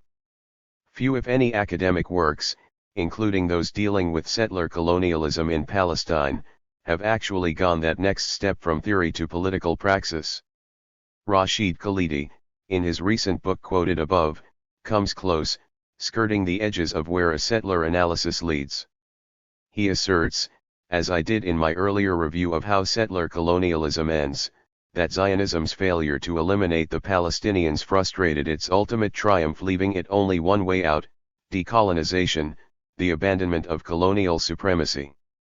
If elimination of the native population is not a likely outcome in Palestine, he asks, then what of dismantling the supremacy of the colonizer in order to make possible a true reconciliation? 83 After discussing why this is a difficult proposition, and offering advice on how to highlight the colonial character of Zionism, he stops short of a plan of decolonization. Instead, calling out Israel on the fact that modern Zionism is increasingly in contradiction with the ideals, particularly that of equality, on which Western democracies are based, he advocates for merely a vague principle that most would agree on, uprooting the systematic inequality inherent in Zionism. Absolute equality of human, personal, civil, political, and national rights must be enshrined in whatever future scheme is ultimately accepted by the two societies. 84 What he leaves us with is this. It is now essential for all the elements in Palestinian society to adopt a considered, long-term strategy, which means rethinking much that has been done in the past, understanding how other liberation movements succeeded in altering an unfavorable balance of forces, and cultivating all possible allies in their struggle. 85. To be fair to Khalidi, he is one of the few academics that even mentions decolonization as a political program. The point that Khalidi makes for us is this: the necessary theory and analysis exists, as does an active worldwide movement of support for Palestinian rights, but what is missing is the end game. Academics, for all their critical analyses, have not been active participants in translating their powerful theories into political forms of use to activists and decision makers. In particular, they have not partnered with critical activists on the ground to formulate a political endgame, leaving the activists foundering, without a political program for which to advocate. 86. One cannot be in a political struggle without an endgame. Resistance cannot be transformed into summoning a political power without an endgame. It is to that, the linkage of theory, analysis, program, and strategic action, that we now turn. Part 3. Decolonizing Zionism. Liberating Palestine. 6. Decolonization, dismantling the dominance management regime. It is at this juncture in our analysis, as we turn from studying the Zionist colonial system to dismantling it, that we must evaluate the effectivity of Palestinian agency in resisting, but more in actually overthrowing, that settler regime. It leads us into a discussion of matching the most appropriate forms of agency and power to the task at hand, decolonizing a highly embedded, powerful settler colonial state. Forms of Palestinian resistance and agency. Palestinians have always confronted Zionist colonialism through a mix of the three forms of resistance: sumid, or everyday resistance; active resistance, be it reactive or organized; and summoning power. They all have their roles to play in the process of decolonization. Sumid is the most ubiquitous form of Palestinian resistance. Sumid means steadfastness or everyday resistance, doing whatever had to be done to remain in one's house, on one's land, in one's country, and a determination to carry on normal life under conditions of cultural, demographic, and physical elimination. 1. Although articulated as a practice, strategy, attitude of resistance after the 1967 war, in fact it played a central role in Palestinian resistance since the start of Zionist colonization in the 1880s. Since the primary preoccupation of settler colonialism is acquiring land, it is not surprising that the first cases of sumid, a refusal to leave the land, and of resistance, at this stage localized, reactive resistance to displacement, took place in those rural areas where Zionist colonization began. 2. This is reflected in Zionist writings of the time. Yitzhak Epstein, a Russian-born teacher who settled in the Upper Galilee in 1886, said in a speech in 1905 entitled The Hidden Question: "If instead of dispossessing the Druze of Metala, we had divided the land with them, then we would not have spent on them even half of what we spent on bribes to scoundrels, on the expulsion of poor families, on legal proceedings and lawyers, and on unworkable deals. We would not be enthralled to murderers, and we would surely be living with our neighbors and working our land in peace." Can we really rely on this way of acquiring land? Will it succeed, and does it suit our purposes? 100 times, no. The children of a people that first decreed the principle that the land will never be sold, need not and cannot themselves expropriate their land from cultivators who were innocently settled on it. 3. As the phrase everyday signifies, most of this form of resistance falls below the radar and is registered in the daily life of people getting on with things. Al-Hayat Lazim Tastamir. 4. On another level, everyday resistance is deliberate, confrontational in the sense of defying the rules and expectations of the authorities, be they Ottoman, Zionist/Israeli or British. Women organizing a communal picnic in defiance of Israeli limitations on movement, breaching the separation barrier to find work, or going to the beach, or rebuilding demolished homes, these are contemporary expressions of sumid. 5. Then there is demonstrative resistance, still everyday in that it arises in response to the oppressive conditions imposed by Israel, is not organized and does not have a political aim beyond protest, lashing out or revolting in a personal way, as in the case of lone wolf attacks on Israeli soldiers or police. 6. When indigenous agency takes the form of active resistance, it causes even more profound alterations in the settler regime. One of the most visible elements of Zionism, arising directly out of Palestinian resistance, is its reliance on what has been called the military way, its use of organized violence to assert its control, and traceable directly to its intrinsic conflict with the Palestinians. 7. Already in 1909, faced with stiff peasant resistance to what was described by a Palestinian official in the Ottoman regime at that time as de-Arabization, the first Zionist paramilitary unit was established. Described as more of a gang than an army, Halper was hired to evict the Arab tenant farmers who had long farmed those lands and protect the Jewish settlers who replaced them. 8. Taking as its battle cry the motto "In blood and fire Judea shall rise again," Halper initiated reprisal raids when the Arabs tried to resist displacement. 9. So unyielding was Palestinian resistance in all its forms that conflict and war became a self-evident and routine part of everyday life for the Zionists, instilling a deep-seated civilian militarism into Israeli culture. 10. As described in many texts, 11 resistance took a wide variety of forms. It began as localized hostility, spontaneous attacks, and collective peasant resistance to dispossession from their lands in the early years of Zionist colonization. 12. As the settler enterprise grew and consolidated itself, resistance became more widespread and organized, as the guerrilla war waged between 1933 and 1935 by Izz al-Din al-Qassam in northern Palestine demonstrated. Its most consequential moments were yet to come: the revolt of 1936, 39,13 Palestinian engagement in the 1948 war, PLO attacks in the 1970s, and the two intifadas. Summoning power is a term used by Tversky and Ben Ari to describe the forces that challenge those that shape the dominant patterns of the present, with an eye towards a decolonized future. Building on ideas of power coming from Gilles Deleuze, it refers in our context to a form of proactive agency applied to an oppressive political system that strategically attacks and dismantles it.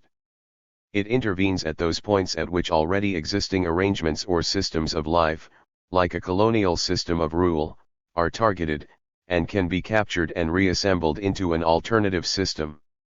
It is the aggressive and usurping character of this operation, say Tversky and Ben Ari, that we emphasize as what defines power. 14. Summoning power, as against sumud and resistance, has the ability to dismantle oppressive structures, which is why it always has to be applied towards a systemic goal, like decolonization. On their own, Tversky and Ben Ari observe, operations of counterattack have a low liberatory theoretical status. 15. Palestinians have long integrated summoned power in their resistance and struggle for self-determination. Kumziyeh locates the first stirrings of Arab nationalism and resistance to Zionism as early as 1868, with the establishment in Damascus of the Syrian Association that included Palestinians. 16. If this is the case, then summoning power in the form of political organizing was a form of agency that considerably preceded resistance. Well-articulated campaigns by Palestinian political figures and newspapers in the early decades of Zionist settlement summoned power both within the Palestinian community and among Ottoman officials, though to little effect. 17. The era of the British Mandate witnessed innumerable attempts of Palestinians to summon power. One early political manifestation was the Muslim-Christian Association, founded in 1918 in Jaffa and Jerusalem, representing what Muslim calls the older and more conservative generation of political and religious elites. They did, however, plead Palestine's case before the King Crane Commission sent by President Wilson to ascertain the political desires of Palestine's population. The younger generation of Palestinian leaders initially advocated for Palestine's inclusion as South Syria in an Arab-Syrian government, and to that end they dispatched petitions to the Versailles Peace Conference as well as to the American government. 18. These two generations of early Mandate Palestinian leadership established the Palestinian Arab Congress, 7 sessions of which were held between 1919 and 1928 in Jerusalem, Jaffa, Nablus, and Haifa, advocating both for Palestinian self-determination and against British support for the Zionists. The Third Congress, held in Haifa in 1920, after all hopes of a union with Syria had been crushed, focused on three key issues: the establishment of a national government in Palestine, governed by a parliament of native Muslims, Christians, and Jews, the rejection of Zionism, and the organization of a Palestinian Arab nationalist movement. To that end, it elected an Arab executive, headed by Musa Kazim al-Husseini, and which eventually included 48 Muslim and Christian leaders, although it was never officially recognized by the British. Successive Congresses dispatched 4 delegations to England while engaging in incessant lobbying amongst British Mandate officials 19 before it was succeeded by the Arab Higher Committee in 1936.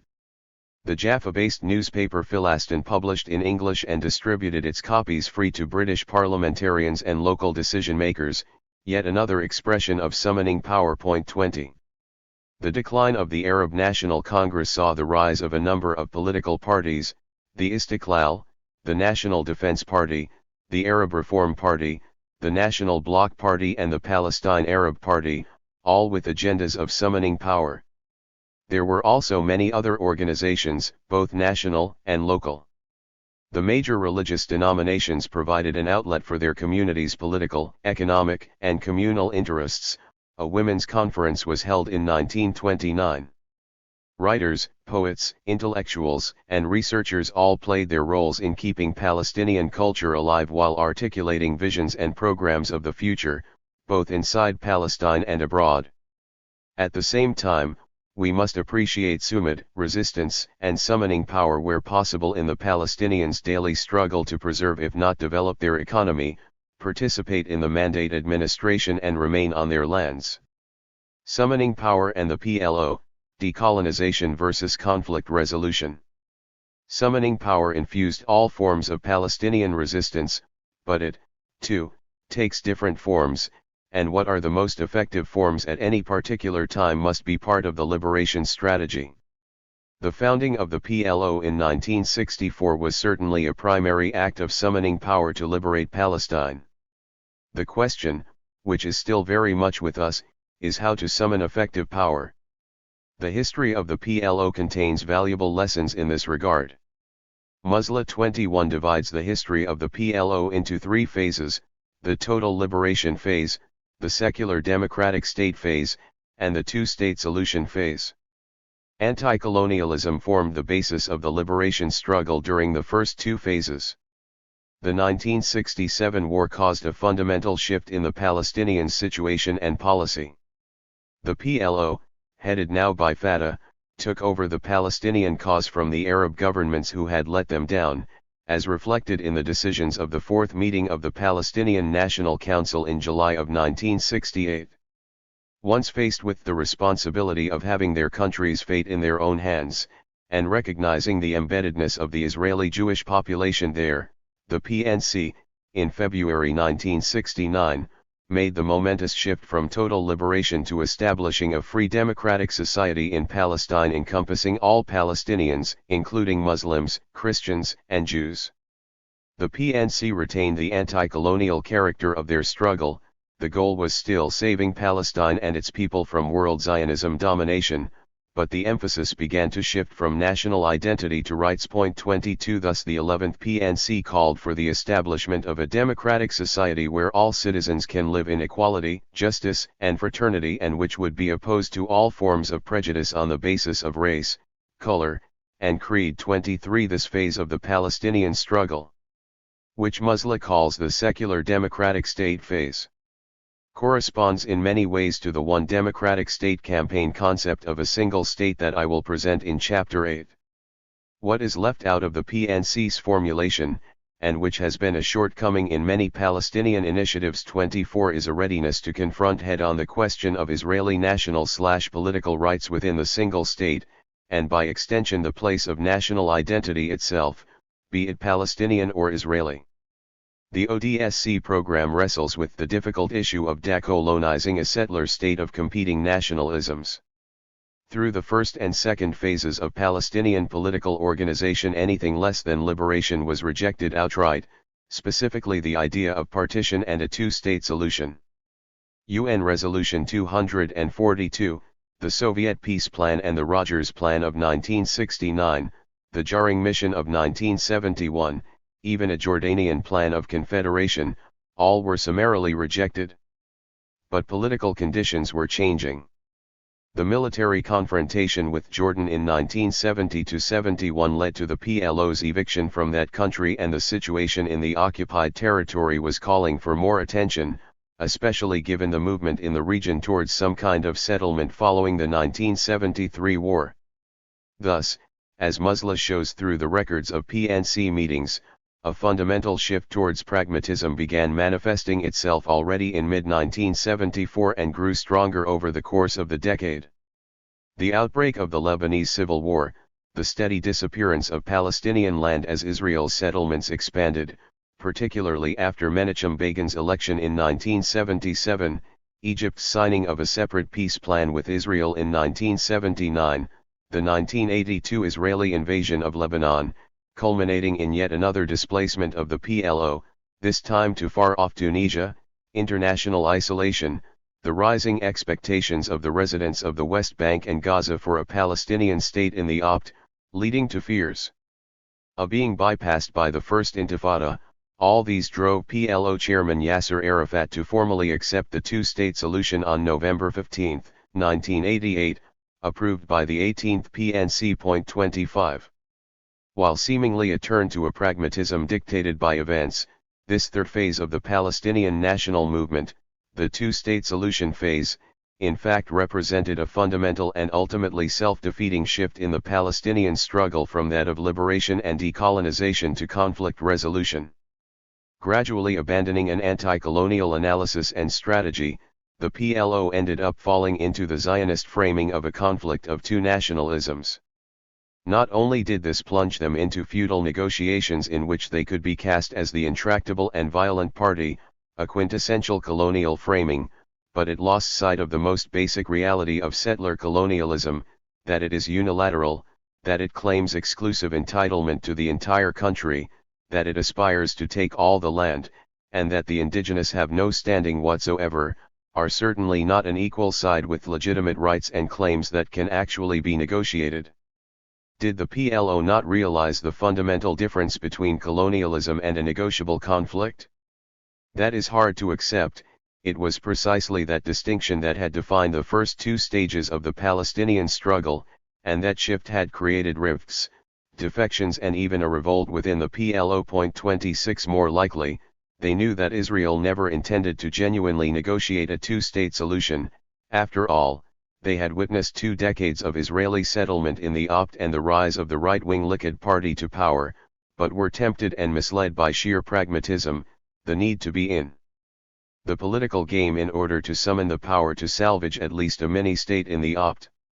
There was, of course, some basis for the expectation that the international community may finally be ready to broker a peace settlement.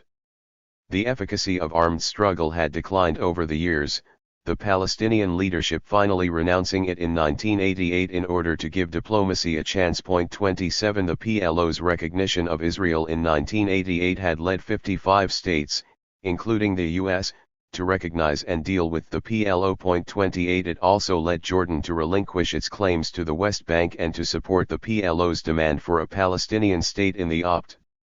Pressed by these external forces, Musla concludes, the Palestinians were galvanized to cut through their internal ambiguities and to move definitively beyond the struggle between what they believed as just and what they realized was possible. 29. The fruits of diplomacy since 1988 failed to justify the Palestinians' turn to pragmatism. As we will see, it was an inappropriate form of summoning power given the nature and strengths of Israel. The Madrid Conference of 1989 bypassed the PLO altogether. When the PLO was finally brought into the political process in the 1993 Oslo Accords, it merely became bogged down in 2 decades of negotiations that never had a chance of success, until finally collapsing altogether during John Kerry's initiative in early 2014. Not only diplomacy had failed to resolve the conflict, but the Zionists had even succeeded in establishing a Palestinian Authority in order to manage the conflict. while the Israelis understood that illusionary two-state negotiations or security cooperation would hold the Palestinians at bay until Judaization could be completed, Arafat and the remnants of the PLO saw in the Palestinian Authority a vehicle for summoning power through continued negotiations, international recognition, and nation-building. Although the PLO had attempted to summon power by jettisoning armed struggle and liberation for diplomacy and conflict resolution, that form of power proved inappropriate to the type of political struggle the Palestinians faced. In fact, it worked to Israel's advantage by legitimizing the colonial project. The lesson seems to be that the colonized cannot rely on diplomacy and negotiations alone to free them from a settler colonial situation.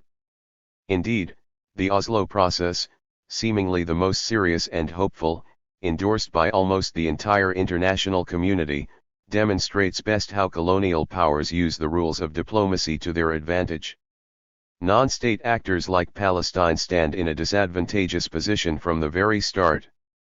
At the outset of the Oslo negotiations, Israel insisted that the Declaration of Principles established itself as the sole source of authority, replete with the privilege of granting Palestinians limited powers, or not. Israel tried to impose on a security doctrine requiring everything Israel considered important to remain under its control, writes Israel's chief Oslo negotiator, Uri Saver. In fact, the Palestinians entered the Oslo peace process without Israel recognizing even their right of self-determination or the right of return. Eventually, says Saver, the Palestinians had little choice but to agree to all of Israel's demands, including recognition of Israel's legitimacy as a Jewish state, although they received very little, not even a pledge that a Palestinian state would emerge at the end of the peace process. Insisting on the exclusive right to draft the Declaration of Principles, the very foundation of the Oslo process, the Israelis agreed to insert the Palestinians' objections into the draft, in parentheses 30. At the same time, international law and human rights covenants were deliberately set aside by the US and Israel, since they may have supported Palestinian claims and acted to level the playing field. 31. The fate of the negotiations was decided before they began. But what of international law and human rights?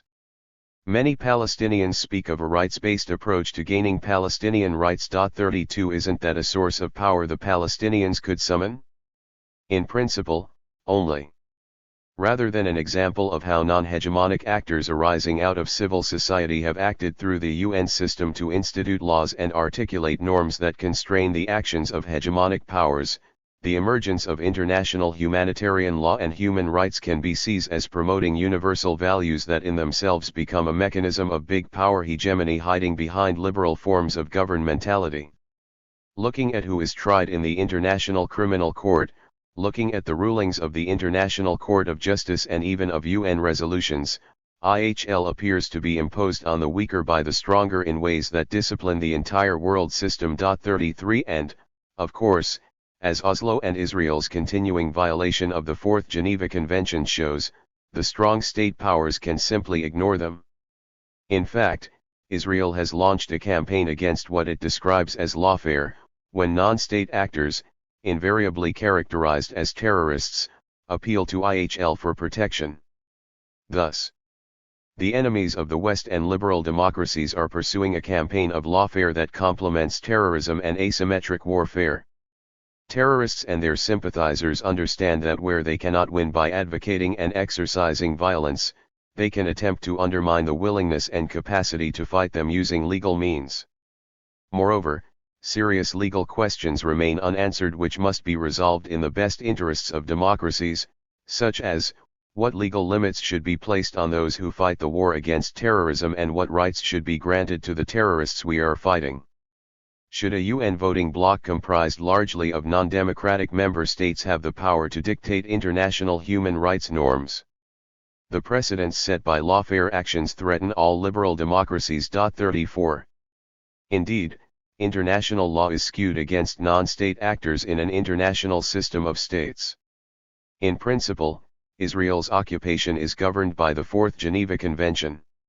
Even Palestinians of the OPT are considered protected persons entitled, in all circumstances, to respect for their persons, their honor, their family rights, their religious convictions and practices, and their manners and customs, but the substance of the convention is unenforceable.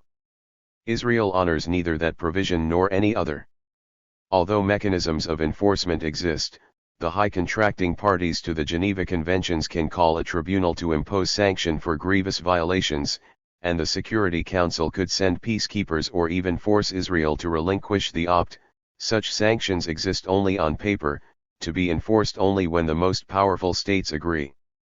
Indeed, in 1999 a group of Palestinian NGOs succeeded in getting the high contracting parties to agree to convene the tribunal in Geneva.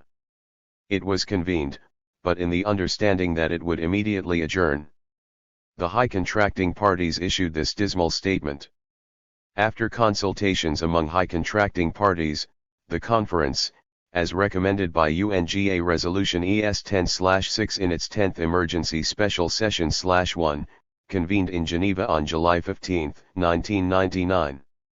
The participating high contracting parties reaffirmed the applicability of the Fourth Geneva Convention to the occupied Palestinian territory, including East Jerusalem. Furthermore, they reiterated the need for full respect for the provisions of the said convention in that territory. Taking into consideration the improved atmosphere in the Middle East as a whole, the conference was adjourned on the understanding that it will convene again in the light of consultations on the development of the humanitarian situation in the field. 35. It is inconceivable that the US and Europe would sanction Israel in any meaningful way for its violations of the Fourth Geneva Convention or other bodies of international law, not to mention exerting the political pressure required for it to withdraw from the opt. And Israel knows it. What, then, of the UN's Declaration on the Granting of Independence to Colonial Countries and Peoples, passed in 1960? Well, it deliberately excluded settler colonialism. After all, many of the states having to approve this declaration are settler states, including the US, which abstained in the vote. That omission was addressed in 2007, when the UN passed the Declaration on the Rights of Indigenous Peoples. Tellingly, however, some of the world's most powerful states, settler societies all, voted against, including the US, New Zealand, Australia and Canada. 36 But UNDP is also unenforceable in the case of the Palestinians. To begin with, Israel would have to be recognized as a settler colonial regime over all of Palestine, not merely the opt, and there is no indication that either the UN or governments would ever do so. Then we come back to realpolitik. The US, Canada, Australia, New Zealand and other countries do recognize themselves as settler colonial states because they are beyond any meaningful threat of decolonization in the sense the Palestinians mean it. To avoid any legal challenge, they refuse to submit themselves to international regulations, casting their treatment of their indigenous peoples as an internal affair. Even if the Security Council could be persuaded to intervene on behalf of the Palestinians, any major change in the status quo would be impossible given the veto of the US and Israel's other allies on the Security Council, which is charged with the enforcement of resolutions. Decolonization may have the moral backing of international law, but it remains an issue to be fought out just as it was in Fanon's time. Asserting a settler colonial perspective highlights the original and underlying issue, Zionism's exclusive claim to the entire country, which should be at the center of attention. 37 This is not to say that the opt is not occupied according to international law, or that we should stop appealing to legal remedies or ceasing our political campaigns against occupation. Only that occupation is a sub-issue that must be addressed only in the context of a wider process of decolonization. Not only is there no legal or political pathway to decolonization, there is no blueprint for how it would look. Article 3 of the Declaration on the Rights of Indigenous Peoples proclaims that indigenous peoples have the right to self-determination, but it has in mind small indigenous communities living within larger states, Fourth World peoples. Article 4 qualifies their right to self-determination, specifying that they have the right to autonomy or self-government in matters relating to their internal and local affairs. The Palestinians fall between the two recognized forms of colonization and indigeneity. On the one hand, they are a nation that should enjoy the right to independence granted to colonial countries and peoples in 1960. but the international community refuses to see any more of Palestine than the 22% occupied by Israel as the country where their self-determination would be fulfilled, even though almost 2 million Palestinians live in the territory of Israel. Even if the OPT would somehow manage to become an independent state, that does not address the national rights and claims of the Palestinians living in colonial Israel or the refugees. And on the other hand, the Palestinians are not merely an indigenous community seeking rights as a special case within a larger legitimate state, as defined in the Declaration on the Rights of Indigenous Peoples. In the end, Vishara 38 suggests a more modest role for international law in conflict resolution. Rigorous rights-based approach is a necessary, though not sufficient, ingredient to successful Middle East peacemaking. While not all aspects of the Palestinian-Israeli dispute are amenable to resolution along legal lines, some are. International law is not a substitute for negotiations between the two parties to the dispute, but rather establishes parameters that can help structure and guide negotiations toward resolutions that are mutually respectful of the rights of all, maximize the legitimate rights, interests, and aspirations of the greatest number of Israelis and Palestinians, the rights of Palestinian refugees to return to their homes and homeland. Back to decolonization, and the search for appropriate forms of power. We have to go back to the first and second stages of the PLO's political program, almost half a century, to find a comprehensive and relevant vision of what form decolonization might take. The steady abandonment of the anti-colonial struggle for a two-state solution and conflict resolution in the 1970s and 1980s meant that from that time to this, no detailed program of decolonization has ever been presented, not by the Palestinian leadership or by its academics or civil society activists. Nonetheless, the rise of a new cycle of settler colonial analysis in the last 2 decades has revived this perspective, both theoretically and politically. Today a massive literature exists that has relocated the issue of Palestine firmly back into the colonial frame. More significant politically, settler colonialism, always the language of the Palestinian people, has become accepted as part of the mainstream political discourse. I would humbly suggest a fourth phase of Palestinian political mobilization, the return to an anti-colonial analysis. Although the progression from the two-state solution to a one-state conception happened over time, it may be useful to mark the transition to a one-state/decolonization position roughly from the collapse of Kerry's diplomatic initiative in 2014, the subsequent completion of Israel's settlement project in East Jerusalem and the West Bank, and the rise of a discourse of settler colonialism, first in academic circles, slowly spilling into the popular discourse. What seems clear from all this is that decolonization remains the only way out of Zionist settler colonialism. The Palestinians must struggle for their self-determination within a new, inclusive polity that replaces Israel and its occupation.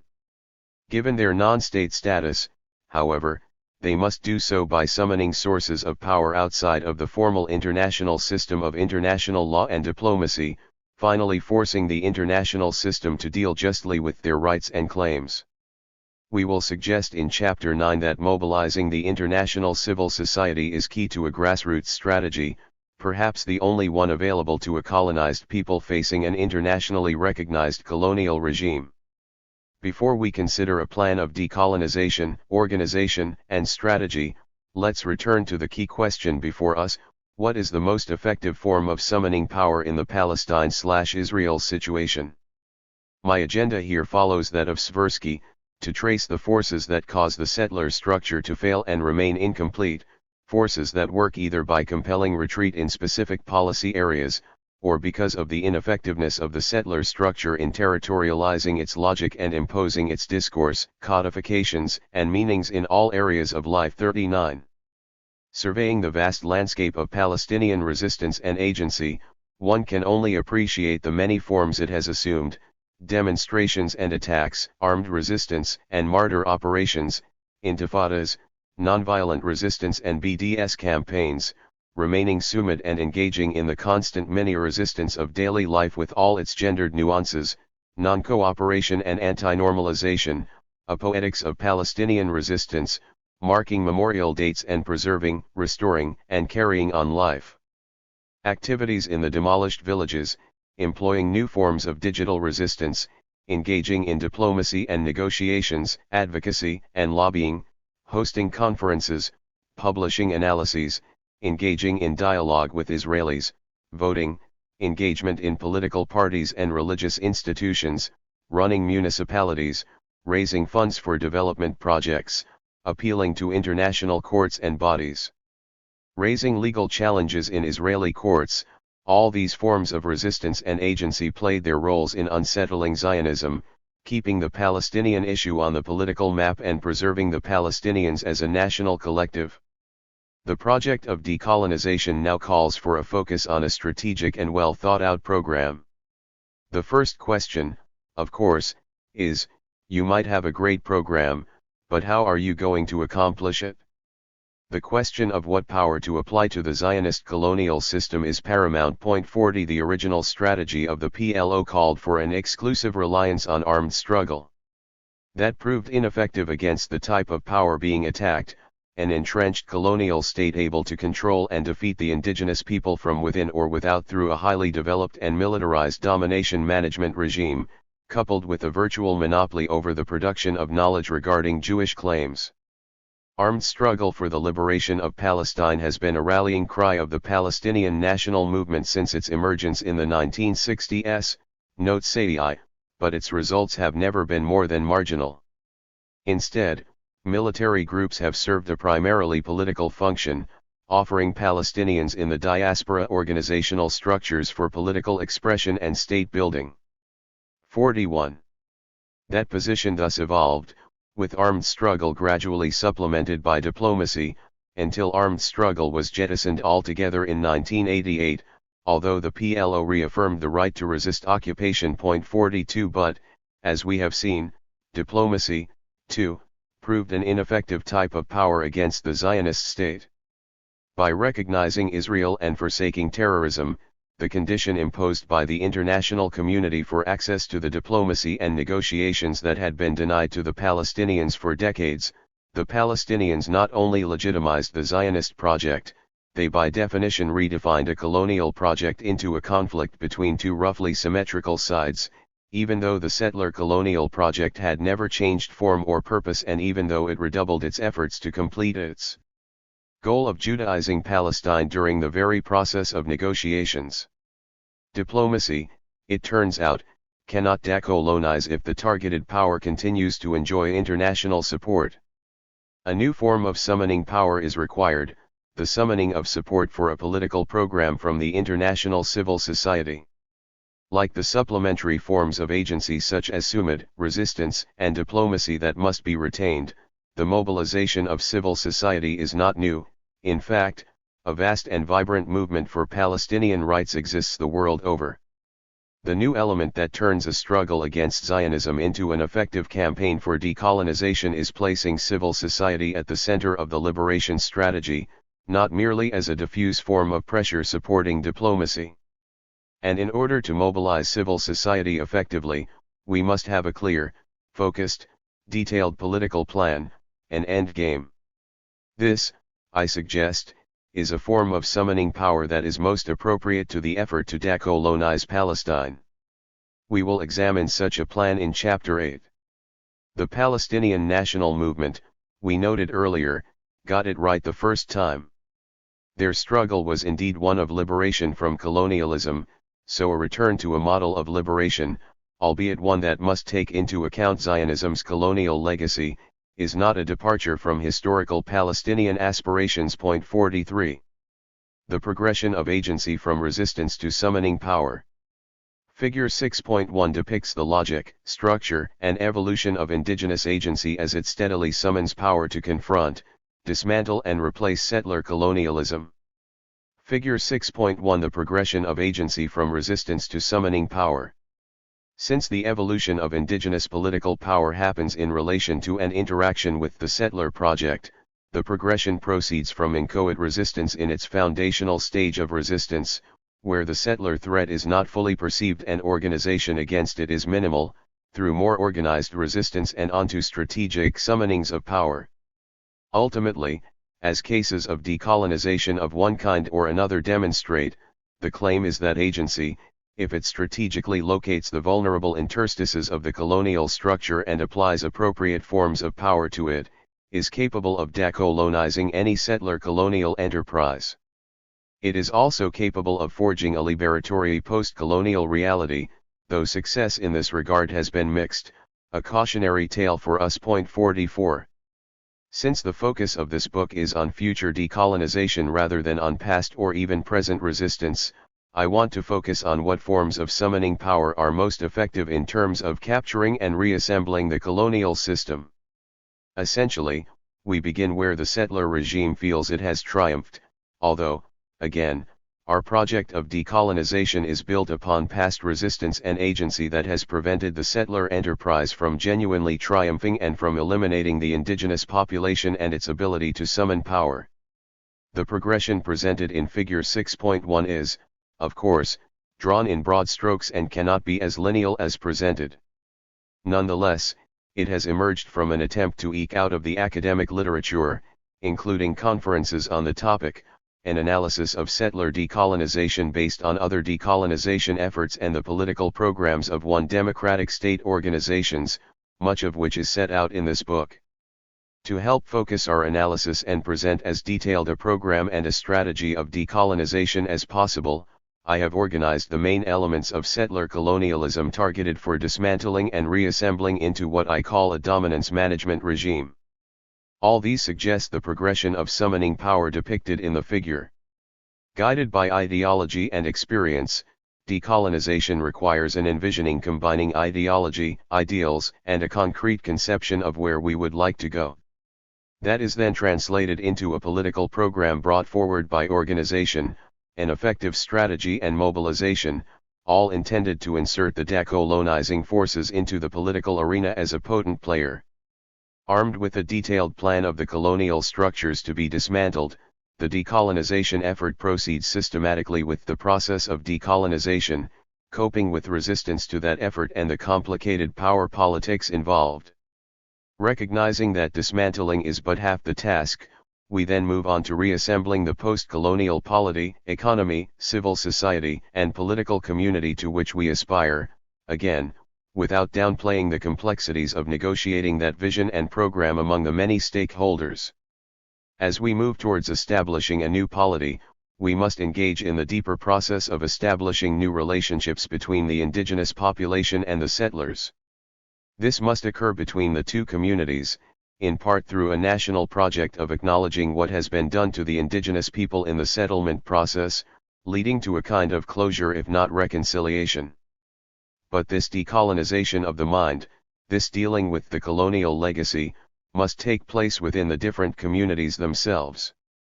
Though their sovereignty has been restored, they have gained independence, freedom, and the power to regain their subjectivity as empowered selves capable of shaping their future. The indigenous community is nonetheless diverse, its various constituencies having had different experiences under more than a century of colonization and often at odds on matters of politics, religion, and privileges. For their part, the Zionists must cope with their collective responsibility of shedding the deeply ingrained assumptions and worldview inherited from the colonial paradigm that defined their national ideology and life. In return, what awaits them is integration into an inclusive political community that offers them, if not indigenization, then sufficient indigenization. After all this has been accomplished, the refugee community returned and set to the path to reintegration, and access assured to the country's lands and resources, the conditions exist for the rise of a new political community, a new state-defined national identity, and with it the name of the new state itself. Let us now explore these phases in the context of a concrete program of decolonization, that formulated by the One Democratic State campaign. 7. Constructing a bridging vision and set of acknowledgements. In order to begin the journey to decolonization, we might heed Fareed Abdelnawar one citing John Rawls, as he calls for identifying and collectively acknowledging a preliminary set of principles on which both Palestinians and Israeli Jews can agree. Why do we need that? Am I suggesting that the Palestinians need an Israeli Jewish buy-in or agreement for decolonization to take place? No, I am merely referring back to the type of decolonization that the Palestinian/Israeli case requires, one in which two peoples, all of which are internally diverse, must come together in a common polity, civil society and, ultimately, a shared political community. Looking to the African National Congress strategy of fostering a common national identity as embodied in the Freedom Charter and the new South African Constitution, and in order to avoid the intercommunal conflicts that embroiled, for example, Zimbabwe or the Ukraine, we might strive to articulate and nurture a broad overlapping consensus that provides a common working foundation for our project of decolonization. For the moment, a kind of working consensus, what Rawls/Abdelnaur call freestanding terms of cooperation, will enable the peoples involved to accept some common terms of cooperation even if they hold conflicting and irreconcilable worldviews. It is possible, argues Abdelnaur, to conceive of just and stable relations between Israelis and Palestinians under which the two peoples would largely continue to uphold irreconcilable political narratives and to expect from one another an affirmation of their respective causes. For both can agree on basic acknowledgements. It is admittedly unlikely that we can arrive at common acknowledgements on a wide scale among either Palestinians or Israelis. What we should strive for, then, is to create an avant-garde, a working political group of people from both national communities that can come together on basic principles. We need to create a core of activists at the center of what I call a tripartite alliance among Palestinians, critical Israelis, and their international allies, a constituency we must constantly endeavor to broaden. What binds this core initially, what makes us comrades capable of working together, is solidarity with the Palestinian people. Even a commitment to an just peace is a start. Participation in joint political activities, whether it is BDS, membership in an advocacy group, actual solidarity work in Palestine, or merely staying informed, builds on those basic acknowledgements. If we begin to add to that a vision, a program, and a strategy along the lines suggested below, and make that process participatory, our solidarity begins to acquire a firmer political footing, a greater focus and direction. Over time our efforts become more strategic, enabling us to systematically recruit new populations to our alliance. Our immediate task is to build on that base, even if it is small, though given the global dimensions of the Palestinian issue, it may be larger than we expect. After all, how many South Africans did the ANC represent in the early struggle against apartheid? How many Jews did Zionism represent? How many Palestinians signed on to the PLO's program in the early 1960s? Not many. Activists agreeing on basic principles and acknowledgements is a strategic place to begin the decolonization struggle. We begin transforming that inchoate, fragmented, relatively indirect alliance into a community of focused activists by identifying some basic acknowledgements, the first stage of an ongoing reframing project. We might initially consider the following. 1. A joint struggle against colonialism enables a vision of a shared future.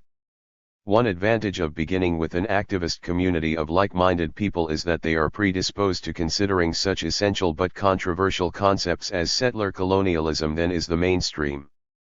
It is easier to communicate, educate around, the fundamental idea of settler colonialism that, despite its academic sound, does name the thing we are dealing with. There is no alternative to this term as yet, nothing more easily digestible. If we are to take aim at the logic, structure, and process of the political problem facing us, if we are to formulate a solution that effectively addresses it, then we must address squarely the reality and dynamics of settler colonialism. Again, we are dealing with a particular kind of settler colonialism, one in which the settlers and the indigenous have arrived at a draw. Neither can defeat the other, and both have constructed compelling national narratives. Both narratives make the case for our side while negating the story, memories, rights, claims, grievances, and national aspirations of the other. 3. If winning is out of the question, and why this is so needs to be set out clearly to both publics, then deconstructing or negating the other's narrative no longer makes political sense. Focusing on a joint future, while initially jarring to both peoples, brings us all into a common collective space. It confronts us with a shared and concrete task. Grappling publicly with issues of concern to both peoples, constructing a new political polity based on universal citizenship, equal rights, democracy, and pluralism, one in which both narratives and key memories and symbols can be integrated, replaces futile and abstract attempts at negating the other's experiences, narrative, and aspirations. It's a worthwhile project, even if limited initially to intellectuals and already committed activists. What, indeed, would a win-win vision of the future look like? Put this way, the challenge is twofold. What in my narrative, my bank of memories and my aspirations is essential for me to hold on to? And in what way can I reconcile them with what the other side feels is essential?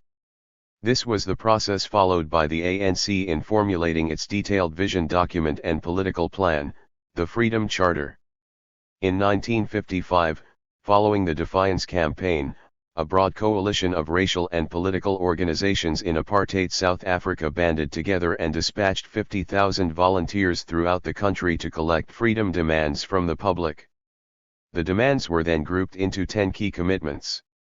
The Congress of the People, convening in Soweto and attended by 3,000 people, then adopted that document as the Freedom Charter, which guided the anti-apartheid movement for many years.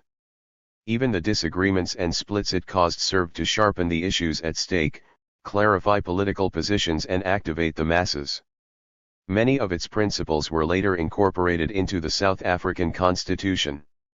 Despite the racialized polarization engendered by the apartheid regime, the Freedom Charter provided a political space in which hard truths and radical anti-colonial restructuring could be expressed and debated. It also laid the foundations for dialogue across racial, class and ideological barriers, articulating the only just and workable way South African settler colonialism could be ended. It began with the inclusive declaration, South Africa belongs to all who live in it, black and white. And it adopted a conciliatory if firm language. Our people have been robbed of their birthright to land, liberty and peace by a form of government founded on injustice and inequality. The Freedom Charter then went on to communicate the vision of a common future upon which political negotiations could be built. Our country will never be prosperous or free until all our people live in brotherhood, enjoying equal rights and opportunities, that only a democratic state, based on the will of all the people, can secure to all their birthright without distinction of color, race, sex, or belief. Finally, the Freedom Charter translates its inclusive vision into a political program. The people shall govern. All national groups shall have equal rights. The people shall share in the country's wealth. The land shall be shared among all those who work it. All shall be equal before the law. All shall enjoy equal human rights. There shall be work and security. The doors of learning and of culture shall be opened. There shall be houses, security, and comfort.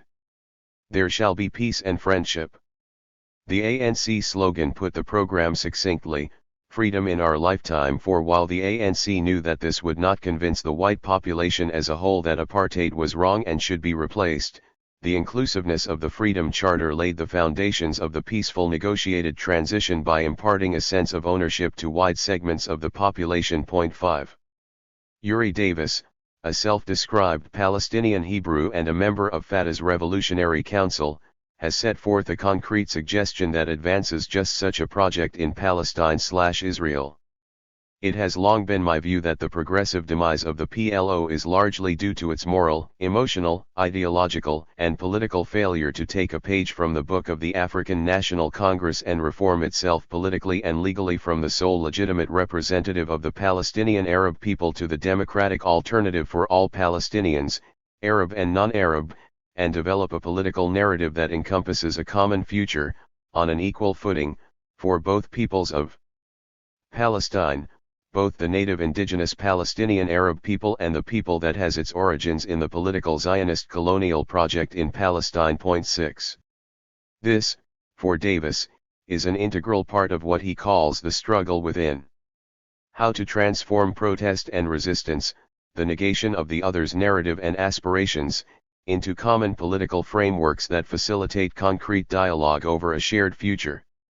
If an anti-colonial perspective is capable of inspiring people to envision a better future, we must also recognize its drawbacks so that we may offset them. To begin with, it sounds accusatory to Israeli Jews.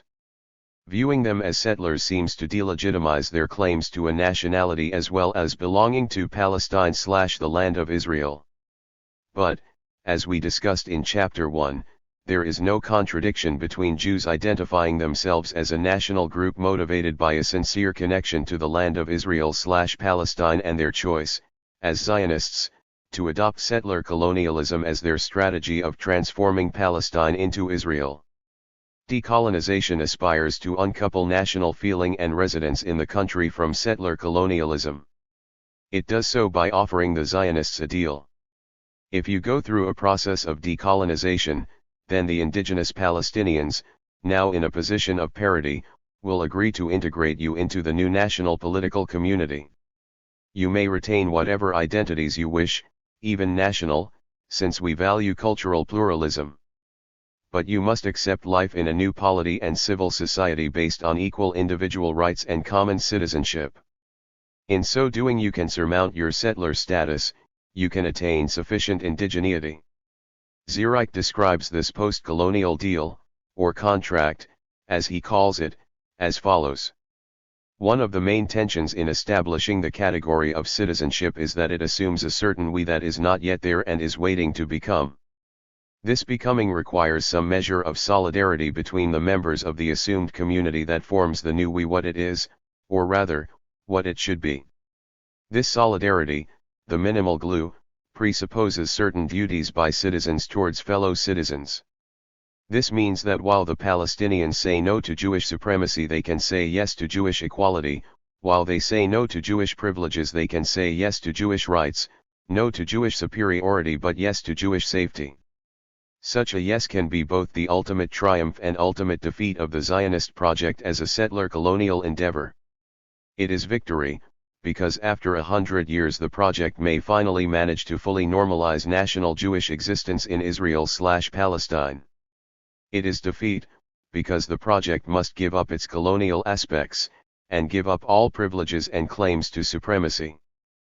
But the Palestinian can do that only if the settler gives up his settler project, recognizes his role in Palestinian dispossession, the Nakba and its ongoing consequences, and takes responsibility for his actions, stands ready to offer reparation, gives up on his privileges and seeks partnership instead of domination. 7. The second drawback of anti-colonialism is the issue of accountability. Unlike conflict resolution, an anti-colonial perspective rejects the false symmetry of both sides.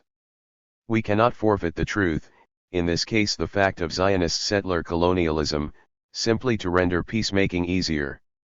For in so doing we lose the power of our analysis to address the underlying causes of the conflict. Any genuine peacemaking in Palestine/Israel must take the form of decolonization, for settler colonialism is the problem.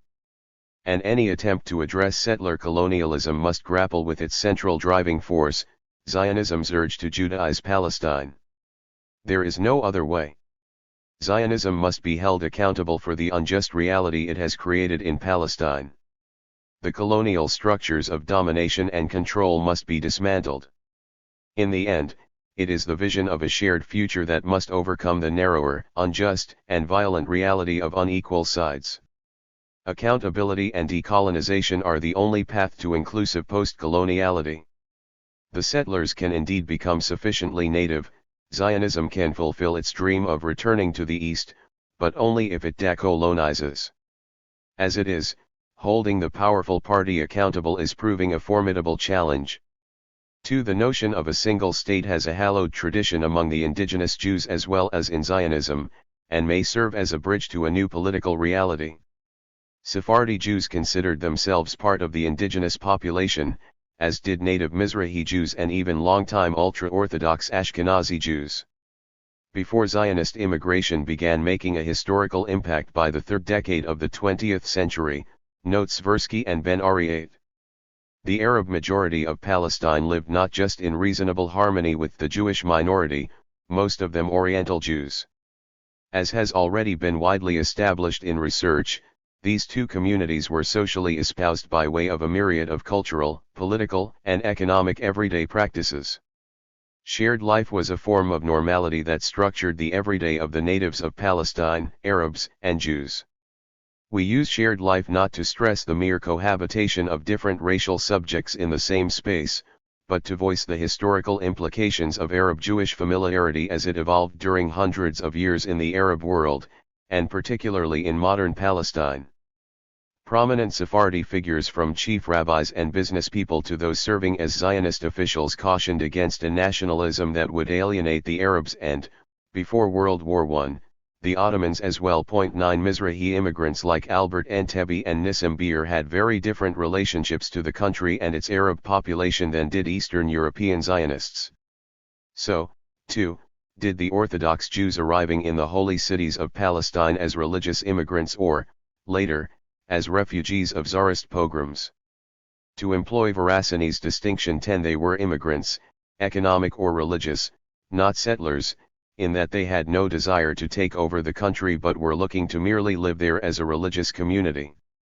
If we add the economic immigrants from Poland in the 1930s and refugees from Nazi Germany, it turns out that the large majority of Jews in Palestine leading up to 1948 were not settlers at all, although from the Palestinians' point of view, they became settlers as soon as they integrated into and came to support the Zionist national institutions and policies, which they soon did.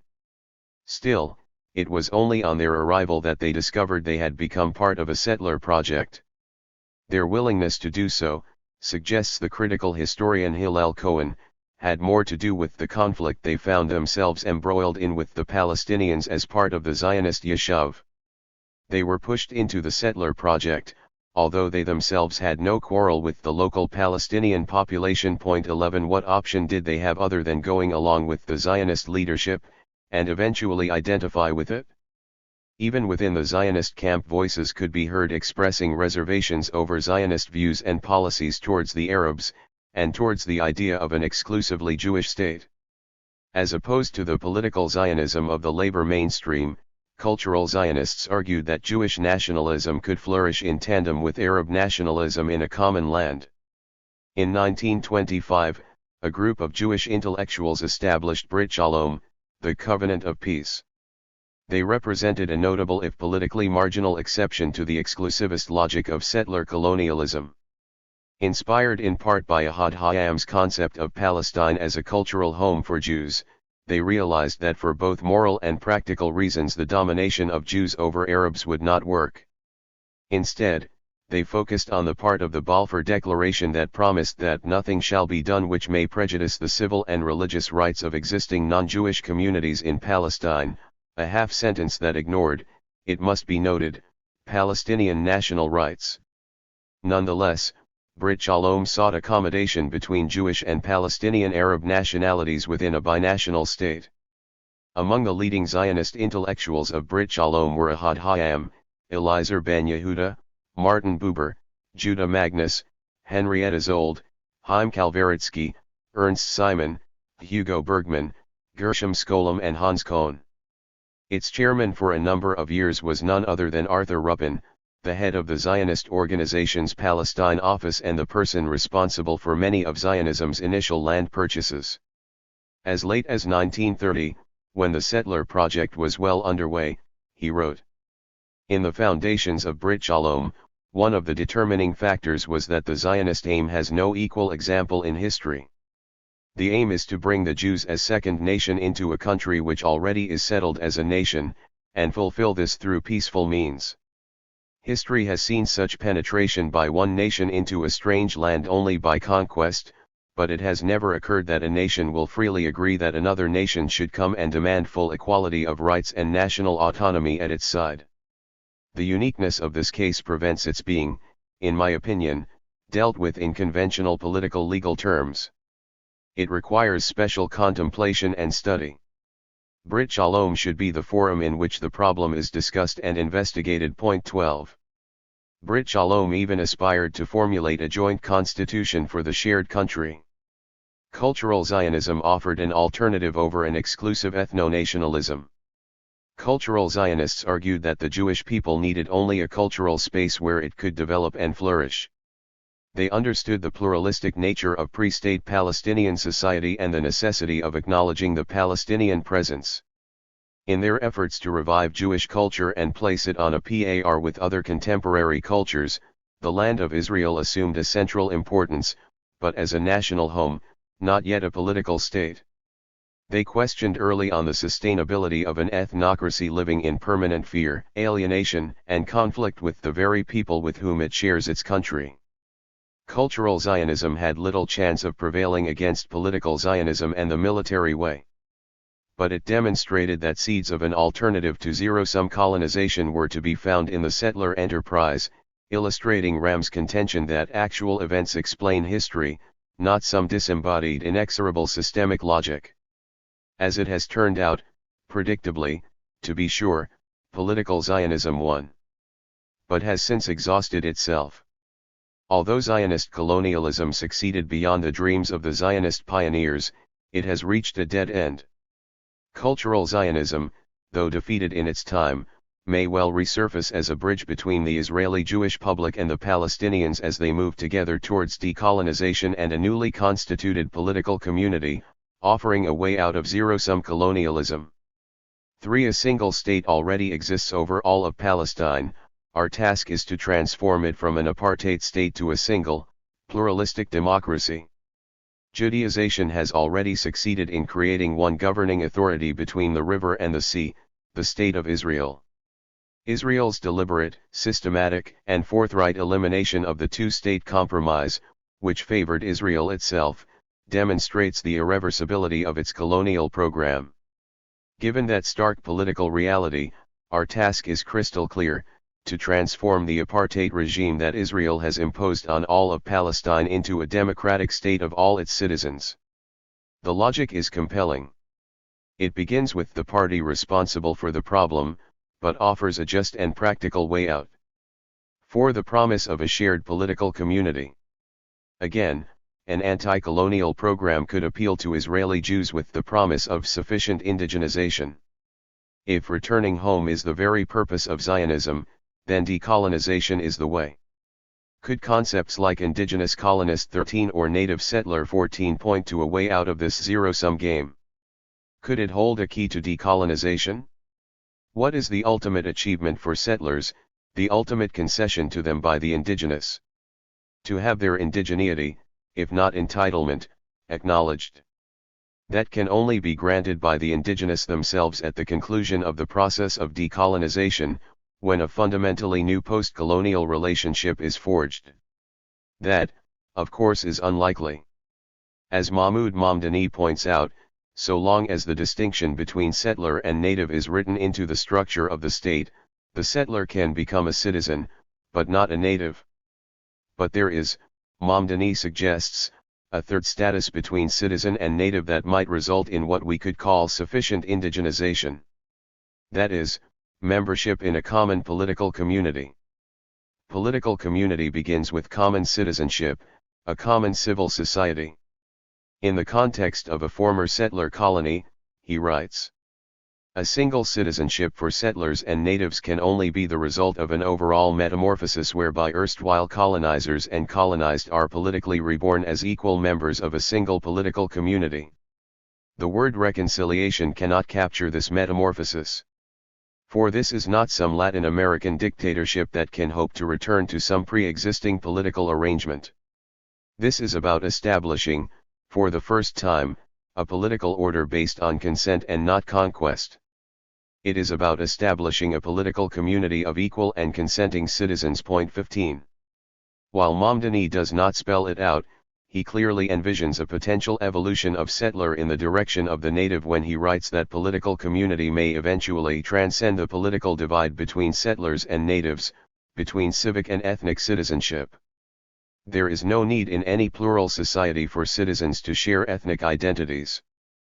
But sharing a common civil society, especially one based on justice and consent as Mamdani envisions, does possess an effective dimension that goes beyond mere citizenship in a common state. his proposal of this third way between civic and ethnic citizenship prefigures Kevin Brunel's notion of a third space of sovereignty. 16. Restoring the sovereignty of native peoples through decolonization, Brunel suggests, means restoring their sovereign rights to their land, resources, culture, and communal rights, the justice component of political community that Mamdani cites, which follows the dismantling of all colonial structures of domination and control, and the institution of new polity.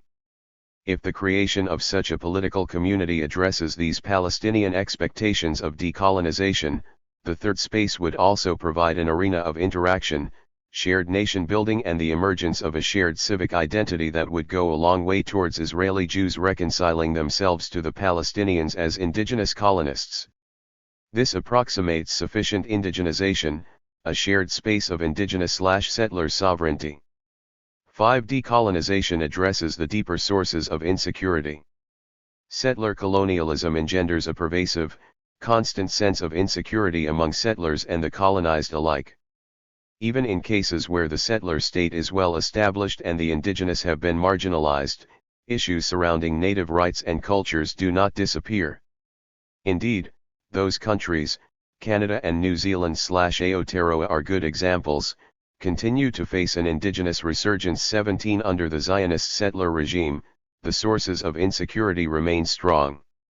The indigenous majority remains under military control in conditions of colonization, apartheid, and occupation. Most Palestinians live as refugees or exiles. A hot conflict has been waging for a century, and the best efforts of the world's powers have been unable to broker a just resolution. Again, decolonization shows a way out. These are some of the acknowledgements that might bridge the current antagonistic non-dialogue. These conform to Rawls and Abdelnour's overlapping consensus around freestanding terms of cooperation that both peoples can accept, even if they hold conflicting and seemingly irreconcilable worldviews. Gurziev and Papp add other potentially effective approaches. One is to adopt a humanistic perspective that steps back from the particular claims and grievances of each narrative and stresses common, universal elements. We want, they write, to clarify the special link that connects Palestinians and Israelis and challenge the ethnocentrism on both sides which enables the victimization of the other while maintaining the self-conception of victim. 18. Adding human rights and justice to such a dialogue further strengthens and broadens the consensus without being accusatory. So, too, does expressing reservations over nationalism and ethnocentrism. Yet all these elements highlight accountability and asymmetric power relations. We may also focus strategically on the early stages of settlement colonialism, the invasion, the foundational violence and the construction of the domination management regime. Although these are hard issues, the passage of time has softened them by placing them within an historical context. This doesn't imply they are no longer of political relevance, of course, or that they can be dismissed as the fundamental causes of the conflict. Only that focusing on them allows the polarized sides to address the colonial project from a distance, disconnected to some extent from the immediate political realities. This might allow some common acknowledgements to emerge from each narrative. Victimhood, for example, or the struggle for freedom, the need for security, the right to an identity and other universal values. That, in turn, might facilitate the reconstructing of each narrative that acknowledges fundamental elements of the other's narrative. In a sense, we're instrumentalizing universalism, humanism, anti-colonialism, anti-nationalism, justice, human rights and other more easily accepted values. In this way we bypass the mutual unwillingness to concede in direct dialogue and confrontation. Now good faith and a certain conciliatory stance are necessary, especially as the dominant party feels accused, attacked, or threatened. Still, Israeli Jews are not ready for that dialogue. On the contrary, Israeli government agencies have skillfully transformed the feeling of insecurity inherent in their colonial regime into effective security politics. 19 Israel exploits its insecurity to gain international support. And in that it has been successful, it evinces little incentive in ending the conflict. Israeli Jews remain convinced that only the military way insulates them from the inevitable violence of Palestinian anti-colonialism. Convinced that Palestinians are their permanent enemies, which is true as long as colonialism exists, Israeli Jews look on the concessions necessary for a just peace as making them more vulnerable, not as ensuring their safety. They are caught in their zero-sum game. Nonetheless, the ANC's experience demonstrates that a readiness to construct a process of negotiations that was transparent, inclusive, done in goodwill and was participatory went a long way towards bringing in the South African government, only, however, when accompanied by constant domestic and foreign pressures. 20 A freedom fighter, wrote Nelson Mandela 21 must take every opportunity to make his case to the people. Attempting to bridge the sides does not mean avoiding fundamental issues or creating a false symmetry of power or responsibility. It merely suggests that reframing can ease that difficult process. 8. A plan of decolonization. As the Freedom Charter demonstrated, in order to mobilize the public behind a political vision, it must be translated into a concrete political program. Both the Palestinian Communist Party and the Brit Shalom movement envisioned a binational state during the Mandate period, but it had no traction at that time. The Zionists had their sights set on their own independent state, while the Palestinians were preoccupied with simply repulsing Zionist advances. Shireen Hussein 1 marks the beginning of the modern one-state discussion with a 1999 article by Edward Said in the New York Times entitled simply, The One-State Solution. A spate of publications burst forth after the collapse of the Oslo process. It began with Tony Eude's influential article in 2003 in the New York Review of Books, Israel, The Alternative. The same year Virginia Tilley published The One-State Solution in the London Review of Books, and a book with the same title later that year. 2 Mazen Kumziyeh is sharing the land of Canaan. 3 Ali Abunimah is one country. 4 Ariella Izole and Adi Ofer, The One-State Condition, Occupation and Democracy in Israel/Palestine. 5 Hani Faris's anthology The Failure of the Two-State Solution, The Prospects of One State in the Israeli-Palestinian Conflict. 6 Gada Karmai's Married to Another Man. 7, and Afra Yeshualitha's The Case for a Secular New Jerusalem. 8 Among other writings, soon followed. The first working plan towards a one-state solution came out of the Lausanne Conference on One Democratic State in Palestine/Israel, held in 2004. A London Declaration was issued, in 2006 entitled Challenging the Boundaries, a Single State in Palestine/Israel. In 2009, 3 one-state conferences were held, each producing diverse and rich position papers, Israel/Palestine, Mapping Models of Statehood and Paths to Peace, York University, Toronto, Re-envisioning Palestine, Human Science Research Council, Cape Town, and One State for Palestine/Israel, a country for all its citizens. At the University of Massachusetts, Boston. In 2010, yet another one-state conference took place, the Haifa Conference on the Right of Return and the Secular Democratic State in Palestine. In 2012, the Munich Declaration was issued, followed by that of the One Democratic State campaign in Haifa in 2018, each program and declaration building on the previous ones. In 2019, the One Democratic State in Palestine group issued its call for a Palestine liberation movement, a call for support of the Palestinian struggle rather than an actual program. The one-state movement is still tiny. No one has taken it up as a serious political program, writes Leila Farsuk. Palestinian parties to the left, such as the People's Party, the PFLP, or the Palestinian Initiative under Mustafa Barghouti, have been tempted by it. They have focused on the importance of enhancing civic participation in framing the struggle and defending citizens' rights. Yet, they are mainly active in explaining why and how Israel has killed the two-state solution, rather than defining what the one-state solution is, let alone campaigning for it. During the 6th Fatah National Convention, held in Bethlehem in August 2009, the delegates were concerned with the direction the party should take vis-a-vis the Oslo negotiation process, the question of armed resistance, and of relations with Hamas, not with the one-state option. What has been noted is that the young Fatah cadres in the West Bank at least have started an internal debate on whether or not to adopt the one-state solution as a political project. While many are in favor of it and assert how Fatah has been at the lead of the one-state idea, no one has yet articulated it as a political project. Both young and old cadres cannot yet envisage a political struggle for citizenship and equal rights before first obtaining their own Palestinian state. Main priorities now are not the one-state solution is focused mainly on asserting itself as the main Palestinian political party of resistance and in proving itself capable of controlling and managing Gaza on its own since 2007.9. Nor is there an agreed-upon plan, although the single-state initiatives are anti-colonial, and not all the initiatives agree on details. 10 They all flow, however, from the logic of decolonization rather than conflict resolution. Some envision a binational or multicultural state that recognizes both Israel and Palestinian national identities, while others insist only on equal individual rights. Key issues such as the land regime, the fate of the settlements, the nature of the economy, the role of religion, even the right to one's sexual orientation, all these and more still need to be ironed out. Nonetheless, the different one-state groups have endeavored to coordinate with one another. Their different political programs share the following common elements.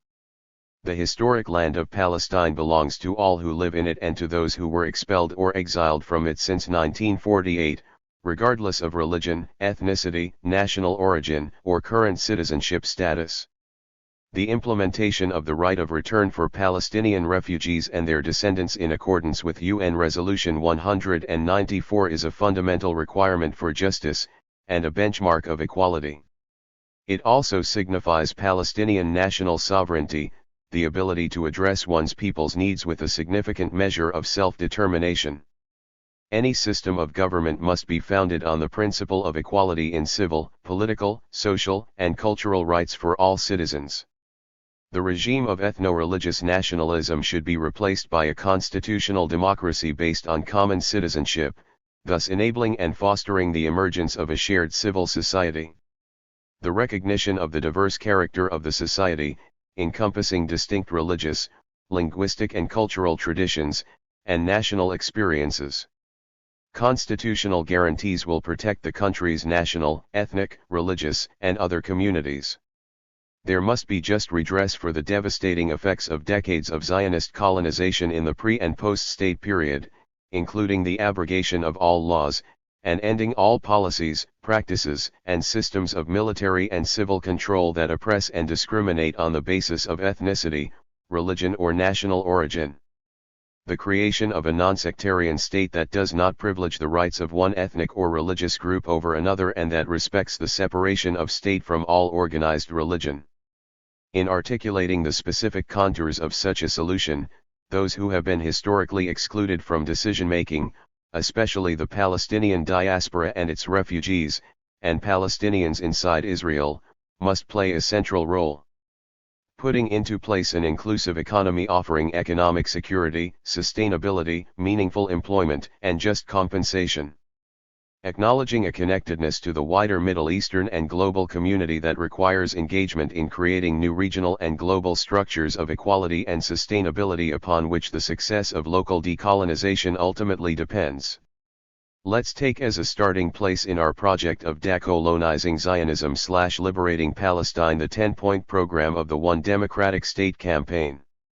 The ODSC is a Palestinian-led group of Palestinians, primarily, though certainly not exclusively, 48 Palestinians, and Israeli Jews that came together in Haifa in 2017. It makes sense that the initiative began with 48 Palestinians. As the Palestinian state project has been transformed into an aid-dependent Palestinian authority fragmented and constrained in its ability to defend the Palestinian cause, says Farsuk. It seems inevitable that the only alternative for protecting Palestinian rights and representing all of its constituents is a solution based on equal rights in all of historic Palestine. The Palestinian citizens of Israel are the best placed to articulate the Palestinian cause in those terms and to lead it by virtue of their experience with the Israelis over the past 60 years. 11. I have been involved from its inception. Its political plan, which I'm using as a gateway into issues of decolonization in Palestine, was forged over 2 years of discussion involving a core network of some 50 activists and academics, both from within Palestine and abroad, including members of other one-state groups. The ODSC plan is not intended to be the final word, of course. In fact, it is a project in its infancy which nevertheless integrates previous work and initiatives in order to move the urgent project of decolonization forward. It emerges out of a Palestinian civil society that has been left leaderless by its parties and political establishment, or that feels itself isolated and motivated to help unite the Palestinian people, supported by anti-colonial Israeli Jews. Underlying our efforts is an often expressed desire to resuscitate the PLO as the Palestine vehicle of liberation, but the urgency of the political moment does not permit civil society to wait on that important development. Many of the old leadership, PLO, political party, and civil society, have joined our campaign, together with young people who take their energy from more recent events. Although we are just at the beginning of a participatory process that will involve Palestinians and Israeli Jews from every community, our 10-point program is brief and will require filling out with substance as we progress. We have established a strong base for blocking out a process of decolonization and envisioning the post-colonial polity and civil community that might emerge.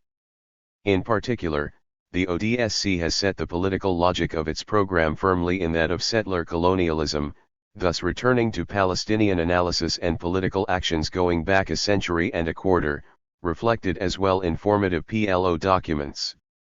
From there, the ODSC program thinks through the process of decolonization, from how Zionist colonial structures must be dismantled to what Palestinian sovereignty requires, and on to the emergence of a shared political community. Significantly, the ODSC approach places the decolonization of Palestine within its wider regional and even global context. At a minimum, the ODSC program and the analysis on which it is based provides a useful and provocative basis for a much-needed and urgent discussion of where we are going as a liberation movement. In all this, we address a major challenge posed by Leila Farsak: how to frame the one-state solution in realistic, rather than utopian terms. Developing the ability to address the difficult issues of identity, equal rights, civic responsibility, and political power is also a prerequisite for building a one-state movement that can surmount the serious domestic, regional, and international challenges it faces. 12. Let us now turn to the political program itself. Again, my analysis of each item is grounded in years of collaboration with the program's architects, as well as in years of activism on the ground in Palestine and, simultaneously, significant grounding in the academic literature. I say this to make it clear that this is my analysis that, while reflecting in good faith the views and intentions of my comrades, it by no means represents them. We are far too diverse in our views, and too many issues remain unresolved, for there to be one voice. But I believe the analysis is powerful and extremely useful in generating and focusing the political exchange we must have. It is in the spirit of moving the one-state project ahead that we enter into the following discussion. The ODSC program for one democratic state between the Mediterranean Sea and the Jordan River. Preamble. In recent years, the idea of a one democratic state as the best political solution for Palestine has re-emerged and gained support in the public domain. It is not a new idea. The Palestinian liberation movement, before the Nakba of 1948 and after, had promoted this vision in the PLO's national charter, abandoning it for the two-state solution only in 1988. It was on this basis that, in September 1993, the Palestinians entered into the Oslo negotiations. The two-state solution was also endorsed by all the Palestinian parties represented in the Israeli Knesset. But on the ground, Israel strengthened its colonial control, fragmenting the West Bank, East Jerusalem, and Gaza into tiny, isolated and impoverished cantons, separated from one another by settlements, massive Israeli highways, hundreds of checkpoints, the apartheid wall, military bases, and fences. After a half-century of relentless Judaization, the two-state solution must be pronounced dead, buried under the colonial enterprise on the territory that would have become the Palestinian state. In its place, Israel has imposed a single regime of repression from the Mediterranean Sea and the Jordan River.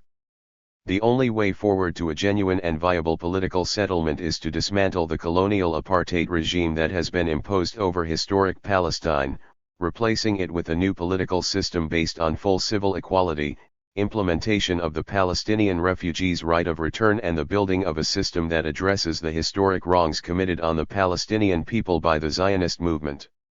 We, Palestinians and Israeli Jews alike, have therefore revived the one-state idea. Although differing models of such a state range from binational to a liberal, secular democracy, we are united in our commitment to the establishment of a single democratic state in all of historic Palestine. As formulated below by the One Democratic State campaign, the goal of this political program is to widen the support for such a state among the local populations, Palestinian and Israeli alike, as well as amongst the international public.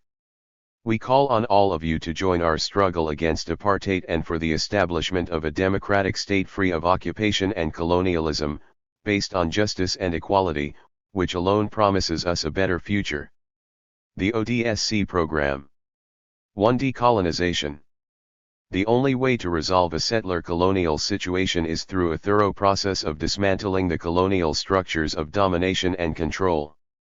An inclusive and democratic polity, ruling over a shared civil society, replaces the colonial regime.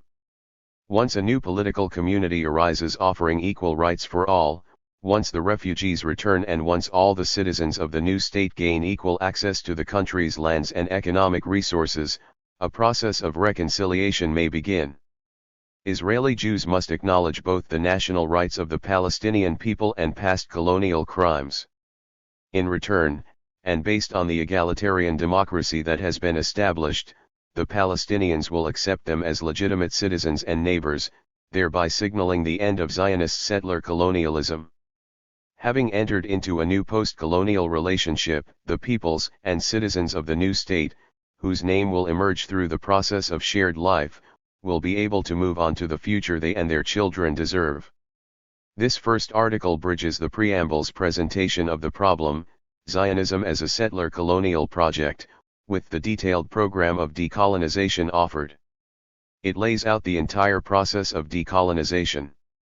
The ODSC program begins with the dismantlement of the domination management regime and its replacement by a new, shared, inclusive and democratic polity and civil society.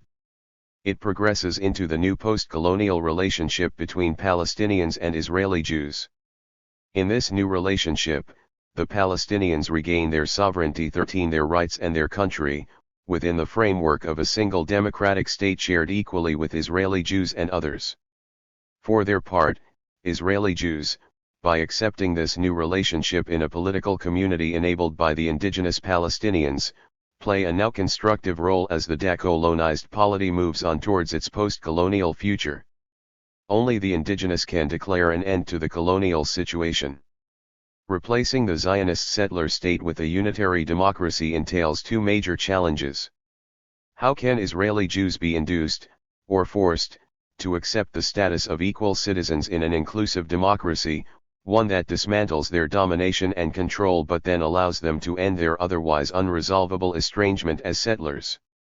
And how can the Palestinians be induced, though they cannot be forced, to allow their country to be transformed into a civil polity that includes Israeli Jews? 2. A single constitutional democracy. One democratic state shall be established between the Mediterranean Sea and the Jordan River as one country belonging to all its citizens, including Palestinian refugees who will be able to return to their homeland. All citizens will enjoy equal rights, freedom, and security. The state shall be a constitutional democracy, the authority to govern and make laws emanating from the consent of the governed. All its citizens shall enjoy equal rights to vote, stand for office and contribute to the country's governance. As befitting an anti-colonial program, the ODSC program relates to the entire country of Palestine as the object of liberation, and not merely pieces of it. The great revolution here and in other one-state programs is that after decolonization, all the country's inhabitants will enjoy equal rights as citizens. A constitutional democracy replaces the settler regime in which one's place in society is dictated by one's ethnic, religious, and national identity.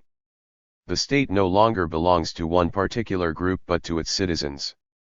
One citizenry, one parliament, one set of laws, one civil society of equals whose civil, human, and national rights are guaranteed by a constitution and a high court that enforces it.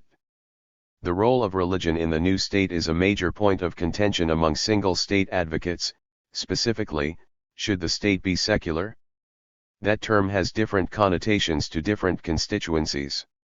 Although the PLO's National Charter of 1968 makes no reference to religion, Palestine National Council resolutions in the years Musla characterizes as the secular democratic state phase envision a state that has been described as secular in the sense of being non-sectarian. They called for the establishment of a democratic society where all citizens can live in equality, justice, and fraternity, and which would be opposed to all forms of prejudice on the basis of race, color, and creed. 14 When a draft of the Palestinian Constitution was drawn up by the Palestinian Authority under Arafat in 2003, however, it stipulated that Islam would be the sole official religion in Palestine and the principles of Islamic Sharia the principal source of legislation. 15 This is a fundamental issue that will have to be decided in the future. The ODSC program adopts the PLO's position of non-sectarian government. Its vision of the new state is secular in the sense that the authority to govern and make laws emanates from the consent of the governed and not from religious law, and there is no official religion, although religious laws may still function alongside civil institutions. Since the term secular has so many connotations, mostly negative to religious people, and since the majority of Palestinians and Israelis alike describe themselves as religious or traditional, 16 Our strategy, like that of the PNC, is to advocate a non-sectarian democracy while refraining from using the red flag term secular. 3 Right of return, of restoration, and of reintegration into society. The single democratic state will fully implement the right of return of all Palestinian refugees who were expelled in 1948 and thereafter, whether living in exile abroad or currently living in Israel or the occupied territory. The state will aid them in returning to their country and to the places from where they were expelled.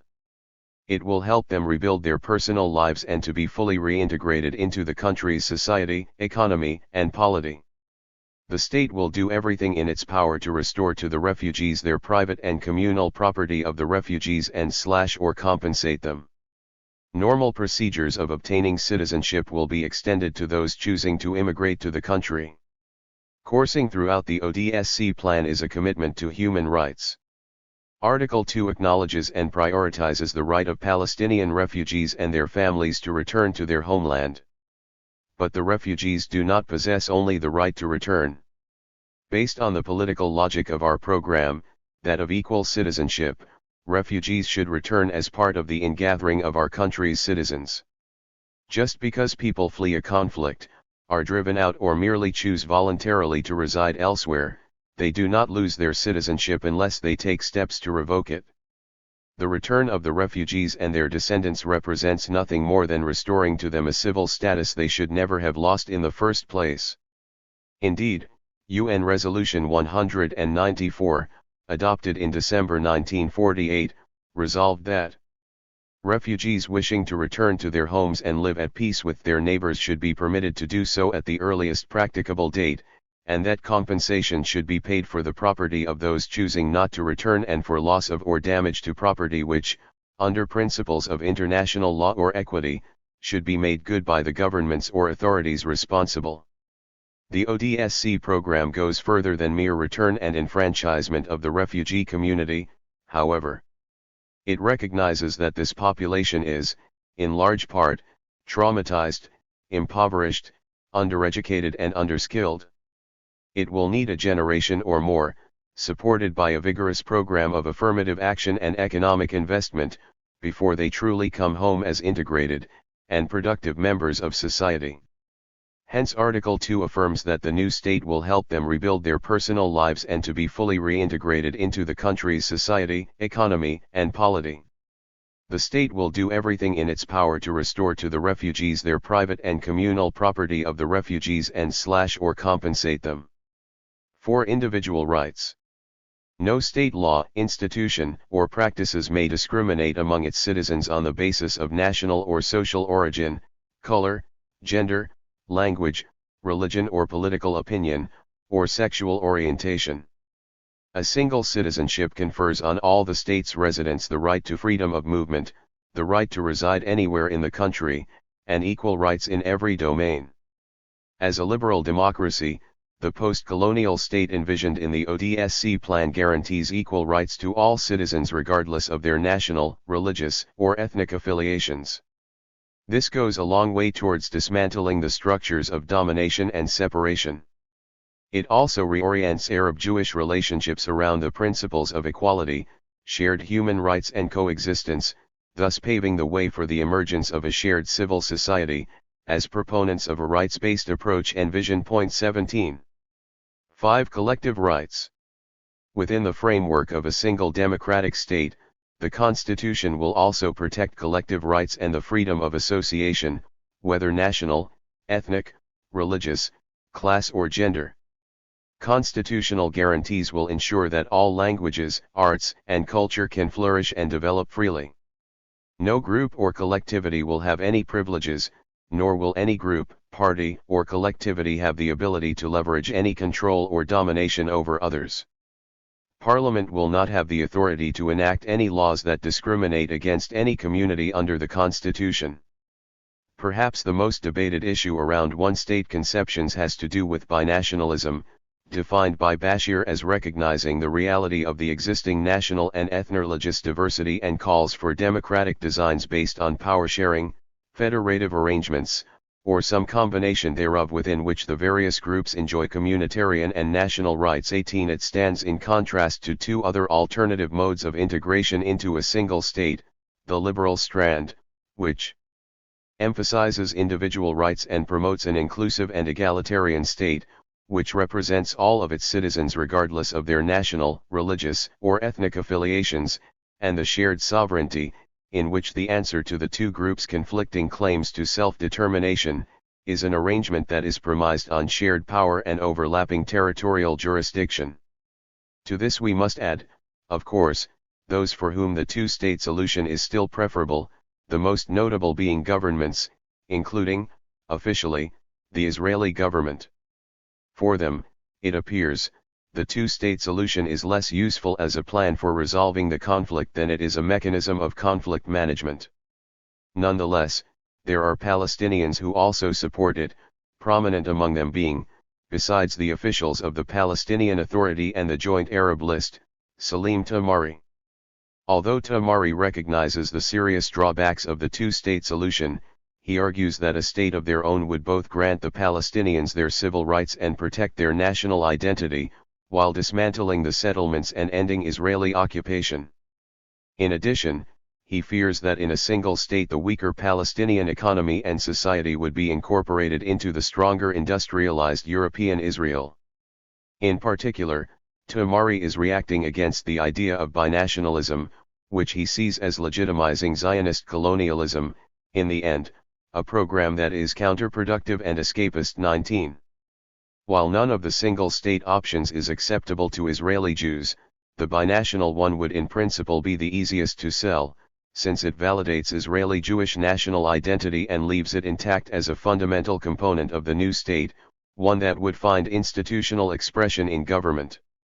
Given the deep binational reality of Palestine/Israel, Bashir prefers binationalism, creating power-sharing mechanisms, decentralizing authority, and forming inclusive coalitions autonomy in policy fields, although he recognizes that this is not decolonization and understands Palestinian resistance to validating settler colonialism. 20. Omar Barghouti, for one, rejects the binational idea because it elevates the Israeli Jewish national identity to a valid equivalency with that of the Palestinians. Recognizing national rights of Jewish settlers in Palestine or any part of it cannot but imply accepting the right of colonists to self-determination, and therefore contradicts the very notion of decolonization. 21. In this Ali Abunimah concurs. 22. The notion of shared sovereignty occupies a kind of middle ground between binationalism and a liberal democracy. As Farsak 23 points out, it shifts the emphasis from sovereignty to recognizing an Israeli identity and socio-cultural reality, thus creating a kind of symmetry with Palestinian identity and culture, lowering the clash of nationalisms by sharing sovereignty. This approach appeals to Israelis, both Israeli Jews of the left 24 and Palestinians with Israeli citizenship 25 who already share a common state and can easily envision a shared sovereignty. It in no way denies Palestinian nationalism, but it makes a distinction between the two kinds of sovereignty we have discussed: sovereignty that requires a state as its vehicle for self-determination, which the shared sovereignty approach is willing to subordinate to a wider state sovereignty shared with the settlers, and sovereignty expressed in more cultural terms, the more limited indigenous sovereignty conceived by Fourth World peoples. As Azmi Bishara puts it, this project is expressed on two levels. The first concerns the idea of a state of all its citizens and the development of our program of equality in the context of our struggle with Zionism. And the second is affirming our national identity as part of the modernization of Arab society and against concepts of tribalism, sectarianism, and other such alternatives. Point 26. This concept of shared sovereignty in Palestinian thought appears to be specific to the conditions of Palestinians in Israel. It is essentially a practical program, the best that can be expected by a national group forced by its colonizers into a kind of fourth world situation.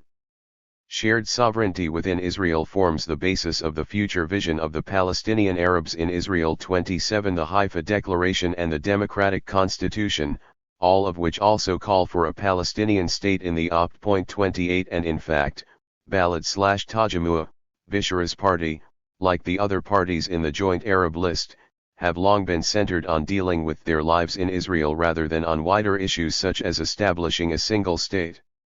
At the same time, shared sovereignty seems to have very limited if any appeal outside the Green Line, however, where a real and robust anti-colonial struggle carries political possibilities foreclosed by life within Israel. The two states, one homeland initiative of Israeli Jews with minor Palestinian support represents the idea of shared sovereignty today. It retains strong two-state elements, separate Israeli and Palestinian citizenships and government institutions, for example, and refugee return, but envisions itself being carried out in a single territory primarily because the two-state solution was no longer possible, or perhaps because a genuinely binational state could never be sold to the Israeli public. Thus, the two countries will determine an agreed number of citizens of the other country who will live in their territory and receive permanent resident status, with all entailed rights. Such agreement will allow Israelis, including those who currently live in the territories where Palestine will be established, to live as permanent residents of Palestine. The IDF will also continue under the Israeli state. 29.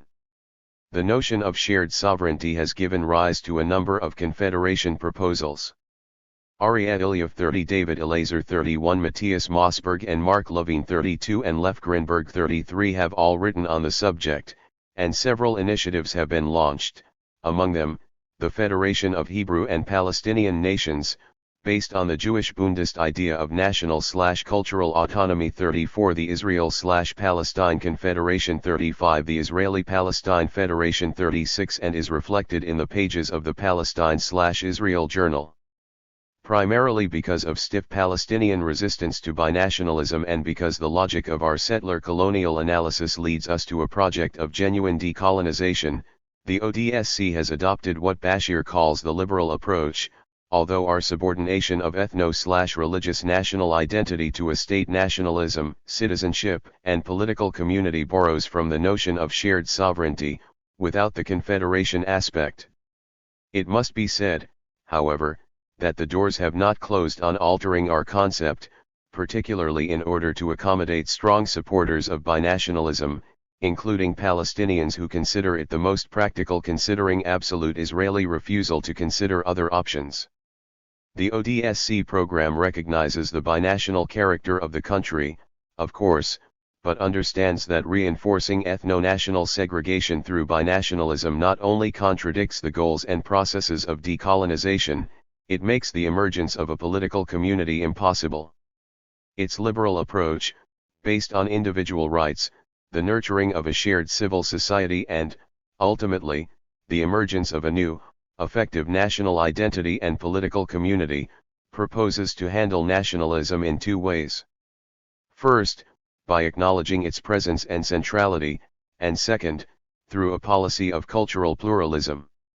Article 5 of the ODSC Program on Collective Rights thus states, within the framework of a single democratic state, the Constitution will also protect collective rights and the freedom of association, whether national, ethnic, religious, class or gender. In our experience, most Palestinians understand that Israeli Jews will remain in the country after decolonization. That is not the problem. The problem is Palestinians being forced to legitimize, and in a binational state or one with shared sovereignty, even institutionalize, Zionist national rights. Israeli Jews, like Palestinians, may retain their national, ethnic, and other collective identities, institutions and practices as a community, as in any multicultural state, of course. But institutionalizing governmental systems based on proportional representation, formal power-sharing mechanisms and communal autonomy in making policy that affects the entire populace, preserves and legitimizes settler colonial identities and structures. Competition over resources of the state may even strengthen rather than ameliorate international differences. Only the liberal strand is capable of genuine decolonization and the creation of a new political community. Still, the ODSC plan recognizes that the process by which a shared political community will emerge will take time, perhaps several generations. It also realizes that national identity can be harnessed for purposes of integration, its centrality being a necessary ingredient of the earlier stages of nation building but which may be ameliorated over time as shared life becomes more routinized. This process is described by Zierike, who asks, what comes after the native and the settler? What and where they can meet and on what middle ground? The answer, he offers, is the old, boring category of citizenship. For the Palestinians, injustices of the past cannot be overlooked, and the way the colonial past has shaped the relationship between the two communities must be tackled and unpacked. The formal abstractness of citizenship must thus be supplemented by a certain visibility and relevance of history, of the past. I think those parts of the past that leave their traces and shape fragments of the people's life, wealth, conditions of existence and material well-being should be allowed to figure in any arrangement and need to be taken into account, at least for some considerable time. The settler cannot simply one day stop being a settler as if there is no past. The past injustices and dispossessions must be settled and addressed. The collective communal and national aspect must also be taken into account for the Israeli Jews. Any forward-looking solution must take the collective Israeli Jewish identity into account and give an answer to people's need and interest in their culture, religion, nationality, and history. In this sense, the category of citizenship does not aim to comprehensively replace these interests, but rather to create a space where a conversation based on an equal footing can take place. Citizenship, in this regard, stands for the new we, based on equal terms of engagement. It does not abolish identity but puts it in its place and tames it. 37. The need to undergo a process of civilization while retaining meaningful collective identities and community is most graphically illustrated in the case of the Palestinian refugees and their descendants. After more than 70 years in difficult, often brutal exile, many want to come home to Palestine, as Palestinians. They have had little experience with a civil society comprised of equal individuals, however. Many will even reject, understandably, sharing a new national identity with Israeli Jews. For some time after their return they will need a collective space within which to reorient themselves, overcome the traumas of exile and acquire the skills needed for a modern economy and inclusive polity. These are processes that will take a generation or more. Refugees cannot simply be pushed into a civil society not entirely their own. In response to the continued saliency of communal identities, the ODSC plan balances the nurturing of a new polity based on equal citizenship with robust cultural pluralism.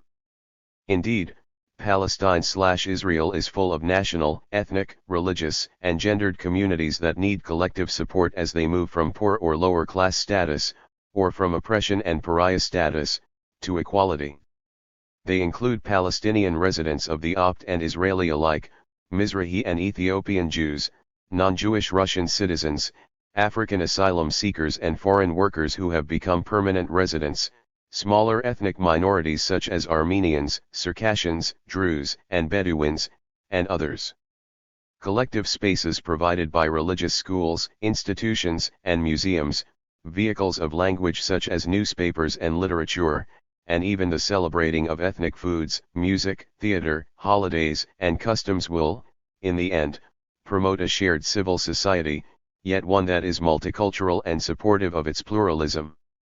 Creating these cultural spaces, together with the dismantling of colonial structures and the establishment of a liberal democratic state, also addresses the issues of the imbalance Barghouti perceives between the inalienable rights of the indigenous Palestinian people to self-determination and the acquired rights of the indigenized former colonial settlers. Under the rubric of ethical decolonization, he accepts the possibility of the birth of a common, post-oppression identity where the indigenous Palestinians and the indigenized settlers can live in equality, peace, and security, individually and collectively. 38 It still leaves unresolved, however, the national element of Israeli Jewish identity. In the ODSC proposal, it is up to the collective in question to define the nature of its own identity. If Israeli Jews seek to maintain a national identity within the framework of a democratic state, that is their right. This does not seem to be acceptable to Barghouti and Abu Nama, who reject the legitimacy of any Israeli national element. Any program for a single state will also have to deal with the fears the two peoples harbor of the other's communal identity, understandable on the background of more than a century of colonialism, resistance, and suffering. 39 Besides their refusal to recognize the legitimacy of Zionist national identity, many Palestinians simply do not believe that Israelis will actually relinquish power. They fear that the one-state solution may be merely a guise for continued Israeli domination, especially if the Israeli ethno-nation is allowed to survive. They need to be convinced that the domination management regime will be genuinely dismantled. They must see how this would happen. For their part, the large majority of Israeli Jews also resist inclusiveness in a democratic, citizen-based civil society with Arabs, their permanent enemies and contestants for ownership of the land. The fears of Israeli Jews are understandable. If the Palestinians are the majority population in the single state, as they will be, what will prevent them from doing to us what we today do to them? What will prevent the tyranny of the majority? And in fact, the danger of majoritarian cannot be dismissed, especially in our era of nativistic populism. Article 5 attempts to address the fears of the two national communities. No group or collectivity will have any privileges, nor will any group, party, or collectivity have the ability to leverage any control or domination over others, it affirms. Parliament will not have the authority to enact any laws that discriminate against any community under the Constitution. There is no quick cure for all these issues. The dynamics that Article 5 deals with cannot be seen in isolation. Taken as a whole, the ODSC plan offers a comprehensive and practical vision for what is possible in the future. Figure 8.1 depicts the shift from the Israeli ethno-national ethnocracy of today into a shared post-colonial state and society of equal rights for all its citizens that the ODSC plan envisions. The very process of engaging in this dual process of decolonization and nation-building may well help forge a new civil society and shared national identity. That project is likely to initially attract the more secular, more educated middle classes, and the young. But over time, as civil life assumes a normalcy and routine, it will expand until it eventually encompasses, to one degree or another, all sections of the population. Todorova proposes an inclusive politics of belonging rather than the stress on identity as the basis of legitimization. What I mean by this, she writes 40. Figure 8.1 The shift from a settler colonial structure to one of post-coloniality is that there is a need to consider established Jewish Israeli settlers as belonging in Palestine Israel by virtue of their sense of emotional attachment to the place, and therefore as having the right to actualize themselves as individuals and as a cultural collectivity in a decolonial and non-dominating way.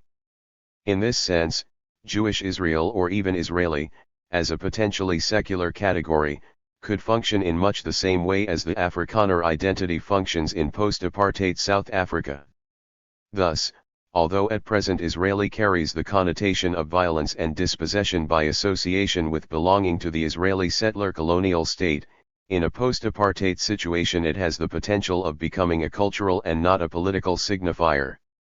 Over time, Israeli Jewishness has the potential of being re-articulated as a civic identity, allowing for Jewishness to be reclaimed as an ethnoreligious and/or cultural self-identification rather than the racialized category it signifies in the current settler colonial state of Israel.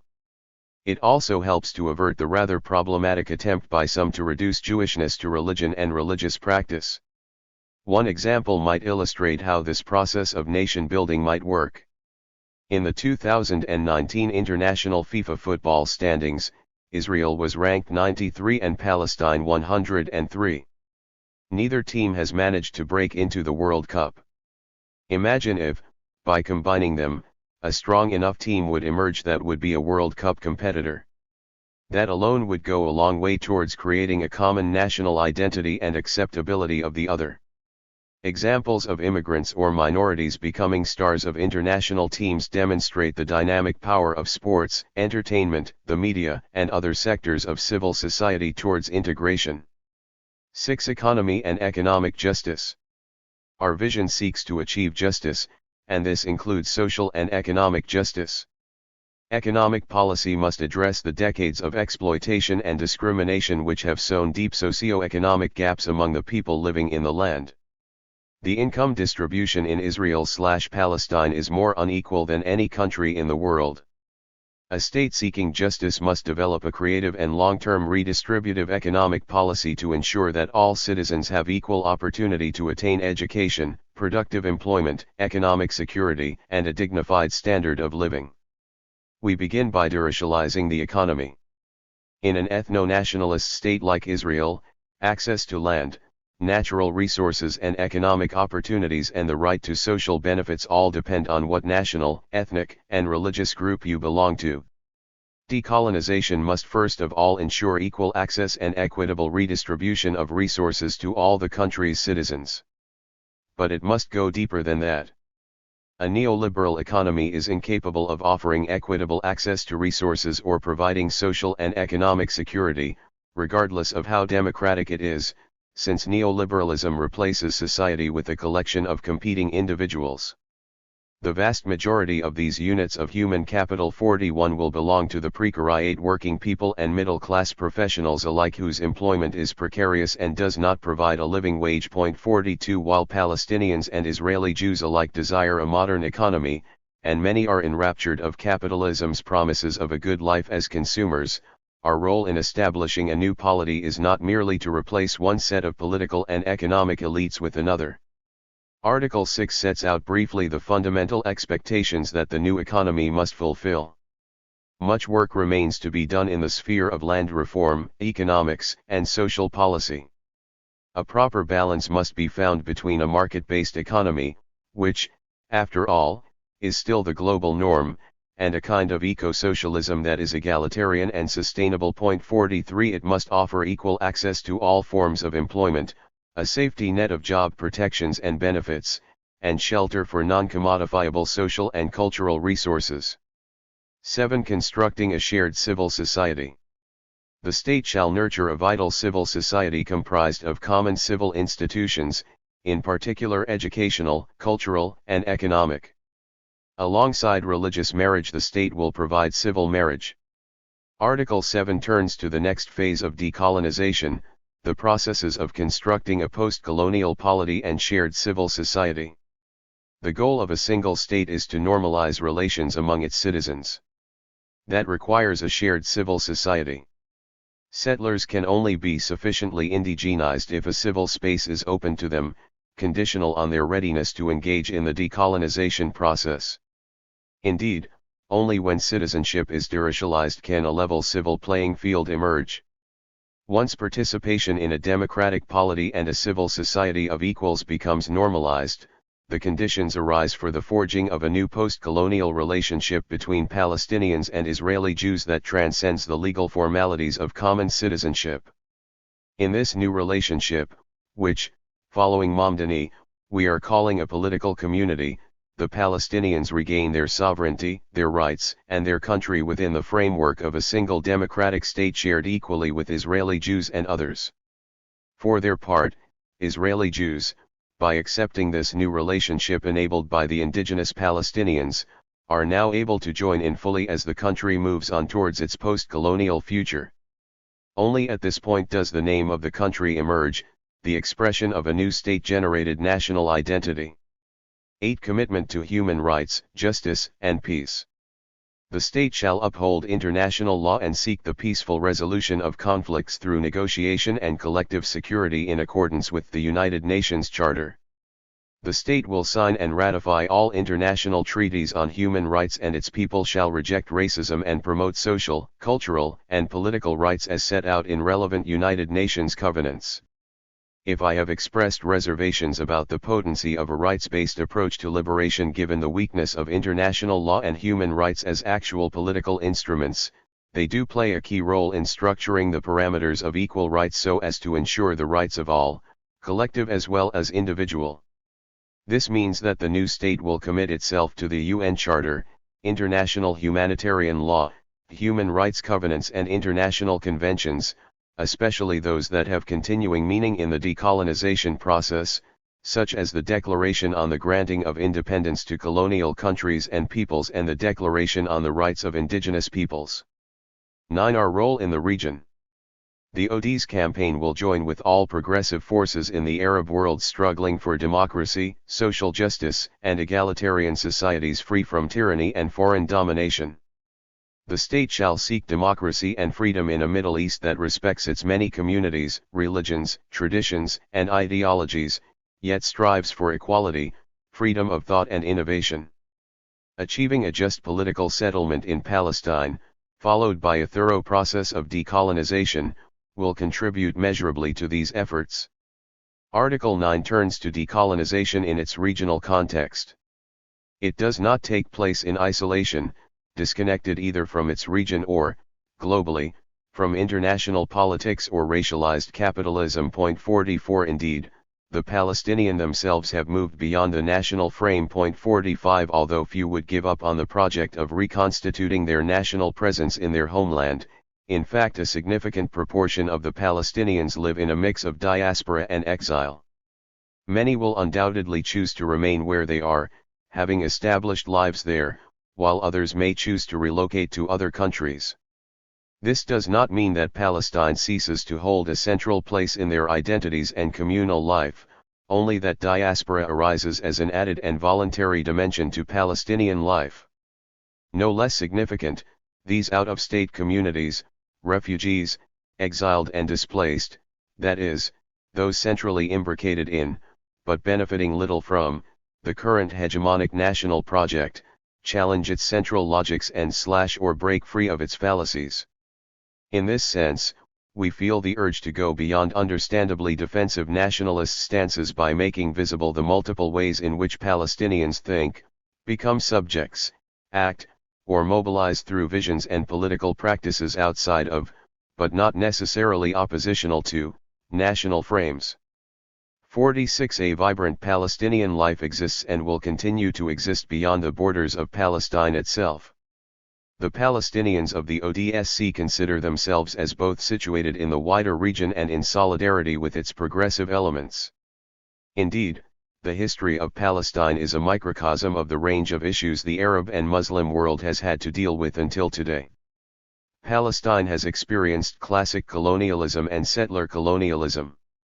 The great powers have interfered in regional affairs from the capitulation agreements of the 19th century through Sykes-Picot, the division of Syrian/Palestinian between the British and French, to embroilment in US and European intrigues and military ventures. It has suffered regime change, and has even been forced into neocolonialism, based on Israel's role as an American surrogate in the region. The decolonization of Palestine has important lessons for the wider struggles for liberation still raging in the region, whether against neocolonial powers or local elites. In their struggle against Zionist colonialism, Palestinians have long sought to align their efforts with broader anti-colonial struggles. 47 Such an alignment of Palestinians with broader liberation struggles, argue Salamanca, Cato, Raby and Samur 48. Would expand the tools available to Palestinians and their solidarity movement and reconnect the struggle to its own history of anti-colonial internationalism. At its core, this internationalist approach asserts that the Palestinian struggle against Zionist settler colonialism can only be won when it is embedded within, and empowered by, broader struggles, all anti-imperial, all anti-racist, and all struggling to make another world possible. While participating in regional liberation, Palestinians will continue to make the entire region their diasporic home. Whether they aspire to return or expect to find social justice and full rights in their places of exile, Palestinians present a model of a political society pushing forward a claim for radical regional democracy rather than only a nationalist project. 49. Their ability to imagine their national community in regional and international dimensions may well contribute to the loosening of the nation-state as a central organizing principle and return the region to other forms of political and communal life that characterized it for millennia.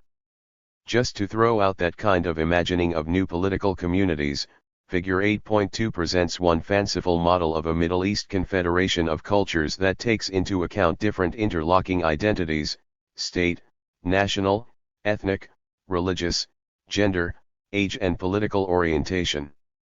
Such a confederation may be fanciful today, but as we begin to search for new, more representative and more egalitarian ways to structure our political lives, we need to be playing with new possibilities that reflect our analysis of what has to be changed, especially ways of broadening the third space of not only indigenous but other forms of sovereignty. Indeed, the Confederation of Cultures resembles the Kurdish leader Abdullah Öcalan's notion of democratic confederalism 50 as well as other forms of re-existence, from bioregionalism 51 and social ecology 52 to liberation geographies 53 and other conceptions. 54 On a global scale, the Zapatista uprising in Chiapas, Mexico, inspired the movement of movements against neoliberal globalization throughout the world. 55. Figure 8.2 A Middle East Confederation of Cultures. 10 International responsibility. On a global level, the OD's campaign views itself as part of the progressive forces striving for an alternative global order that is just, equitable and free of any oppression, racism, imperialism, and colonialism. As Linda Tabar and Chandani Desai 56 note, decolonization is a global project. The seeming bounded logics of settler sovereignties, territorialities, capitalist accumulation, and the gendered and racist violence.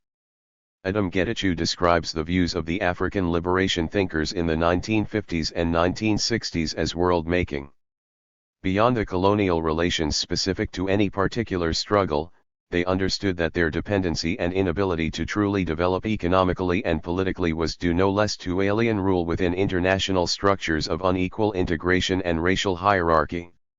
Accordingly, liberation required a global anti-colonial counterpoint that would undo the hierarchies that facilitated domination.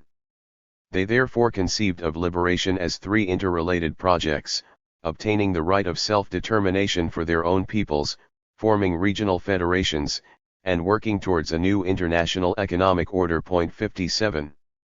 Edward Said certainly shared that world-making perspective, and it is something to which anti-colonial, anti-neocolonial, and anti-globalization forces must return. John Collins 58 Beikler and Nitsan 59 and I-60 have written extensively on global Palestine, on how the struggle for decolonization is but a microcosm of larger global struggles to decolonize from an oppressive world system enforced by the world's hegemons, amongst whom Israel plays a key role. 9. Towards post-coloniality. Now that we have a fairly detailed picture of what the problem is and where we are going, we need to mobilize the political will necessary to achieve it. We need to summon power in new and effective ways. Without a political program and a strategy for effecting it, we have no political direction. We are reduced to small, localized activist groups capable of protesting and analyzing but little else. How can the diverse elements of an activist movement be brought together into an effective, broad-based anti-colonial campaign? It is to the issue of strategy that we now turn. Strategy, how do we get there? The good news is that the campaign to decolonize Palestine is further along than we realize.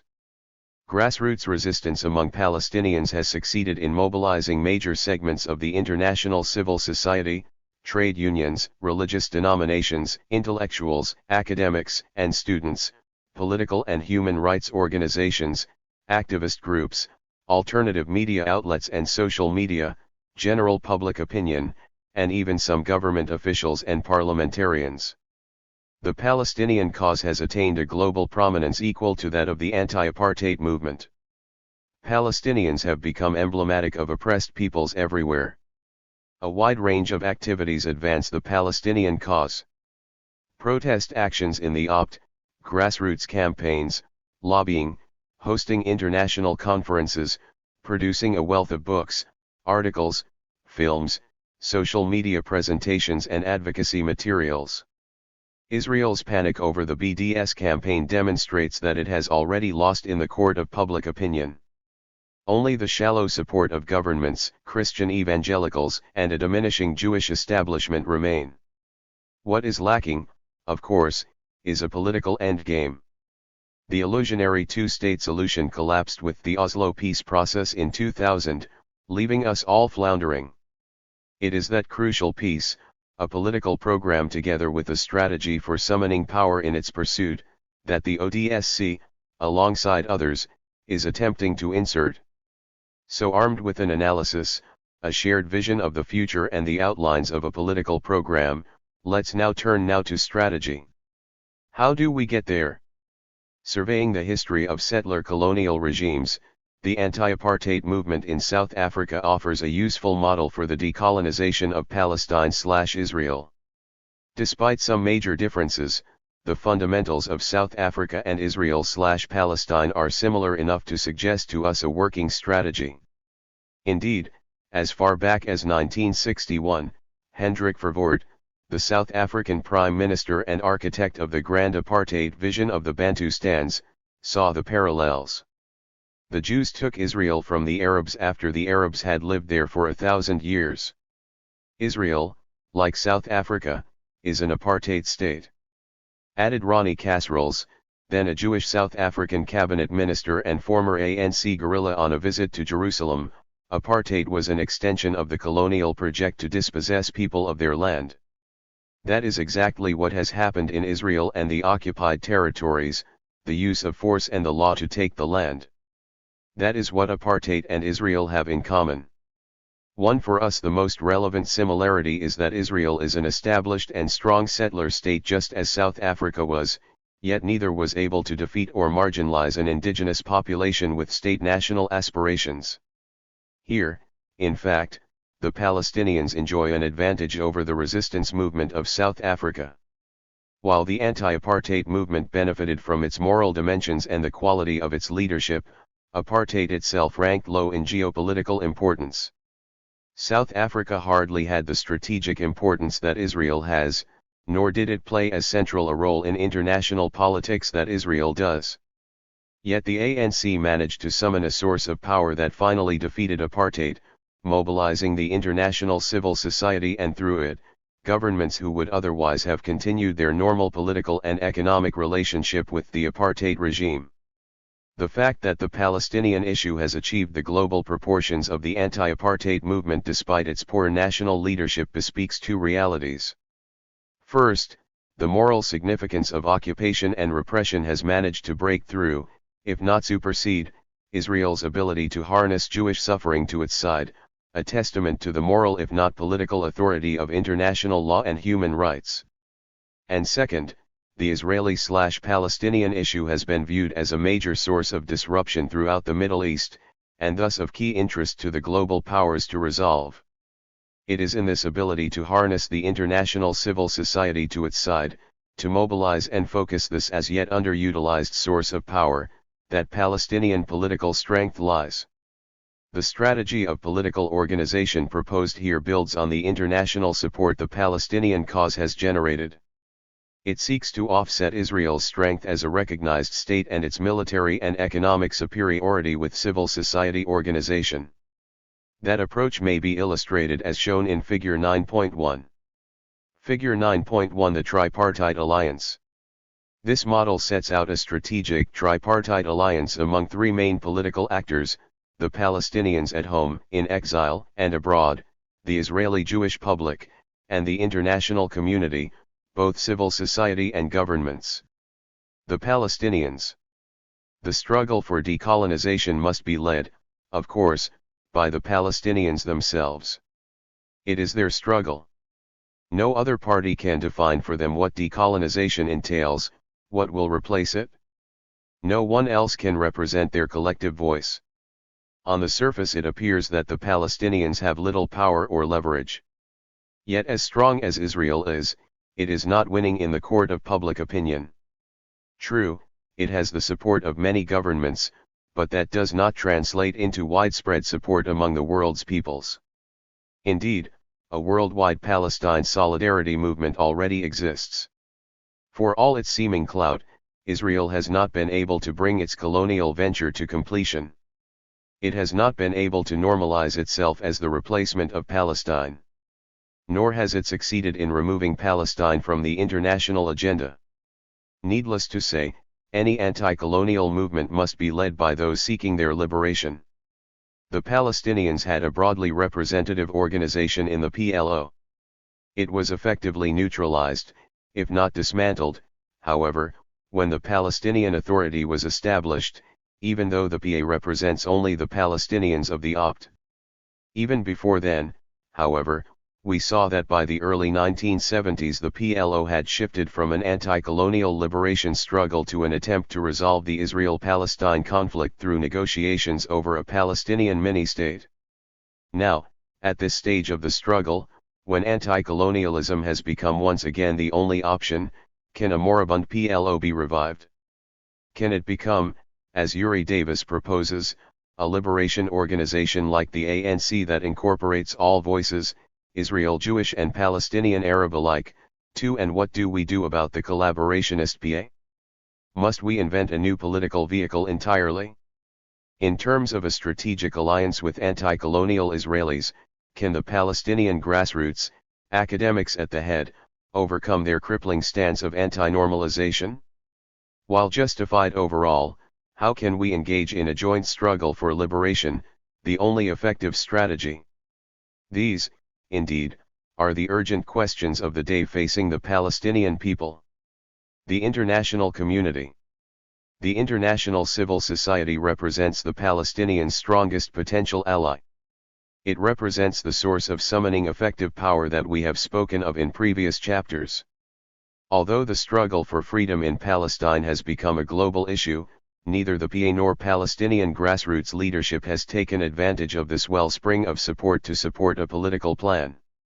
Even when the international public has been tapped, support remains limited and unfocused by the lack of a political endgame. The BDS campaign supports a rights-based approach, but its three demands, ending the occupation, enacting the right of return and ensuring equal rights for Palestinian citizens of Israel, do not comprise a political program.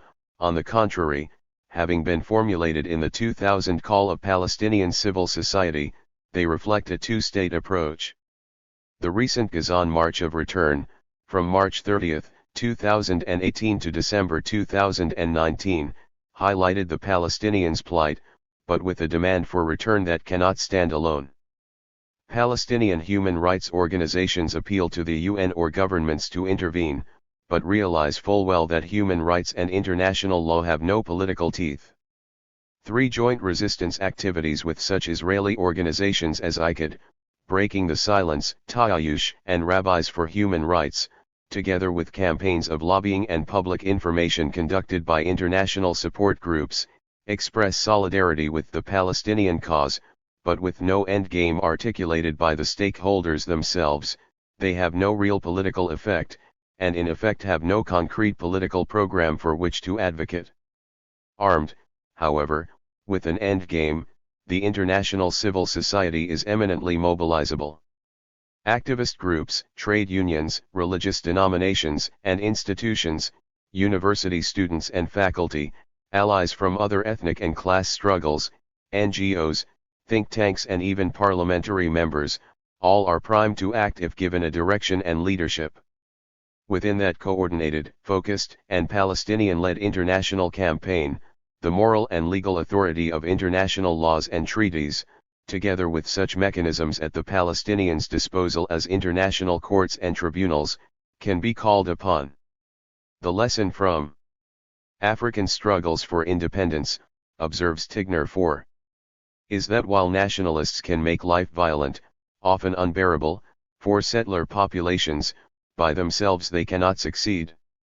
An imperial power, if there is one, must make the critical decisions to curb the ambitions of colonial or external settlers, such as the Israelis, and assist the indigenous population, in this case the Palestinians, to realize statehood.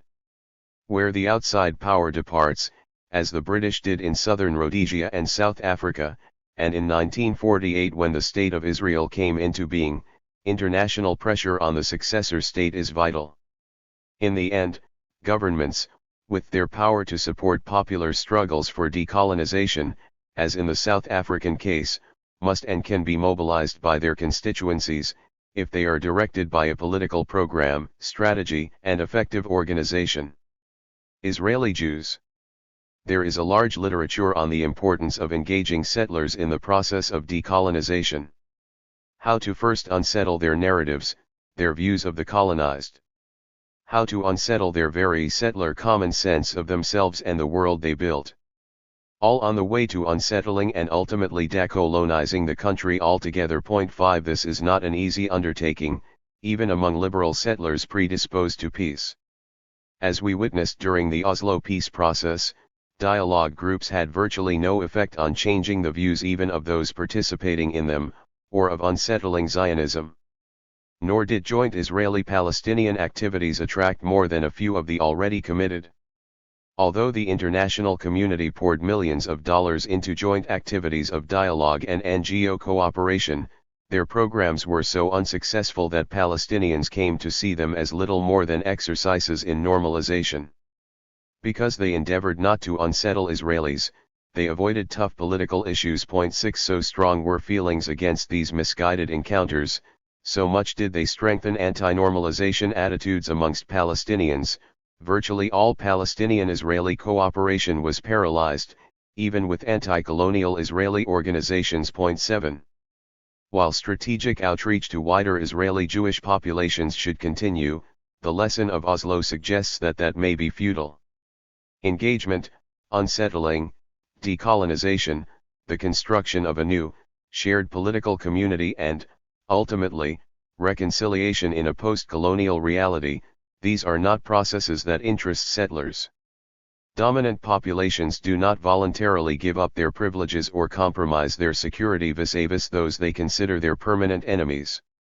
If South Africa is an example, decolonization must be imposed on Israeli society, after the Palestinians have been empowered to a point where Israeli Jews must engage with them. That means that the Israeli Jewish public must be largely written off as a partner in the run-up to decolonization. Trapped in an ethno-national paradigm, having internalized the zero-sum logic of either us or them, Israeli Jews are satisfied with what they have achieved: substantial pacification, substantial colonization, substantial national and personal security, the substantial normalization of their settler state in the international community. This does not mean that Israeli Jews are irrelevant. Particularly relevant is that segment of the population who, in Ben Elizer's terms, have largely left ethno-militaristic nationalism for a more open civil or liberal nationalism that could entertain a pluralistic democracy. 8 As in South Africa, the presence of Israeli co-resistors, colonists who refuse, lends credibility to the struggle.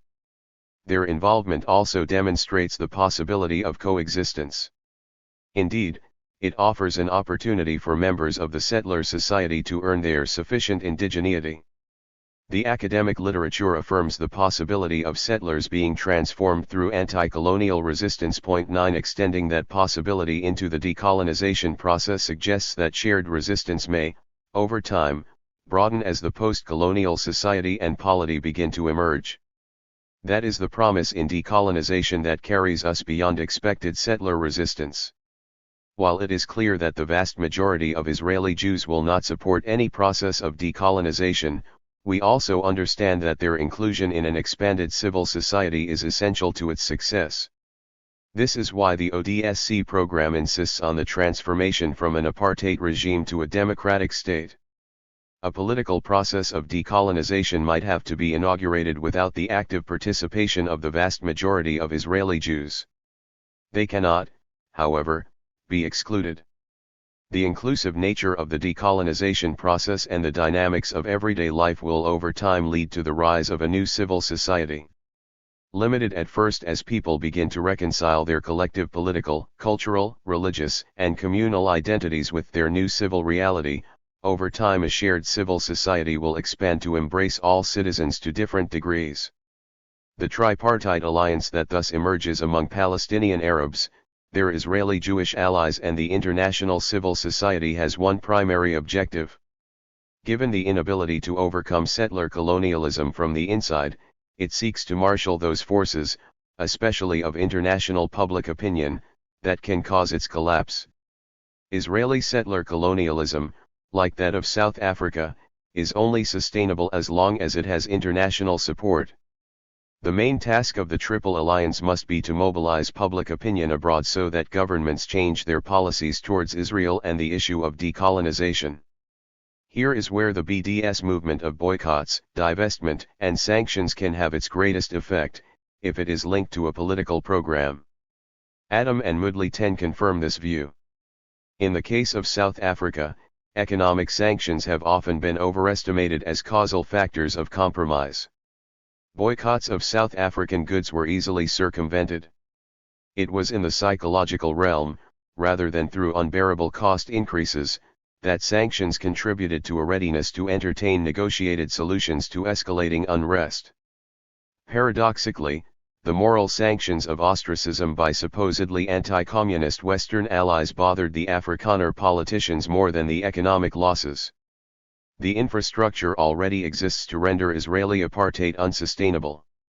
Armed with an endgame, the journey to a post-colonial future can be said to have begun. Still, massive amounts of organization and consensus building around a program of decolonization remain to be done. The range of actors engaged in the decolonization of Palestine is vast. Simply a rough survey of the terrain turns up 7 major target populations, as illustrated in Figure 9.2. Figure 9.2 The 7 major target populations. Each of those populations, of course, divide up into a wide range of subgroups based on religion, class, locale, political affiliation, gender, and other parameters. But together they define the base of our tripartite alliance. Ways must be found and structures created to reach out and bring them all into active engagement in the struggle for decolonization. Yet even among those who agree with the vision and general direction, fundamental differences exist. Whether led by a rejuvenated PLO or by a coalition of Palestinian and Israeli grassroots organizations, the liberation struggle must be as participatory and inclusive as possible. As we move into political mobilization around a strategy of decolonization, we must constantly evaluate where we are in the process of decolonization and what yet needs to be done. We need to get into specifics. What in the domination management regime are we exactly dismantling? And what do we suggest in terms of reconstruction? Let's begin with population management. Dismantling the regime of population control. Expanding on Mamdani's seminal question, when does a settler become a native? Let's ask, how does settler colonialism actually end? The answer is when a new, inclusive political community arises. Decolonization means replacing the colonial regime and its unequal structure of settler-slash-indigenous relations with a new polity, economy, and civil society which is genuinely inclusive and democratic, yet also accepting of cultural pluralism. Replacing an ethnocratic colonial state that belongs to one particular group with a democracy based on universal citizenship removes significant control from the settlers. This, then, enables a new political community to emerge. It will incorporate the cultural identities, traditions, and communal institutions of the new state's diverse population, of course. The new state we envision will protect and value pluralism.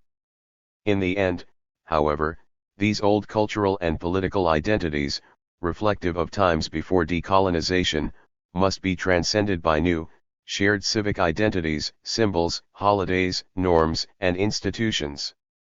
Something new and shared must emerge, says Mamdani, if we are to fashion a future different from the past, a new political community. We need to recognize that the past and the future overlap, as do culture and politics, but they are not the same thing. Cultural communities rooted in a common past do not necessarily have a common future. Some may have a diasporic future.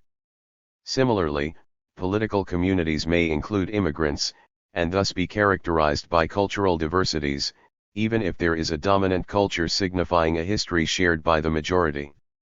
The point is that political communities are defined, in the final analysis, not by a common past but by a resolve to forge a common future under a single political roof, regardless of how different or similar their pasts may be.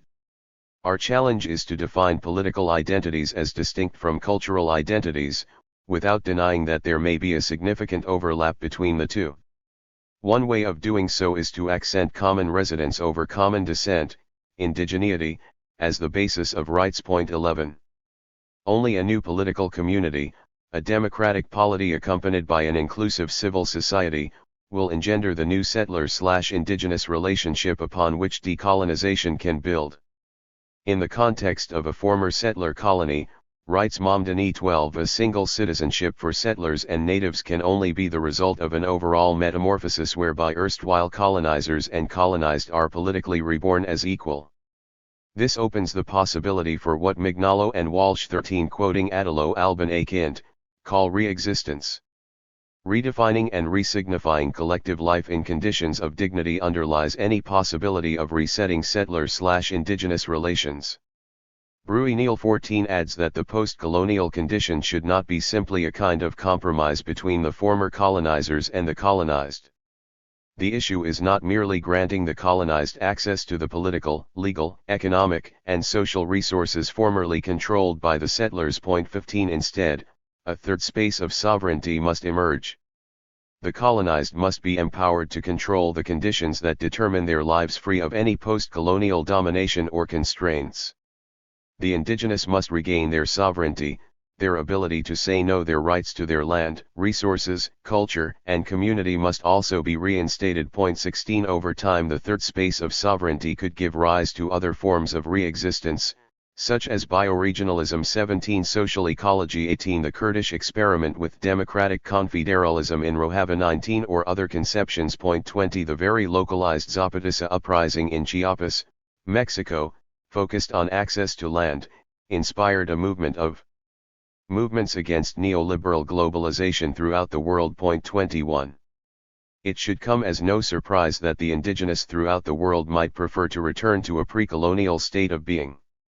They realize, however, that an institutional legacy of colonial rule will remain to be dealt with. The settler presence is a major part of that colonial legacy. Even in those few cases where the settlers have actually left, as in Algeria, Angola, Mozambique, Kenya, and Ireland, their presence remains. As ever, the danger, a neocolonial relationship often replaces the colonial one. How much more difficult it must be for the indigenous to carve out a meaningful degree of sovereignty in places where, despite the formal end of settler colonialism, like in South Africa, they continue to be marginalized. Fanon warned of the resilience of the alliance between the former colonists and a new native national bourgeoisie. 22. Now, comrades, now is the time to change sides, wrote Fanon in an incipient, more innocent phase of the anti-colonization struggle. Point 23. Let us leave this Europe which never stops talking of man yet massacres him at every one of its street corners, at every corner of the world. So, my brothers, how could we fail to understand that we have better things to do than follow in that Europe's footsteps?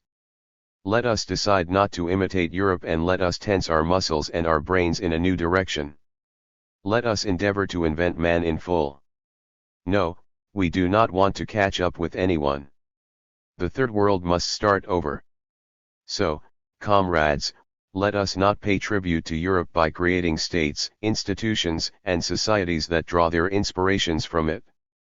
If we want to transform Africa into a new Europe, America into a new Europe, then let us entrust the destinies of our countries to the Europeans. They will do a better job than the best of us. If we want to respond to the expectations of our peoples, we must look elsewhere besides Europe. We must make a new start, develop a new way of thinking, and endeavor to create a new man. Point 24.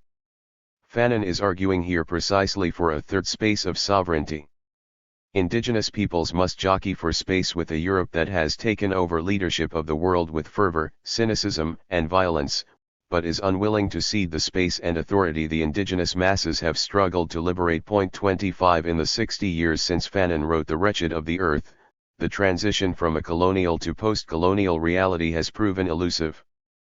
Fanon's warnings over the devastation of the unholy alliance between the neocolonial metropolitan bourgeoisie and the national bourgeoisie would bring upon the newly independent peoples have come to pass. The old Third World, the global South in which we all had such faith, has sunk into a poor and repressive shadow of its colonizers. Point 26. This has certainly been the experience of the Arab peoples of our region. While the Palestinians have their fair share of liberationist thinkers, crowned by Edward Said, the politicians, religious sects and national bourgeoisie currently running Palestinian affairs seem lifted from Fanon's caricatures of oppressive, corrupt, and limited elites.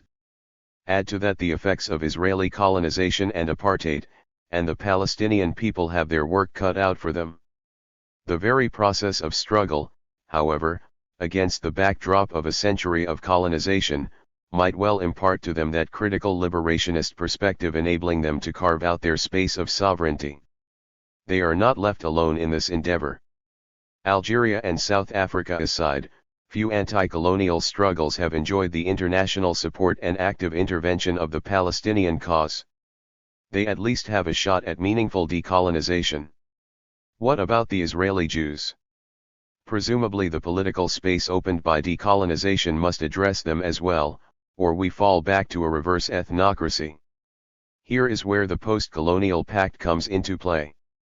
As we mentioned earlier, the indigenous have the power, after decolonization, to grant the settlers what they covet the most in a post-colonial reality, sufficient indigeneity and membership in a shared political community, both of which signify political closure on the settler colonial project, if not reconciliation and certainly not the need to remember.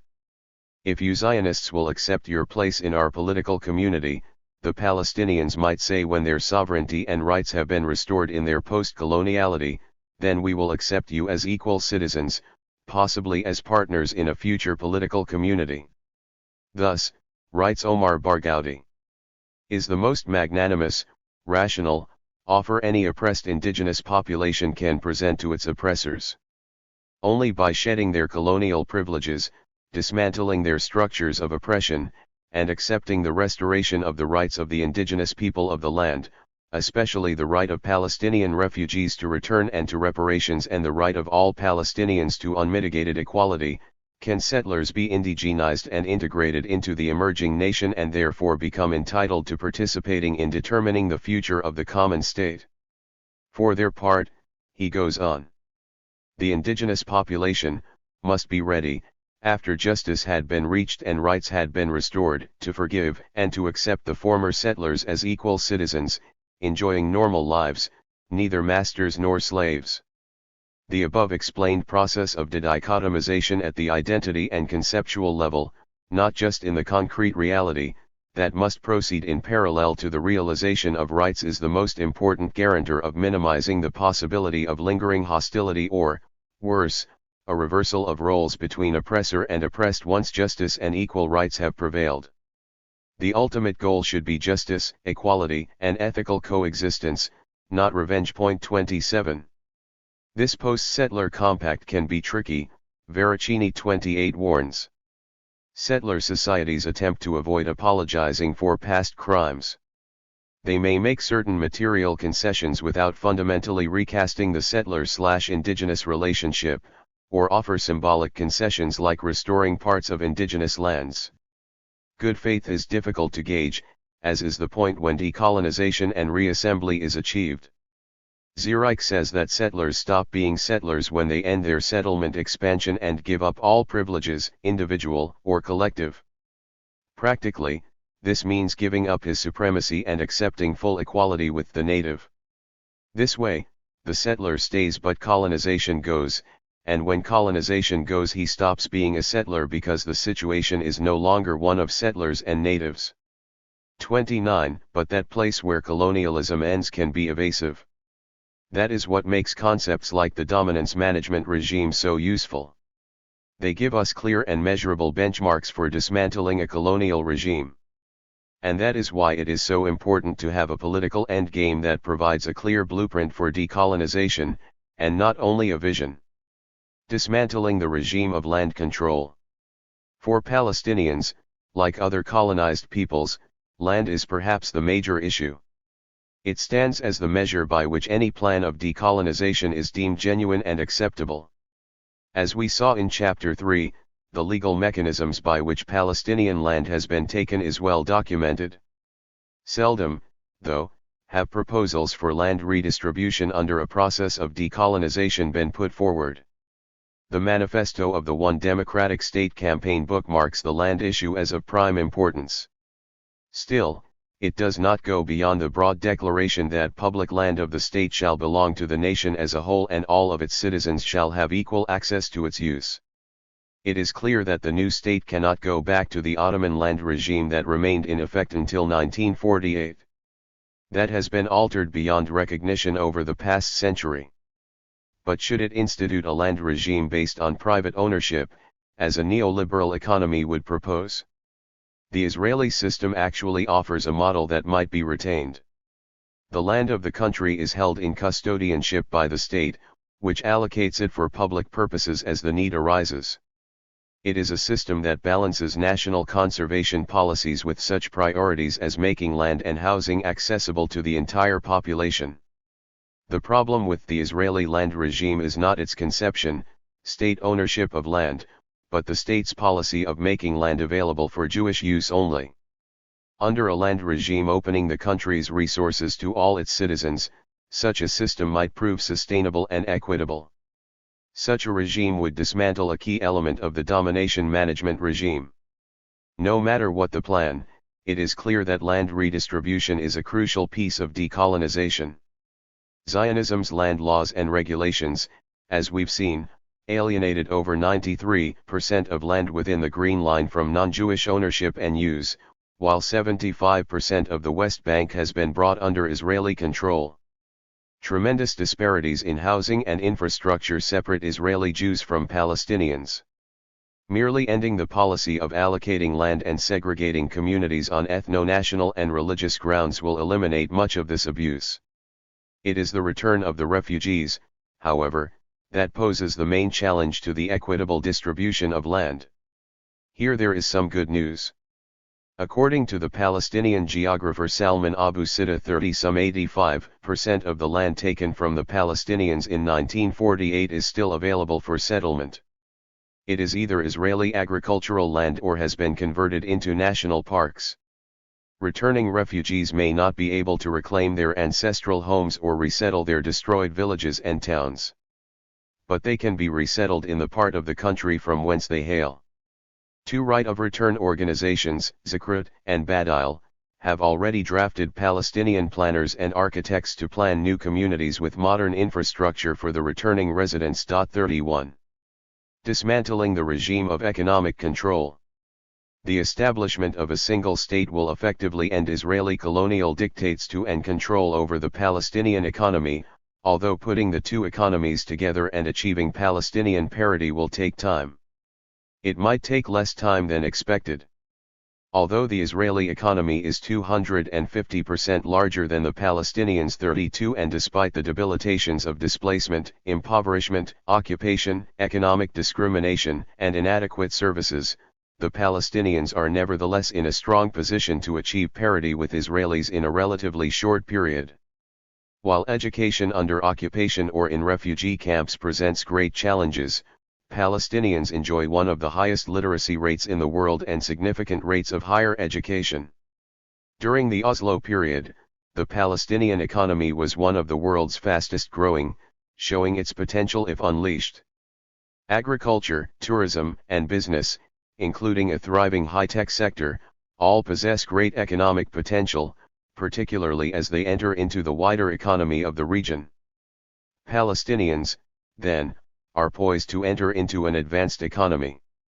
They also possess one other great economic resource, the highly educated and affluent Palestinian diaspora.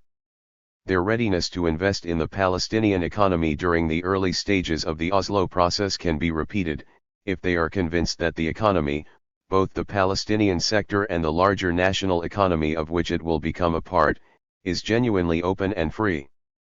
Like the Jewish diaspora was for Israel, the Palestinian diaspora must be considered when we are speaking of economic viability.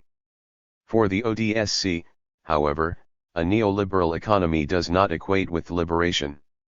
Although Palestinians and Israeli Jews alike aspire to economic prosperity, the ODSC asks, if we are creating a new polity and civil society based on progressive values of democracy, human rights, and liberation, why would we envision the future state as merely another neoliberal entity with all the inequities, income differentials, and environmental unsustainability that entails? Now there are aspects of the economy not determined locally. To the degree that the new state's economy has to be integrated into the capitalist world system, there are structures, policies, and trading realities it must adhere to. But not totally.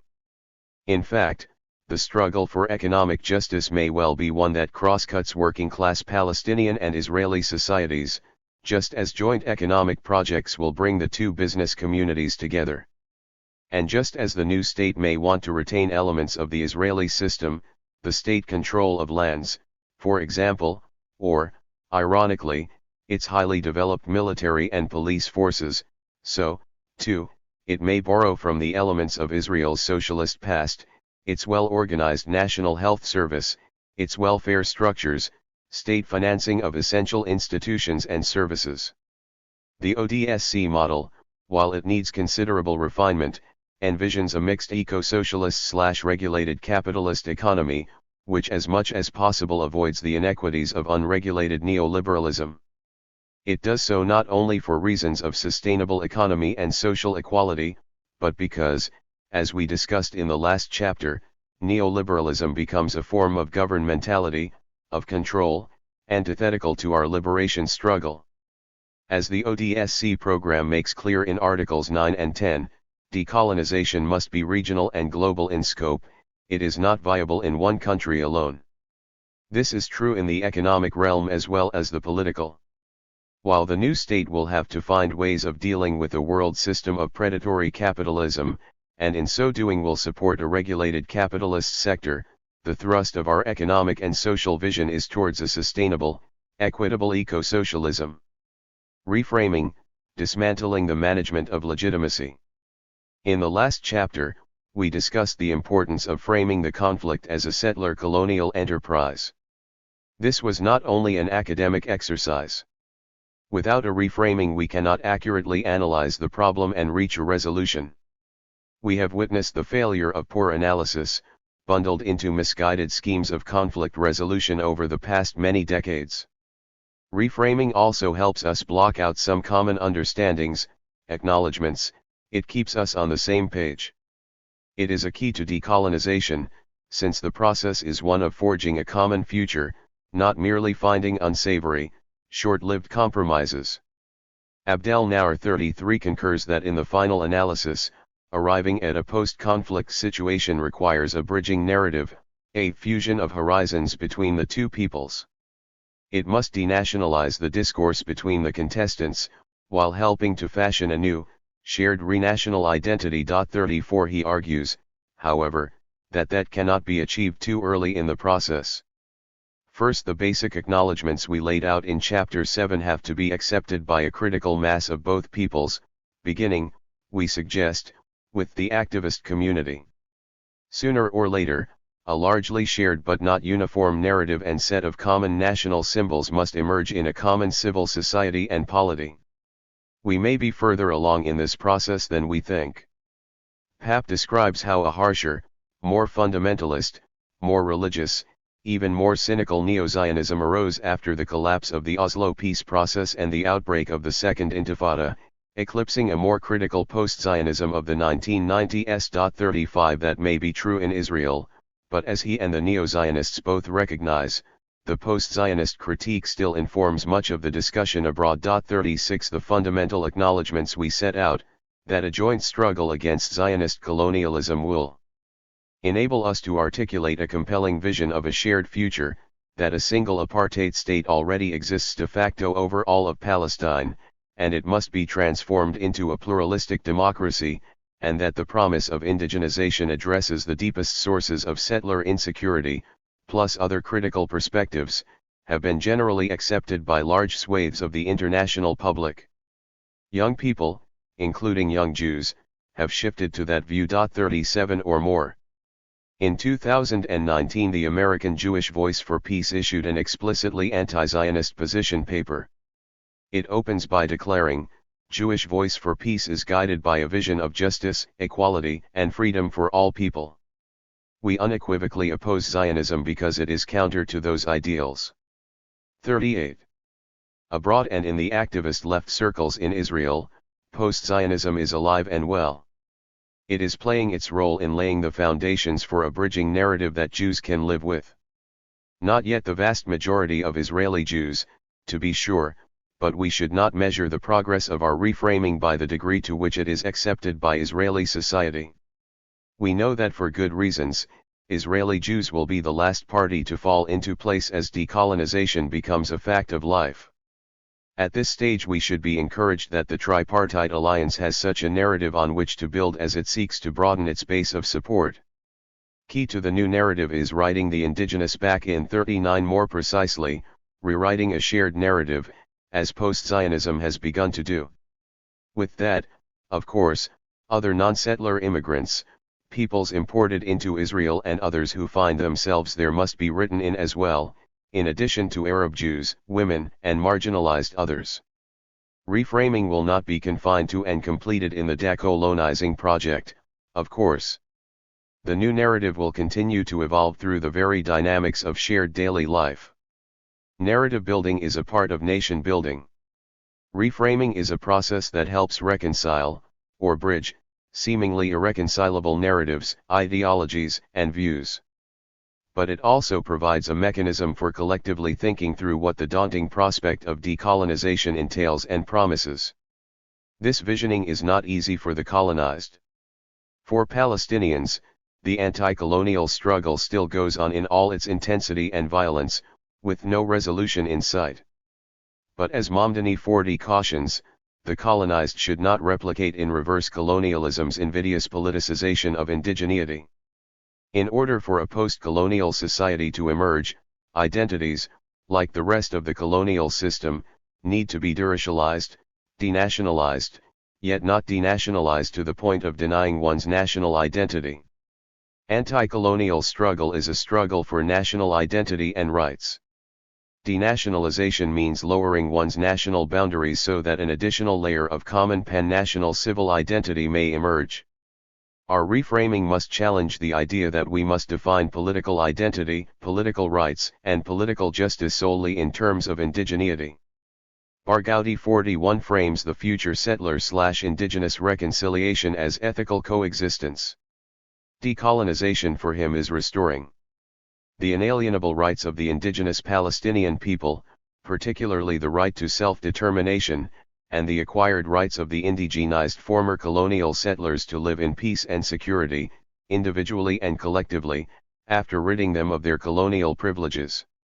In parallel with the process of ending injustice and restoring basic Palestinian rights, and while oppressive relationships are being dismantled and colonial privileges done away with, a conscious and genuine process of challenging the dichotomy between the identity of the oppressed and that of the oppressor must simultaneously be nourished to build the conceptual foundations for ethical coexistence in the decolonized future state.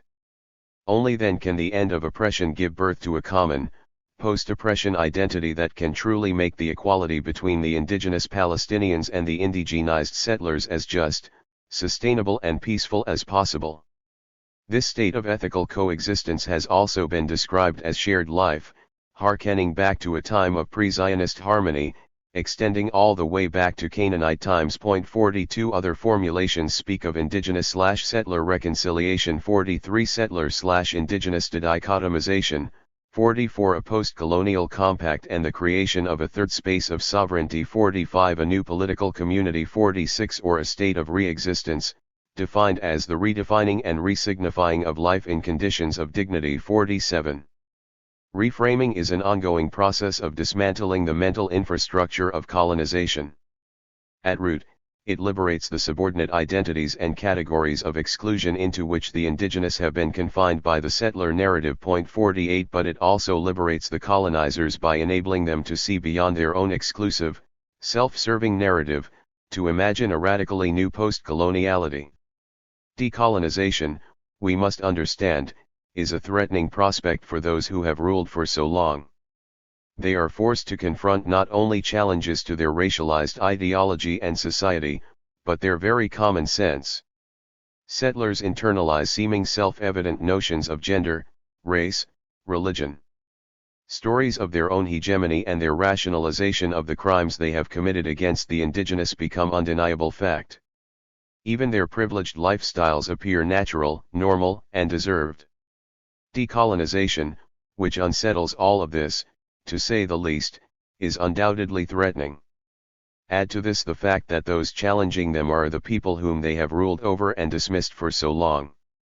And they are being called upon to give up deeply held beliefs, narratives, claims, and sense of security, for what?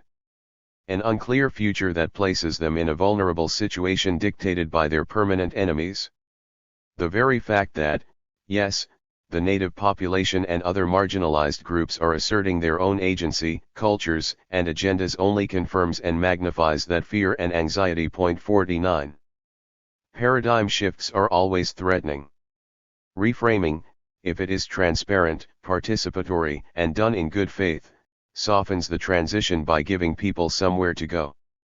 If you give up this, it suggests, you will get this, which is much better for everyone. Now let's think it over and talk about it. If conceived and presented as an inclusive win-win package, if the focus is on the vision and practicalities of the future rather than on the past, then reframing makes the process of decolonization less threatening and more inclusive. Reframing, the dismantling of the mental infrastructure of colonization, is also crucial for carrying forth the project of fostering a new sense of political community, so crucial for achieving post-coloniality. 50 A genuinely new and emancipatory national life restored to the Palestinians by their decolonization struggle will be extended to Israeli Jews as well. It is their entrance into this new space of sovereignty that will largely define the form and depth of their integrating into the new polity. This does not mean, of course, that the Jews and other communities cannot contribute out of their own cultures and experiences to expanding this shared third space. Indeed, a myriad of ethnic, religious, cultural, class, gender, political, geographical subgroups and communities that comprise the broad categories of Palestinians, Israeli Jews and other sectors of the society all have their contributions to make to the emerging pluralistic society, influenced as well by regional and global cultures. When, at last, we reach the stage where decolonization shades into post-coloniality, we also enter into the final phase of reframing, best described by the Kenyan writer Ngugi wa Thiong'o as the decolonization of the mind. 51 After all, colonial perspectives, narratives, culture, language and even psychological hegemony that have been internalized over generations by the colonized as well as by the colonizers must be unlearned. New epistemologies need to emerge. Dismantling, or reframing, security.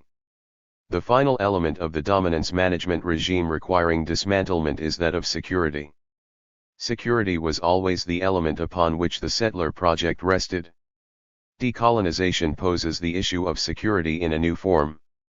Instead of how can we ensure our security in a situation of built-in conflict, they now ask worriedly, what sources of security can we rely on if, in a process of decolonization, we relinquish our military, policing and other forms of control, including political and economic? What, they may ask, will prevent the Palestinian majority from doing to us what we, in our only democracy in the Middle East, currently do to them? We must supply answers to these questions. No political system, even one sincerely dedicated to equal rights, equal access to political power and economic resources, and meaningful channels for expressing communal identities can offer ironclad guarantees of absolute security. The best that can be done is to construct a win-win system in which the security and well-being of every community depends on that of the others. Mechanisms can be devised to address the intercommunal conflicts that inevitably arise. In particular, 4 steps can be taken that maximize the likelihood of a stable polity able to control social tensions and grievances. First, the polity will extend constitutional guarantees protecting the civil rights and rights of association to all citizens.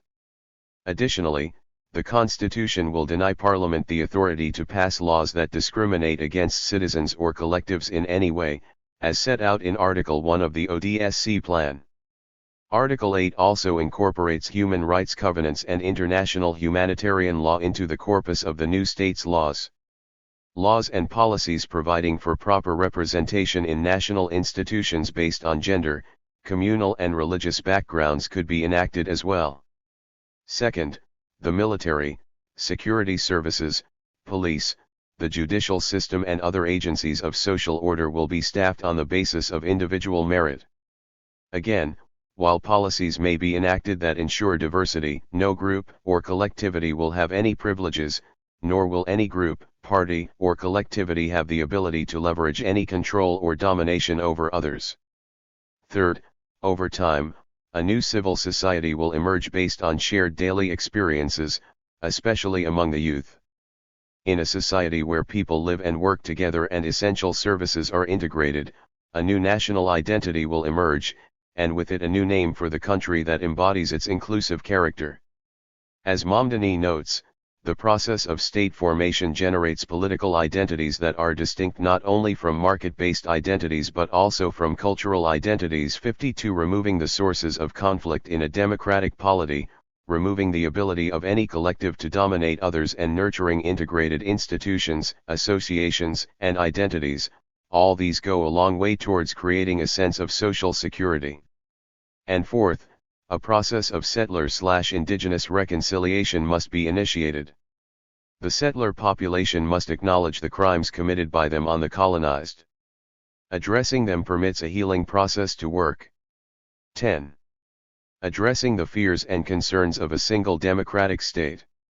The vision of a single democratic state is clear: to enable the country's peoples, communities, and citizens to create a shared life based on political equality, justice and inclusiveness. But after decades of colonization, conflict, and oppression, fears and doubts abound over whether Palestinians and Israeli Jews can coexist in peace and security.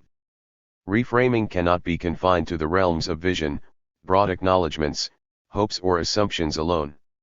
It must contend with concrete facts, perceptions, fears, ideologies, and arguments that pervade the thoughts of the affected people themselves. Over time I have collected many of these concerns and questions. The responses I provide here, while by no means authoritative or complete, help us refrain from conflict resolution to decolonization, find common ground without sacrificing the restoration of indigenous sovereignty or the need for the settler population to redefine itself as part of a new political community, and identify those acknowledgements upon which a shared struggle for a just post-coloniality must be based. What is the ultimate aim of the one-state solution? Decolonization. the dismantling of all structures of domination and control in the present system of colonization, occupation, and apartheid, replacing them with a single democratic polity and an inclusive civil society. Rooted in the equal rights of all the country's citizens, the goal is to achieve a shared life that protects and nurtures the national, ethnic, religious, and cultural identities and heritage in a pluralistic society. Why do we need a particular political solution? Isn't it enough that the Palestinians demand justice and equal rights, to fight against colonialism and occupation? Human rights and international law are important guidelines to the resolution of any conflict, but they do not add up to a political program. Restoring Palestinian national and civil rights is imperative. But how can they be protected and promoted? In a single state, two states, or some kind of confederation? A democracy or some kind of binational arrangement? What will be the role of religion? How will the rights of minorities be protected? Do the refugees return? What protections will minorities have? What about economic justice? Will the economy be neoliberal, socialist, or some kind of a mix? Who can immigrate to the country? Who controls the military and police forces? These issues and many more call for a political program, not merely the assertion of rights, important as that is. No one will give Palestinians their rights. That's not how the world works. They must win their rights through struggle, but proactive struggle in which they promote political programs that meet their needs, in which they formulate effective strategies and build strategic coalitions. We, but especially the Palestinian stakeholders, must think politically. Doesn't characterizing the early Zionists and Israeli Jews of today as settlers delegitimize their claims to the country and Israel as well? No. Even though Zionism represented a tiny fraction of the Jewish people, it did express a deeply felt Jewish sense of connection to the land of Israel/Palestine. That did not confer on them ownership, however. Had the Zionists come to Palestine with the intent of pursuing a Jewish religious, cultural or even national life in tandem with the native Palestinian population, existential conflict may have been avoided. Instead, Zionism knowingly chose settler colonialism as its strategy of transforming Palestine into Israel. By denying the rights and even the national existence of the native population, the Zionist settler project invariably generated resistance. Yet conquest, displacement, violence, and military domination cannot bring peace or security. Only decolonization can create the conditions for the mutual well-being of Israeli Jews and Palestinian Arabs. It is the only way out, the only way Israeli Jews can find a normalized existence within a shared political community. The two-state solution works and has been accepted by the international community. Why abandon it now? Had it been implemented, the two-state solution might have worked, even if it wasn't fair. Palestinians would have had a viable, sovereign state on 22% of historic Palestine. Refugees could have come back. The Palestinian state would have had borders with both Israel and two Arab countries, as well as a seaport and airport in Gaza. The international community, of course, accepted the two-state solution already in 1967. The PLO officially accepted it in 1988. And in 2002 the Arab League did so as well. But Israel rejected it. Israel governments going back to 1967 have rejected the notion of a viable, sovereign Palestinian state alongside Israel. They even reject the very fact of occupation. Instead, Israel annexed East Jerusalem and moved 700,000 settlers into the territory that would have been a Palestinian state. It confined 95% of the Palestinians to the tiny islands of areas A and B in the West Bank, and a besieged Gaza. In January 2020, Prime Minister Netanyahu announced that Israel would annex the Jordan Valley and all the settlements, in accord with Trump's deal of the century, without even offering the annexed Palestinians Israeli citizenship. Nor is there any will on the part of the international community to sanction Israel or force it to withdraw from the occupied territory. So, true, while the two-state solution may have worked, it was never accepted by Israel. Regardless, it is now dead and gone, buried under massive settlement blocks. We must move on. The two-state solution is easier to implement than the one-state option. Maybe it was, 4 or 5 decades ago. Today the one-state solution is the only option. Its great advantage is that it already exists. Israel's conquest of the West Bank and its imposing of its rule over the entire country from the river to the sea, not reinforced by its annexation of large swathes of the West Bank, amounts de facto to a single state. All that remains is to transform that one-state reality Israel has created into a democratic state of all its citizens. Jews and Arabs hate each other and can never live together in peace. Such sweeping, ahistorical assertions are never useful or accurate. Let's break this down a bit. Palestine, like the rest of the Middle East, had long been multicultural, multi-ethnic, and multi-religious. 1 Despite occasional exceptions, Jews have lived in Arab and Muslim countries far more securely than in Europe.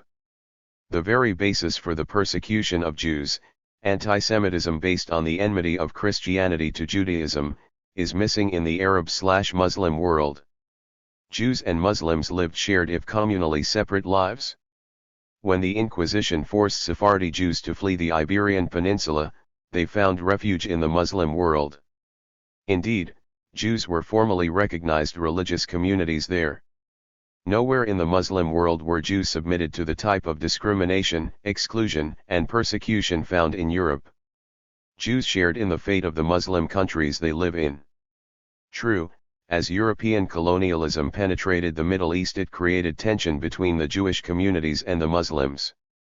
Being more engaged in international trade and often educated in European-supported schools, Jews and Christians often became identified with the colonizing powers.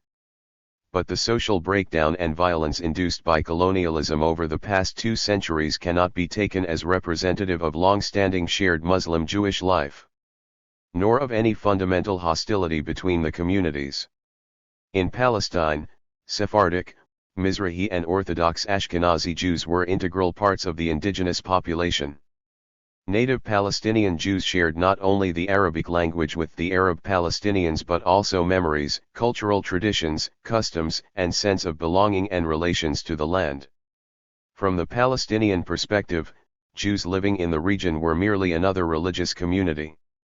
Having no experience with European nationalism, they could not understand, or accept, the idea that Jews were a national group which claimed exclusive ownership over their own country, particularly Jews living in Russia, Poland, Britain, and the US. The enmity that has existed for the past 125 years between European Jewish settlers and the Arabs of Palestine does not arise from some historic or religious enmity between the two peoples.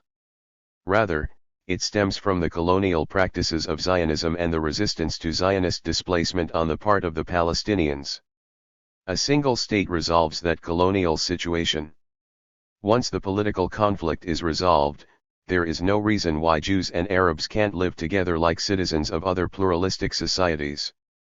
Mizrahi Jews in particular could play a key bridging role in this. Finally, let's remember that Israeli Jews and Palestinian Arabs already live together in a single state, Israel. Palestinians represent 21% of Israeli citizens and participate in the country's political and economic life. Indeed, despite displacement, occupation and repression, the vast majority of Palestinians in the occupied territory also seek an inclusive political solution. What about Palestinian terrorism? The battle against Palestinian terrorism is the linchpin of Israel's security framing. But terrorism is a quintessentially colonial term. By necessity, colonialism and occupation generate resistance among the indigenous population. Colonial regimes delegitimize the resistance of the oppressed by criminalizing it, pretending that the law and order of the strong is in fact just and good. What is terrorism? Amnesty International avoids the term altogether, finding it far too loaded to be useful. After all, one person's terrorist is another person's freedom fighter. Instead, they employ the terminology of human rights and international law. All attacks against innocent civilians are illegal and must be condemned.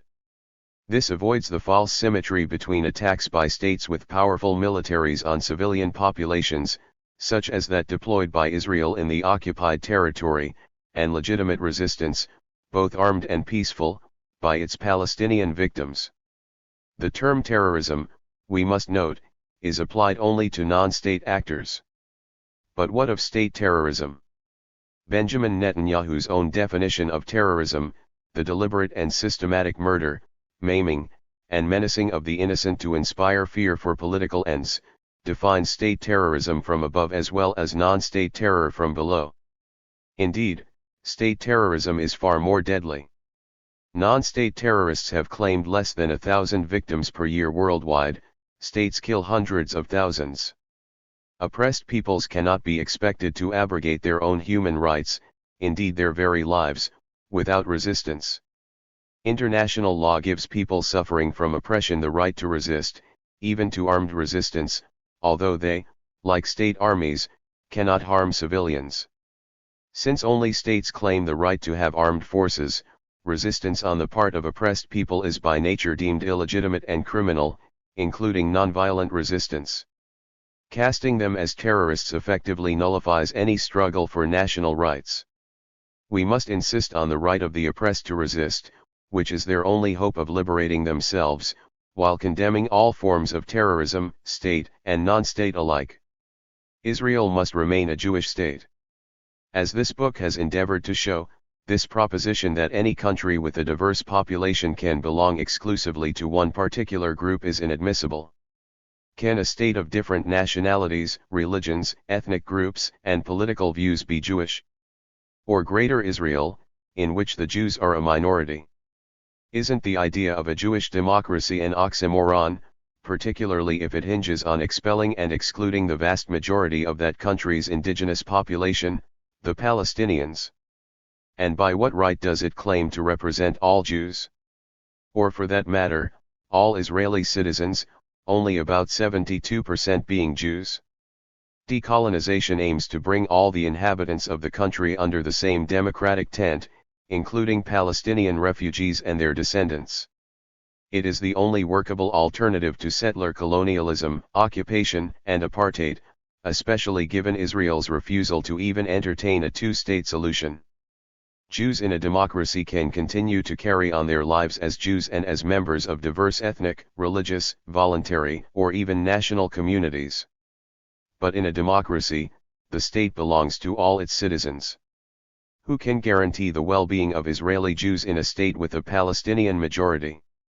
First, if we accept the idea that there is already a single de facto state ruling over the whole area between the river and the sea, then Israeli Jews are already a minority.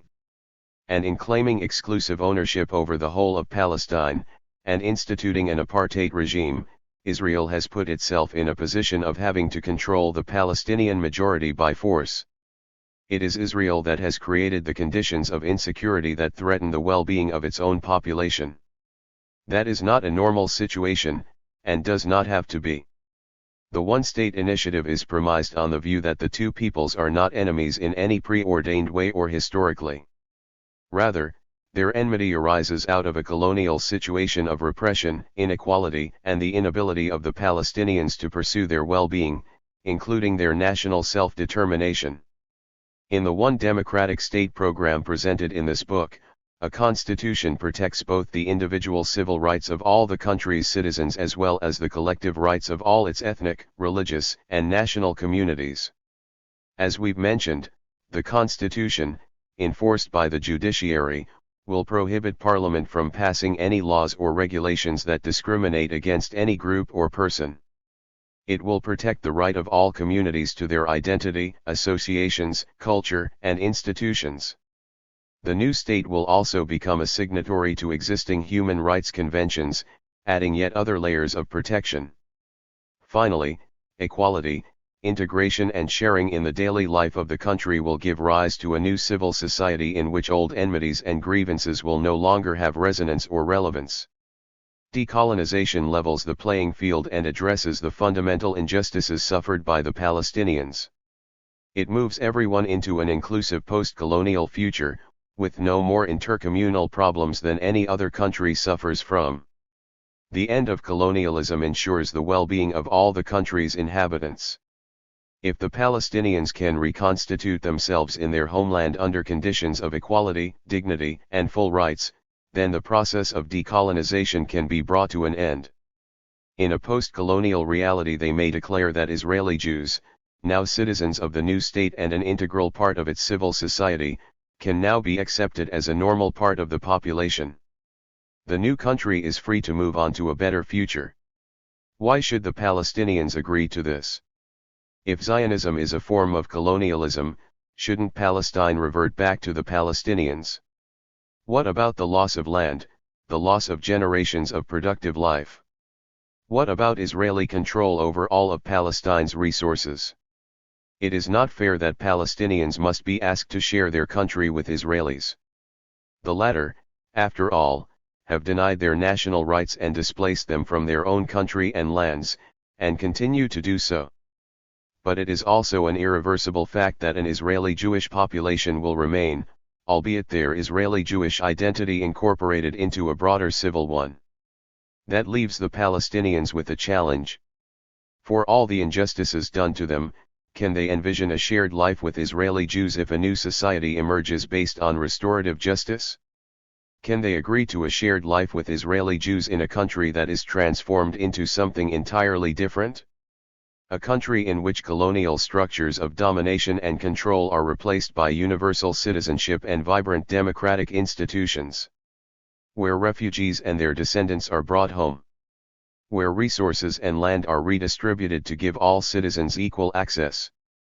Where Palestinians receive compensation for loss of land and property, together with collective reparations for loss of life and productivity, for the effects of traumatization and for lost life opportunities extending over generations. Where robust programs of investment and affirmative action in the Palestinian sector are instituted. While not erasing the injustice and suffering of the past, the prospect of restorative justice might well persuade the Palestinian people that an egalitarian post-colonial reality is possible and worth their support. It will be a protracted and difficult process, one that will require good faith and transparency as decolonization progresses. Why not a confederation or a binational state? Different variations of a single state or Palestinian-Israeli confederation have been proposed. A confederation would be the easiest to sell to Israelis, since it would leave Israel and, to a degree, Israeli society and geography intact. It suffers, however, from the same reality as the two-state solution, the impossibility of carving out a viable Palestinian component in the West Bank and Gaza, including East Jerusalem. A binational state, too, would be marginally easier for Israelis to accept. But for Palestinians, who are ready to coexist with Israeli Jews, a formally binational state forces them to recognize Zionism and its historical crimes towards them as legitimate, which they are unwilling to do. Yet another variation in which the two peoples live in a single country but with two separate citizenships and parliaments is far too convoluted, possessing no real advantage over a more straightforward single state. Finally, all these options beg the most crucial question: who controls the military, the economy, natural resources and borders? None of the options except the one-state solution genuinely remove the military domination of Israel. What about national self-determination? The Middle Eastern and North African region is still reeling from its destructive colonial heritage and is still contending with great power neocolonialism. Repressive regimes and corrupt, underdeveloped countries are only one symptom of this. Decolonizing needs to happen across our region, not only in Palestine. The Middle East and North Africa functioned for millennia as one huge market and cultural arena. Hundreds of peoples, tribes, religious and cultural communities, political movements and ideologies coexisted and commingled, no matter what empire or colonial power controlled parts of it at one time or another. We must ask, then, whether the creation of representative states is our final goal. Perhaps this is just a stepping stone to the interconnected and multicultural region that once existed. Perhaps we should begin thinking about national self-determination within this more fluid space rather than trapped in artificial, European-created states, a kind of me/na confederation not unlike the EU. No state is really homogeneous. Nation-states do not exist in any pure form. All states contain diverse populations and peoples that spill messily across state borders. Few if any national groups enjoy self-determination in their own countries. Instead, they tend to transfer their national identities to that of their state, leaving their cultural identities as meaningful but somewhat subordinate. Palestinians and Israeli Jews are so intertwined that they cannot separate into discrete homogeneous states. Nonetheless, they can find as meaningful a degree of self-determination as strong national groups, religious communities, or even language groups find in countries such as the UK, Belgium, Canada, Spain or many African countries. True, coexistence sometimes breaks down and has to be repaired. Some multinational states even break up, like Yugoslavia, Czechoslovakia and perhaps modern India. An evolution is always possible. Our new state may ultimately integrate into a confederation with Jordan, or a greater Syria might re-emerge, or a common me/na community. The point is that at this time the most equitable, just and workable arrangement for Palestinians and Israeli Jews is a single state that recognizes and protects the national, religious, and cultural identities of all its citizens. So while the issue of national self-determination is important, how it will be handled in a state that is pluralistic, binational or part of a confederation remains to be seen. The two-state solution might have offered another possibility, but Israel eliminated it. Can the Palestinians achieve a genuine parity with Israelis? Isn't there a danger that they will become a permanent underclass to a wealthier, better educated, more powerful Israeli Jewish population? As we've discussed earlier, instituting a sustainable, equitable economy is a prime priority of the one-state initiative. Despite the debilitations of colonialism and occupation, the Palestinians possess strong economic advantages, a highly literate society, a functioning economy that has shown the potential for rapid growth when unleashed, and a wealthy diaspora community that would invest in a strong Palestinian/Israel economy with access to the region and the world alike. Palestinians are capable of achieving parity with the Israelis in a relatively short period, especially given the leveling envisioned in our mixed socialist/regulated capitalist system. Israelis will never agree to a one-state solution. Here we get into issues of strategy. There are cases where a population is unable to take responsibility for its choice of leaders, policies, or actions. The Serbs are one example, the whites in the American South are another, the Afrikaners in apartheid South Africa yet another. When Mandela's ANC began its struggle against the apartheid regime, it knew that nothing would convince the white population that apartheid was wrong and should be replaced. Rather than spend time trying to do the impossible, it instead developed a strategy to bypass them and the governments they elected. The ANC appealed directly to the people of the world, the international civil society. The goal was to cause the collapse of the apartheid regime regardless of the willingness of the dominant society to support it, and it succeeded. This may well be the kind of strategy the Palestinians must adopt. Like the anti-apartheid struggle, the plan presented here is not waged against any population. It would be best, of course, if the Israeli Jewish population would willingly support the end of occupation and Israel's colonial policies, and take an active role in changing their system of government. If, however, they are unwilling to do so, then they forfeit their right to object if Palestinian and international actors endeavor to bring about just such change. This is a very reasonable and rational approach to peacemaking. But the Middle East is anything but rational, as the rise of radical Islam shows. Besides, no Middle Eastern countries have democracies as you envision. This criticism is not unique to the Middle East. Like other areas of the world, Muslim countries are still struggling with ongoing neocolonialism and despotism. Muslim extremism, fanned in particular by Saudi Arabia's Wahhabi Islam, is a product of that destabilization, corruption, and despotism, not its cause. On the contrary, recent revolts by peoples throughout the Middle East, epitomized by the Arab Spring, demonstrate clearly that they demand democracy, not theocracy. The ODSC program does not ignore or underestimate the difficulties and even dangers of decolonization, to all the parties. It is possible, however, to construct a process that offers protections during this challenging period. To begin with, we must keep the vision of what we are trying to accomplish constantly before us.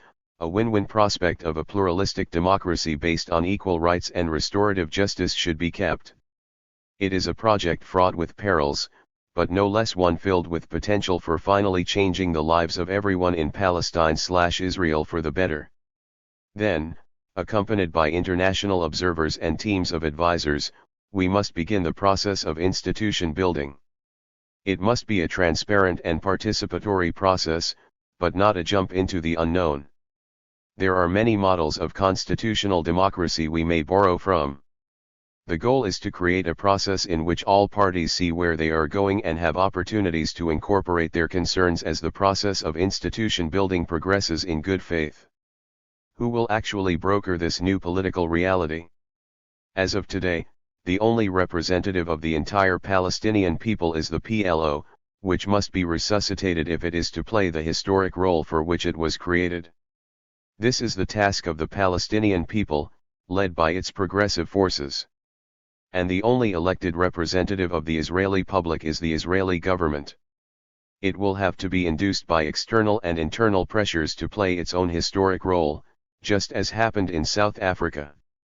Decolonization calls for partnerships. How could such a solution be effectively progressed? Is it really achievable? The campaign to decolonize Palestine is much further advanced than we realize. Grassroots resistance among Palestinians has succeeded in mobilizing major segments of the international civil society. Palestinians have become emblematic of oppressed peoples everywhere. Activists around the world advance the Palestinian cause through grassroots campaigns and systematic lobbying. They host international conferences, organize on university campuses and produce a wealth of books, articles, films, social media presentations and advocacy materials. As Israel's panic over the BDS campaign shows, Israel realizes it has already lost in the court of public opinion, and is left only the shallow support of governments, Christian evangelicals, and a diminishing Jewish establishment. What is lacking at the moment is a vision, a political endgame and an effective strategy. The ODSC program, together with other one-state initiatives, represents only the very start of the process of decolonization. Let's hope it falls on fertile ground. A last word, being political. We can all become discouraged by the condition of the world, and in our case, decolonizing Zionism, liberating Palestine. People often ask me, how do you keep going? From where do you draw your hope? I have two answers. First, as a non-religious person, I don't deal in hope. I deal in struggle, political struggle. It's called struggle because that's what it is. The difficulties are built in, and it should be clear that a struggle will be hard and long-lasting. If you understand that, if you approach the world politically, you don't need hope. You need analysis, a political program, comrades, organization, strategy. I never lose hope, but I do get discouraged when I see us, the left and progressives in all our shades, acting little more than reactive, disorganized and turf-wise, with little critical analysis or strategy. Just a bunch of siloed movements, activism with no plan or strategy, actions with no expectation they will really change anything, mere protest. When we're not being political, that's when I get discouraged. My second answer relates to the first. What I learned from Miles Horton was that there are no easy fixes. His autobiography was entitled The Long Haul One, and that was the point. You're in for the long haul. If you choose a meaningful chunk of social justice, Horton took on unionizing the southern U.S., then the struggle for civil rights, all the while engaged in popular education in his Highlander school, then you know you're not going to see the end in the near future. Maybe, like Martin Luther King, you know you'll never see it, you might just see the mountaintops. Still, the point of the struggle is to see it through. Decolonizing Israel, Liberating Palestine. I don't know if I'll live to see it. But the point is not to be there when the glorious day comes, though that would be nice. The point is to do the best you can, to marshal all the political resources at your disposal and, as focused and effectively as possible, move the struggle that much forward. I do hope I'll live to see justice for Palestinians. Hopefully this book will contribute to that struggle. I don't expect to see a progressive Middle East, although I'm part of a movement for obtaining it, and I know I won't see the end of predatory capitalism. What sustains me is the knowledge that we're moving forward. What discourages me is when we're not being strategic, not thinking and acting politically.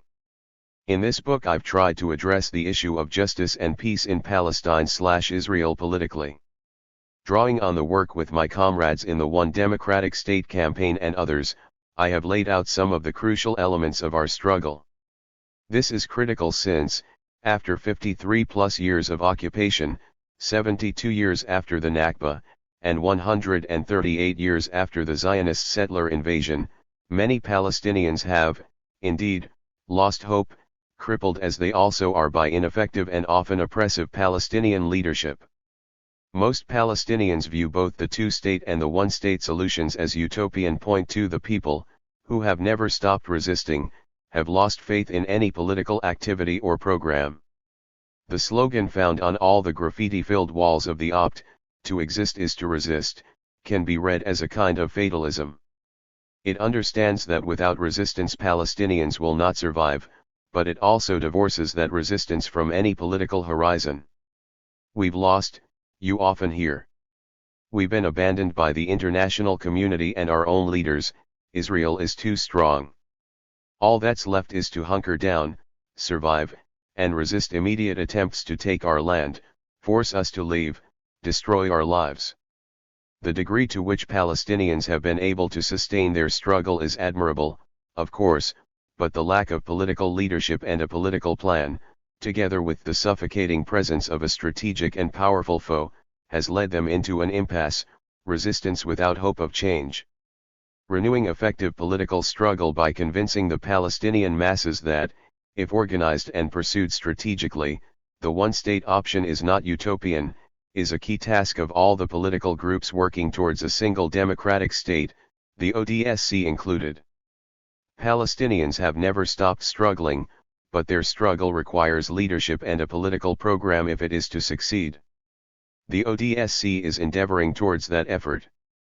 In addition to offering an analysis and a pathway out of Zionist colonialism, this book is a plea to return to the political, to show how seemingly insurmountable obstacles can be reframed as challenges susceptible to effective strategies of overcoming them.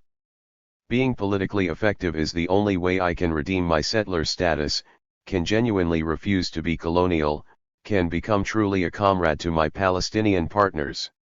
My work has been an engagement in task-oriented practical as well as ideological politics, ranging from rebuilding demolished homes and engagement in the ODSC to what I call global Palestine. In War Against the People, Israel, the Palestinians, and Global Pacification 3 I show how, on the one hand, Israel exports its occupation for profit and political influence, but how, on the other, the Palestinian struggle against Israeli colonialism supported by the great capitalist powers has galvanized oppressed peoples the world over. There are no separate issues, no silos. All our struggles, from paying credit card bills foisted on an impoverished Palestinian people by neoliberal policies to liberating our country to shepherding in a new, more just and sustainable world economic system, they all are interconnected, as the ODSC program recognizes. So as we work out how to decolonize a settler regime, how to collectively liberate Palestine, how to confront and defeat a powerful militarized and racialized regime through the targeted summoning of power, and how to build something just, inclusive, equitable and sustainable, we are contributing as well to the struggles of oppressed, poor, marginalized people everywhere. As we've mentioned earlier, neoliberalism, neocolonialism and their militarized enforcement have colonized the lives of all of us. To the degree that I endeavor to be the colonist who refuses and comrade in struggle, I hope, no, I fight for, a time when we all become colonists of global capital who refuse. Liberating Palestine is but a step towards liberating global Palestine.